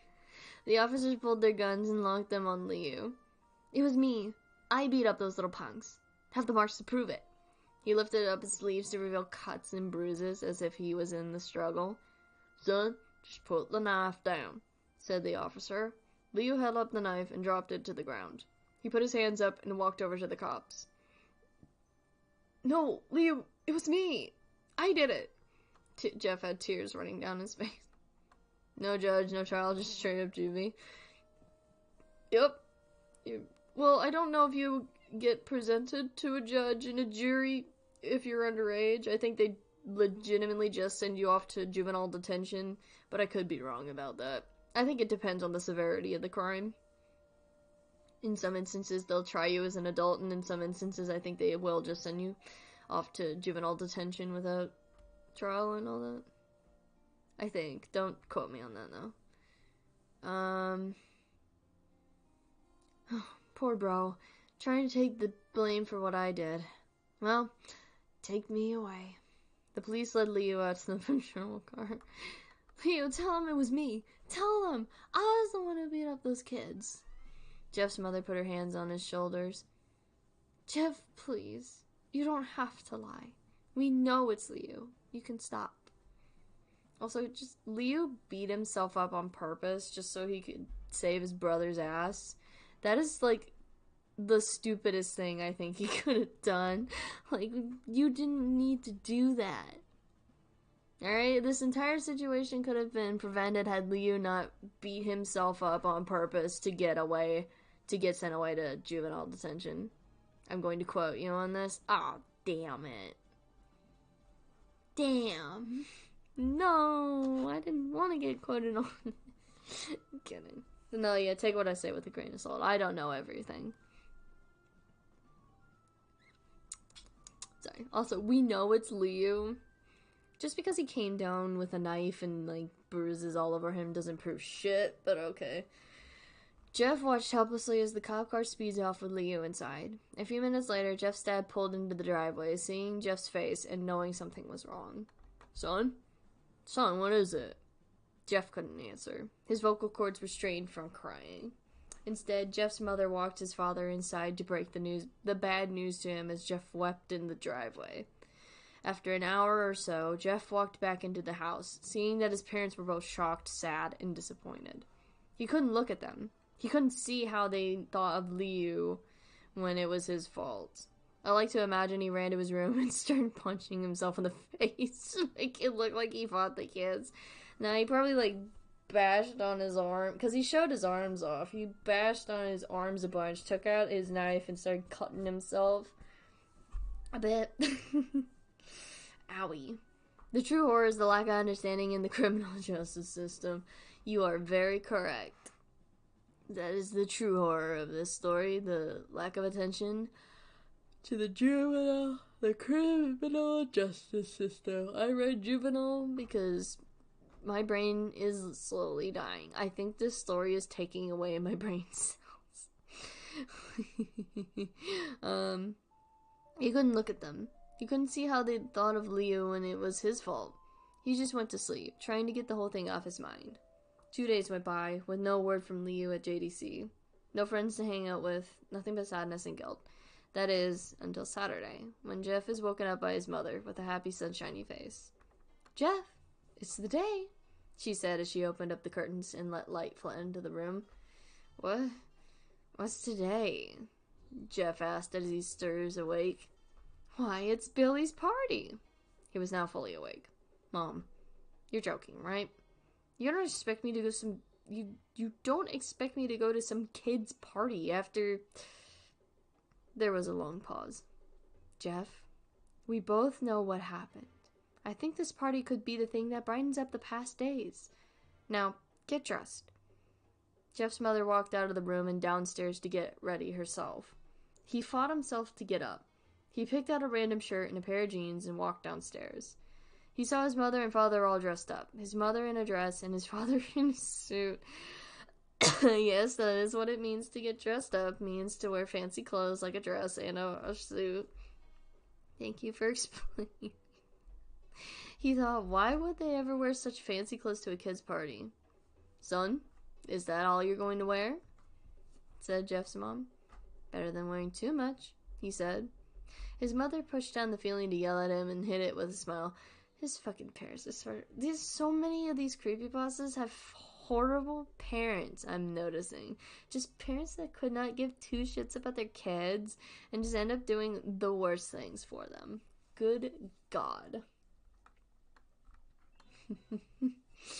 Now, Jeff, we may be overdressed, but this is how you go if you want to make an impression, said his father. Jeff grunted and went back up to his room. I don't have any fancy clothes, he yelled downstairs. Just pick something out. Or pick out something, rather. Oh, it's not just a phase, Mom. I'm gonna be a real murderer someday. Yeah, Mom, it's not just a phase. I'm gonna stab some kids and go on a murder spree that lasts about, like, a decade. One day. He looked around in his closet for what he would call fancy. He found a pair of black dress pants he had for special occasions and an undershirt. He couldn't find a shirt to go with it, though. He looked around and found only striped and powdered shirts, none of which would go with dress pants. You just iterated that, but okay. Finally, he found a white hoodie and put it on. You're wearing that? They both said. His mother looked at her watch. Oh, no time to change. Let's just go, she said as she herded Jeff and his father out of the door. They crossed the street over to Barbara and Billy's house. If it's right across the fucking street, then it doesn't matter. If it were to, like, you needed to get in the car and go somewhere, then yeah, you would be rushing them out of the house. But, like, it's right across the fucking street. Like, it's all that fuss for nothing. Jesus Christ. They knocked on the door, and it appeared that Barbara, just like his parents, way overdressed. I think it was supposed to say was way overdressed, but grammar. As they walked inside, all Jeff could see were adults, no kids. He's wearing the thing, I know. He's got the thing, his signature outfit, oh my god. The kids are out in the yard, Jeff, how about you go and meet some of them? I can't read anymore. I've lost all media literacy, said Barbara. He walked outside to a yard full of kids. They were running around in weird cowboy costumes. What constitutes as a weird cowboy costume, huh? Like, are they wearing, like, chaps? Do they have, like, a gun belt with little holsters? They got a little bandana hanging around their necks with a little vest and a plaid shirt and like a sheriff's badge. Are they all the sheriff? And a little cowboy hat. Is that what are they wearing cowboy boots and bootcut jeans? Are they? Because if they are, then that's not weird. They were wearing weird cowboy costumes and shooting each other with plastic guns. That sounds like what regular kids do. Okay. He might as well be standing in a Toys R Us. True. Suddenly a kid came up to him and handed him a toy gun and hat. Hey, wanna play? He said. Who you calling weird cowpoke?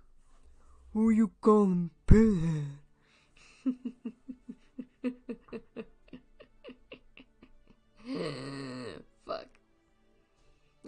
No, kid. I'm way too old for this stuff. The kid looked at him with that weird puppy dog face. Please? Said the kid. Fine, said Jeff. He put on the hat and started to pretend to shoot at the kids. At first he thought it was totally ridiculous, but then he started to actually have fun. Yeah, it's totally fun to pretend kill children.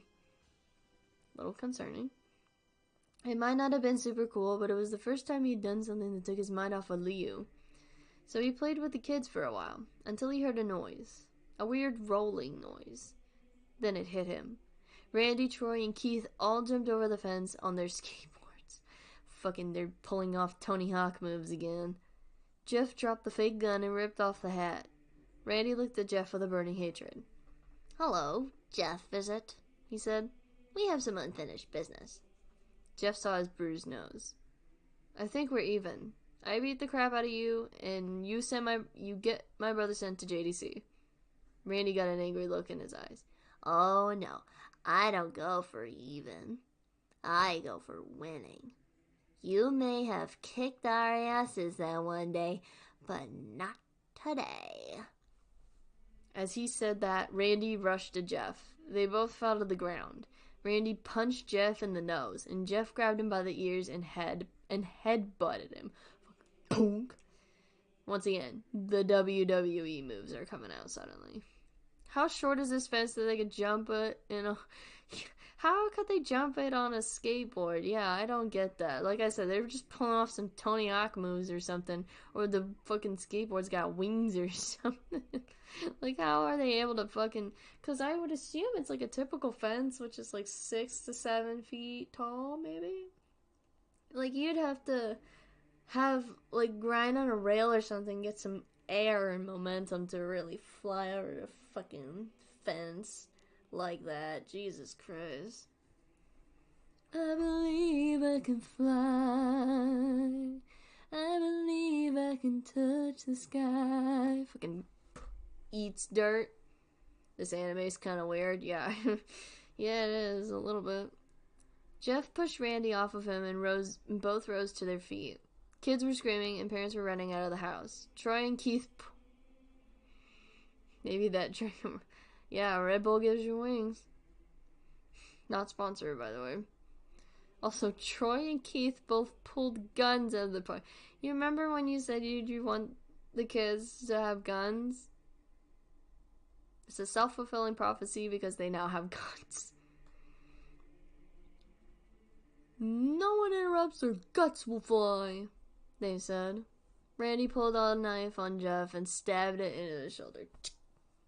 Ow, that hurt, actually. I hit my shoulder. Ewy. Jeff screamed and fell to his knees. Randy started kicking him in the face. Jesus. After 3 kicks, Jeff grabbed his foot and twists it, causing Randy to fall to the ground. Jeff stood up and walked toward the back door. Troy grabbed him. Need some help? He picks Jeff up by the back of the collar and throws him through the patio door. As Jeff tries to stand, he is kicked down to the ground. Randy repeatedly starts kicking Jeff until he starts to cough up blood. Fuck's sake. Oh my god. So brutal. Jesus. For, like, fucking throw him through a patio door, which I'm going to assume is, like, made of glass or it's, like, a screen or something. And, like, he just starts beating the shit out of him until he's on death's door. Gone. Come on, Jeff. Fight me. He picks Jeff up and throws him into the kitchen. Randy sees a bottle of vodka on the counter and smashes the glass over Jeff's head. Fight! He throws Jeff back into the living room. Also, there's the vodka. Well, he just randomly sees vodka and he's like, shit, this is a lot of work. How big was that glass of vodka? Was the patio door open or did they literally throw him through a glass door?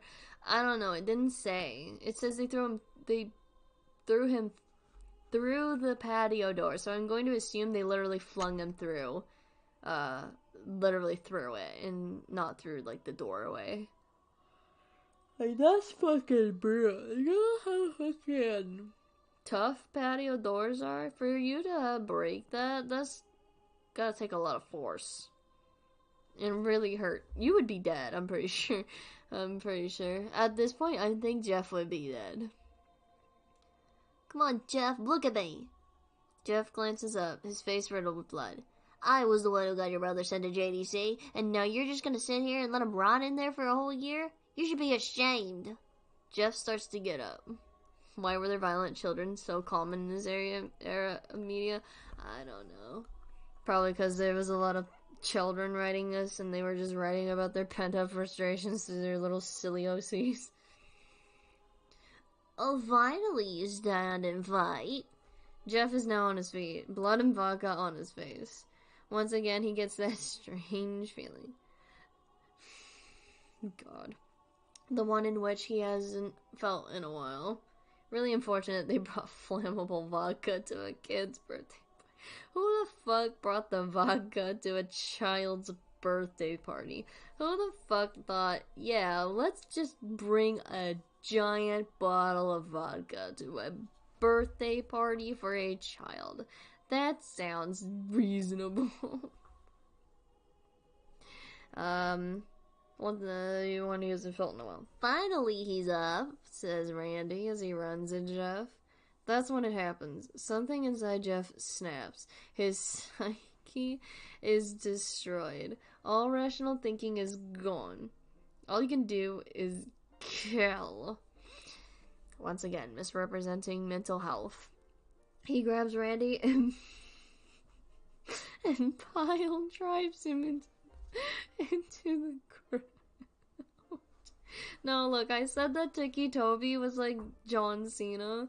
In this instance, Jeff would probably be... Oh god, which one? I don't know WWE wrestlers. I only know a select handful of them. God, would he be The Rock? Why not? He's The Rock.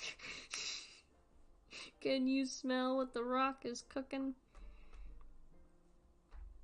Oh, what is it? He grabs Randy and pile drives him into the ground. He gets on top of him and punches him straight in the heart like it's Mortal fucking Kombat.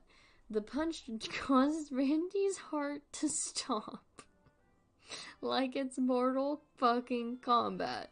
As Randy gasps for breath, Jeff hammers down on him. Punch after punch, blood gushes from Randy's body until he takes one final breath and dies. Fatality. Everyone looks at Jeff now. The parents, the crying kids, even Troy and Keith. Although they easily break from their gaze and point their guns at Jeff, they forgot for a second they were armed.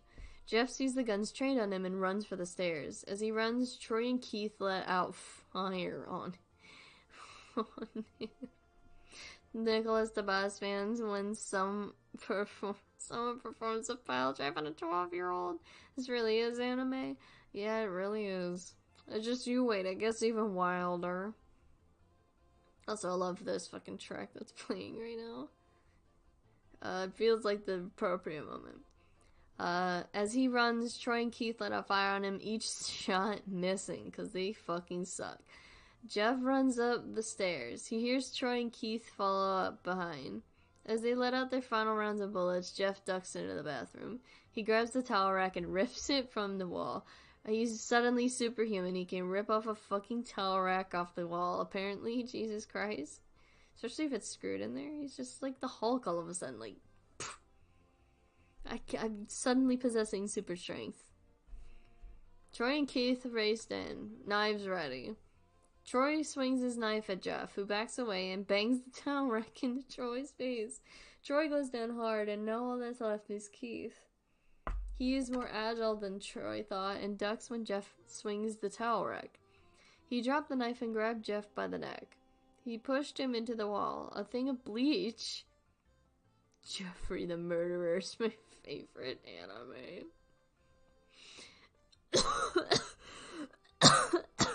Look, I swallowed spit the wrong way. A thing of bleach fell down on top of him from the bottom, or the top shelf rather. It burnt both of them, and they both started to scream. Jeff wiped his eyes as best he could. He pulled away the towel rack and swung it straight into Keith's head. As he lay there bleeding to death, he let out an ominous smile. What is up with all the ominous shit? Oh my god. What's so funny? Asked Jeff. Jeff's bizarre. このディオだ.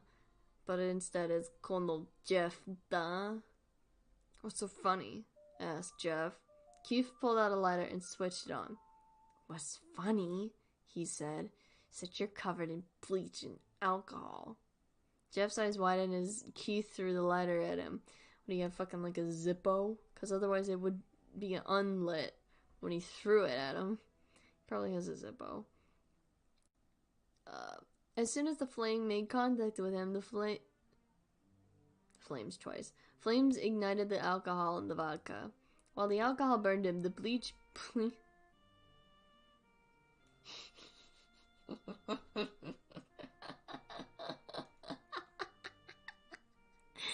The Jeff reference? Oh, Jeff. I'm laughing at his bleached his skin. The bleach bleached his skin. Jeff let out a terrible screech as he caught on fire. He tried to roll out the fire, but it was no use. The alcohol made him a walking inferno.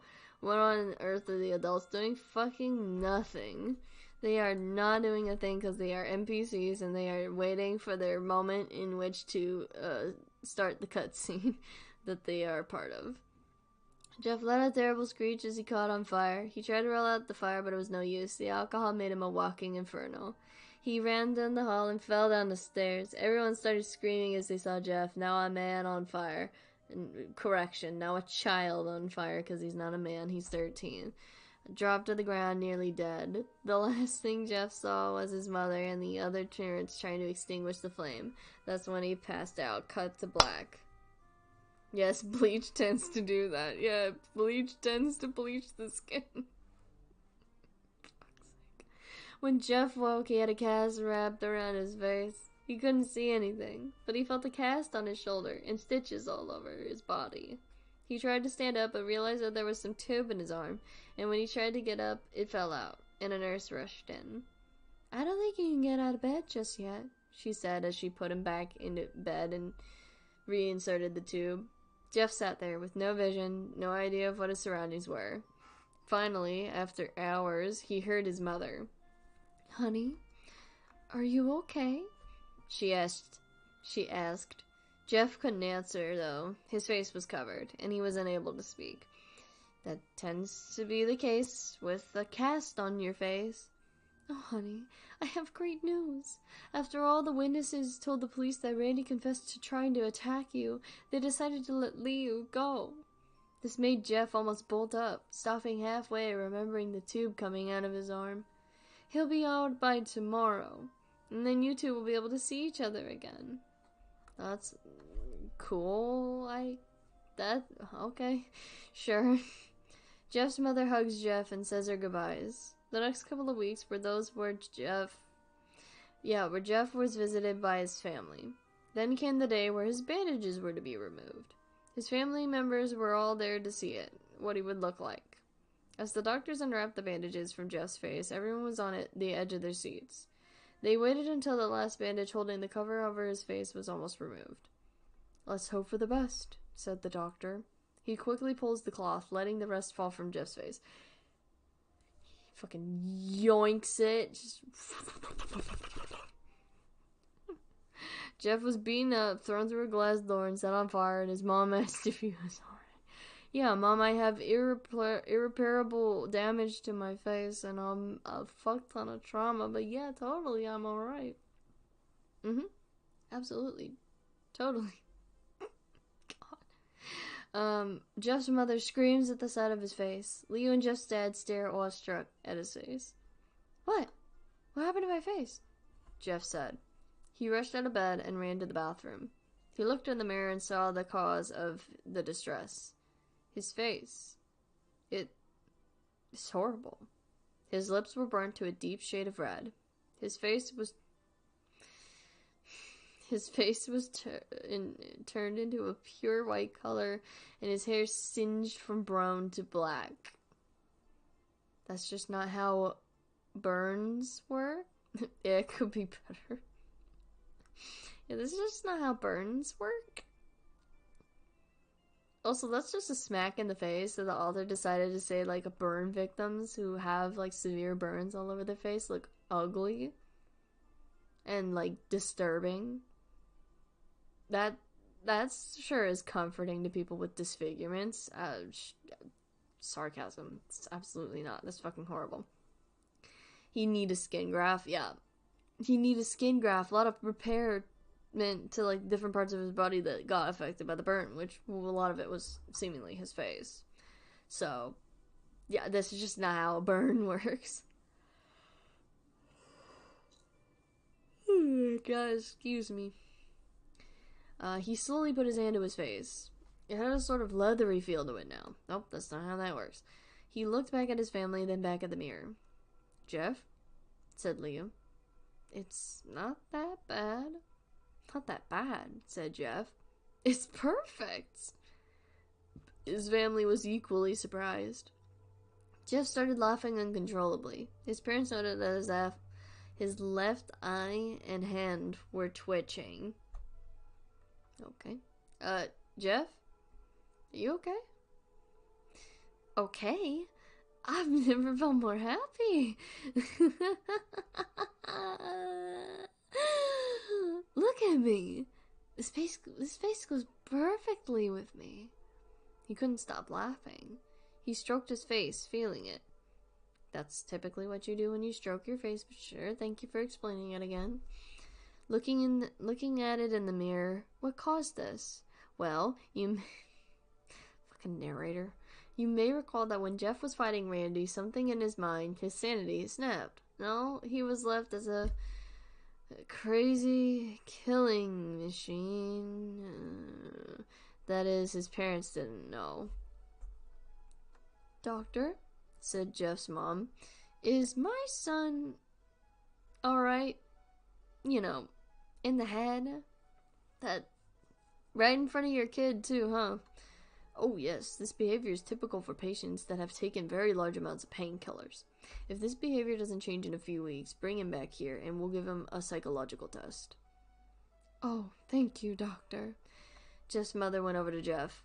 Jeff, sweetie, it's time to go. Jeff looked away from the mirror. His face still formed into a crazy smile. This is writing me. It's just, oh my god, I'm losing my mind. Okay, Mommy. His mother took him by the shoulder and took him to get his clothes. This is what came in, said the lady at the desk. Jeff's mom looked down to see the black pants and white hoodie her son wore. Somehow it miraculously made it through the fire. Could be, yeah. And now they were clean of blood and stitched together. This shit would have been thrown away. What? Jeff's mother led him to his room and made him put his clothes on. Then they left, not knowing that this was their final day of life. God. Later that night, Jeff's mother woke to a sound coming from the bathroom. It sounded as if someone was crying. She slowly walked over to see what it was. When she looked into the bathroom, she saw a horrendous sight. Jeff had taken a knife and carved a smile into his cheeks. Jeff, what are you doing? Asked his mother. Jeff looked over at his mother. I couldn't keep smiling, Mommy. It hurt after a while. Now I can smile forever. Jeff's mother noticed his eyes, ringed and black. Jeff, your eyes! His eyes were seemingly never closing. I couldn't see my face. I got tired and my eyes started to close. I burned out the eyelids so I could forever see myself. My new face. Jeff's mother slowly started to back away, seeing that her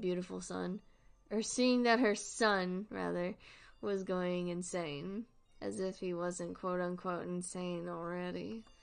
Good grief. What's wrong, Mommy? Aren't I beautiful? Yes, son, she said. Yes, you are. Let's go get Daddy, so he can see your face. Nicholas Tobias fans when someone cuts their face instead of wearing a taupe face mask. I have a cringe memory of a classmate in high school who thought Jeff the Killer was hot.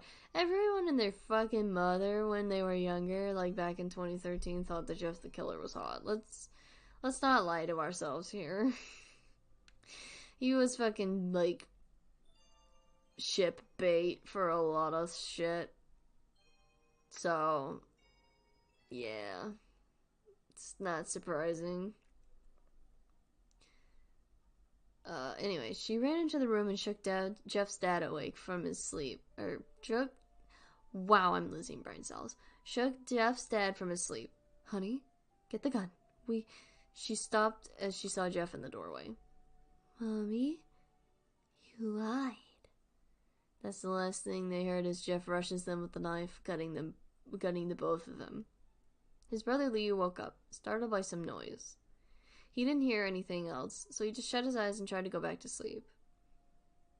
Jeff probably has an industrial-sized container of eye drops because he probably would end up going blind from how long his eyes are stuck open.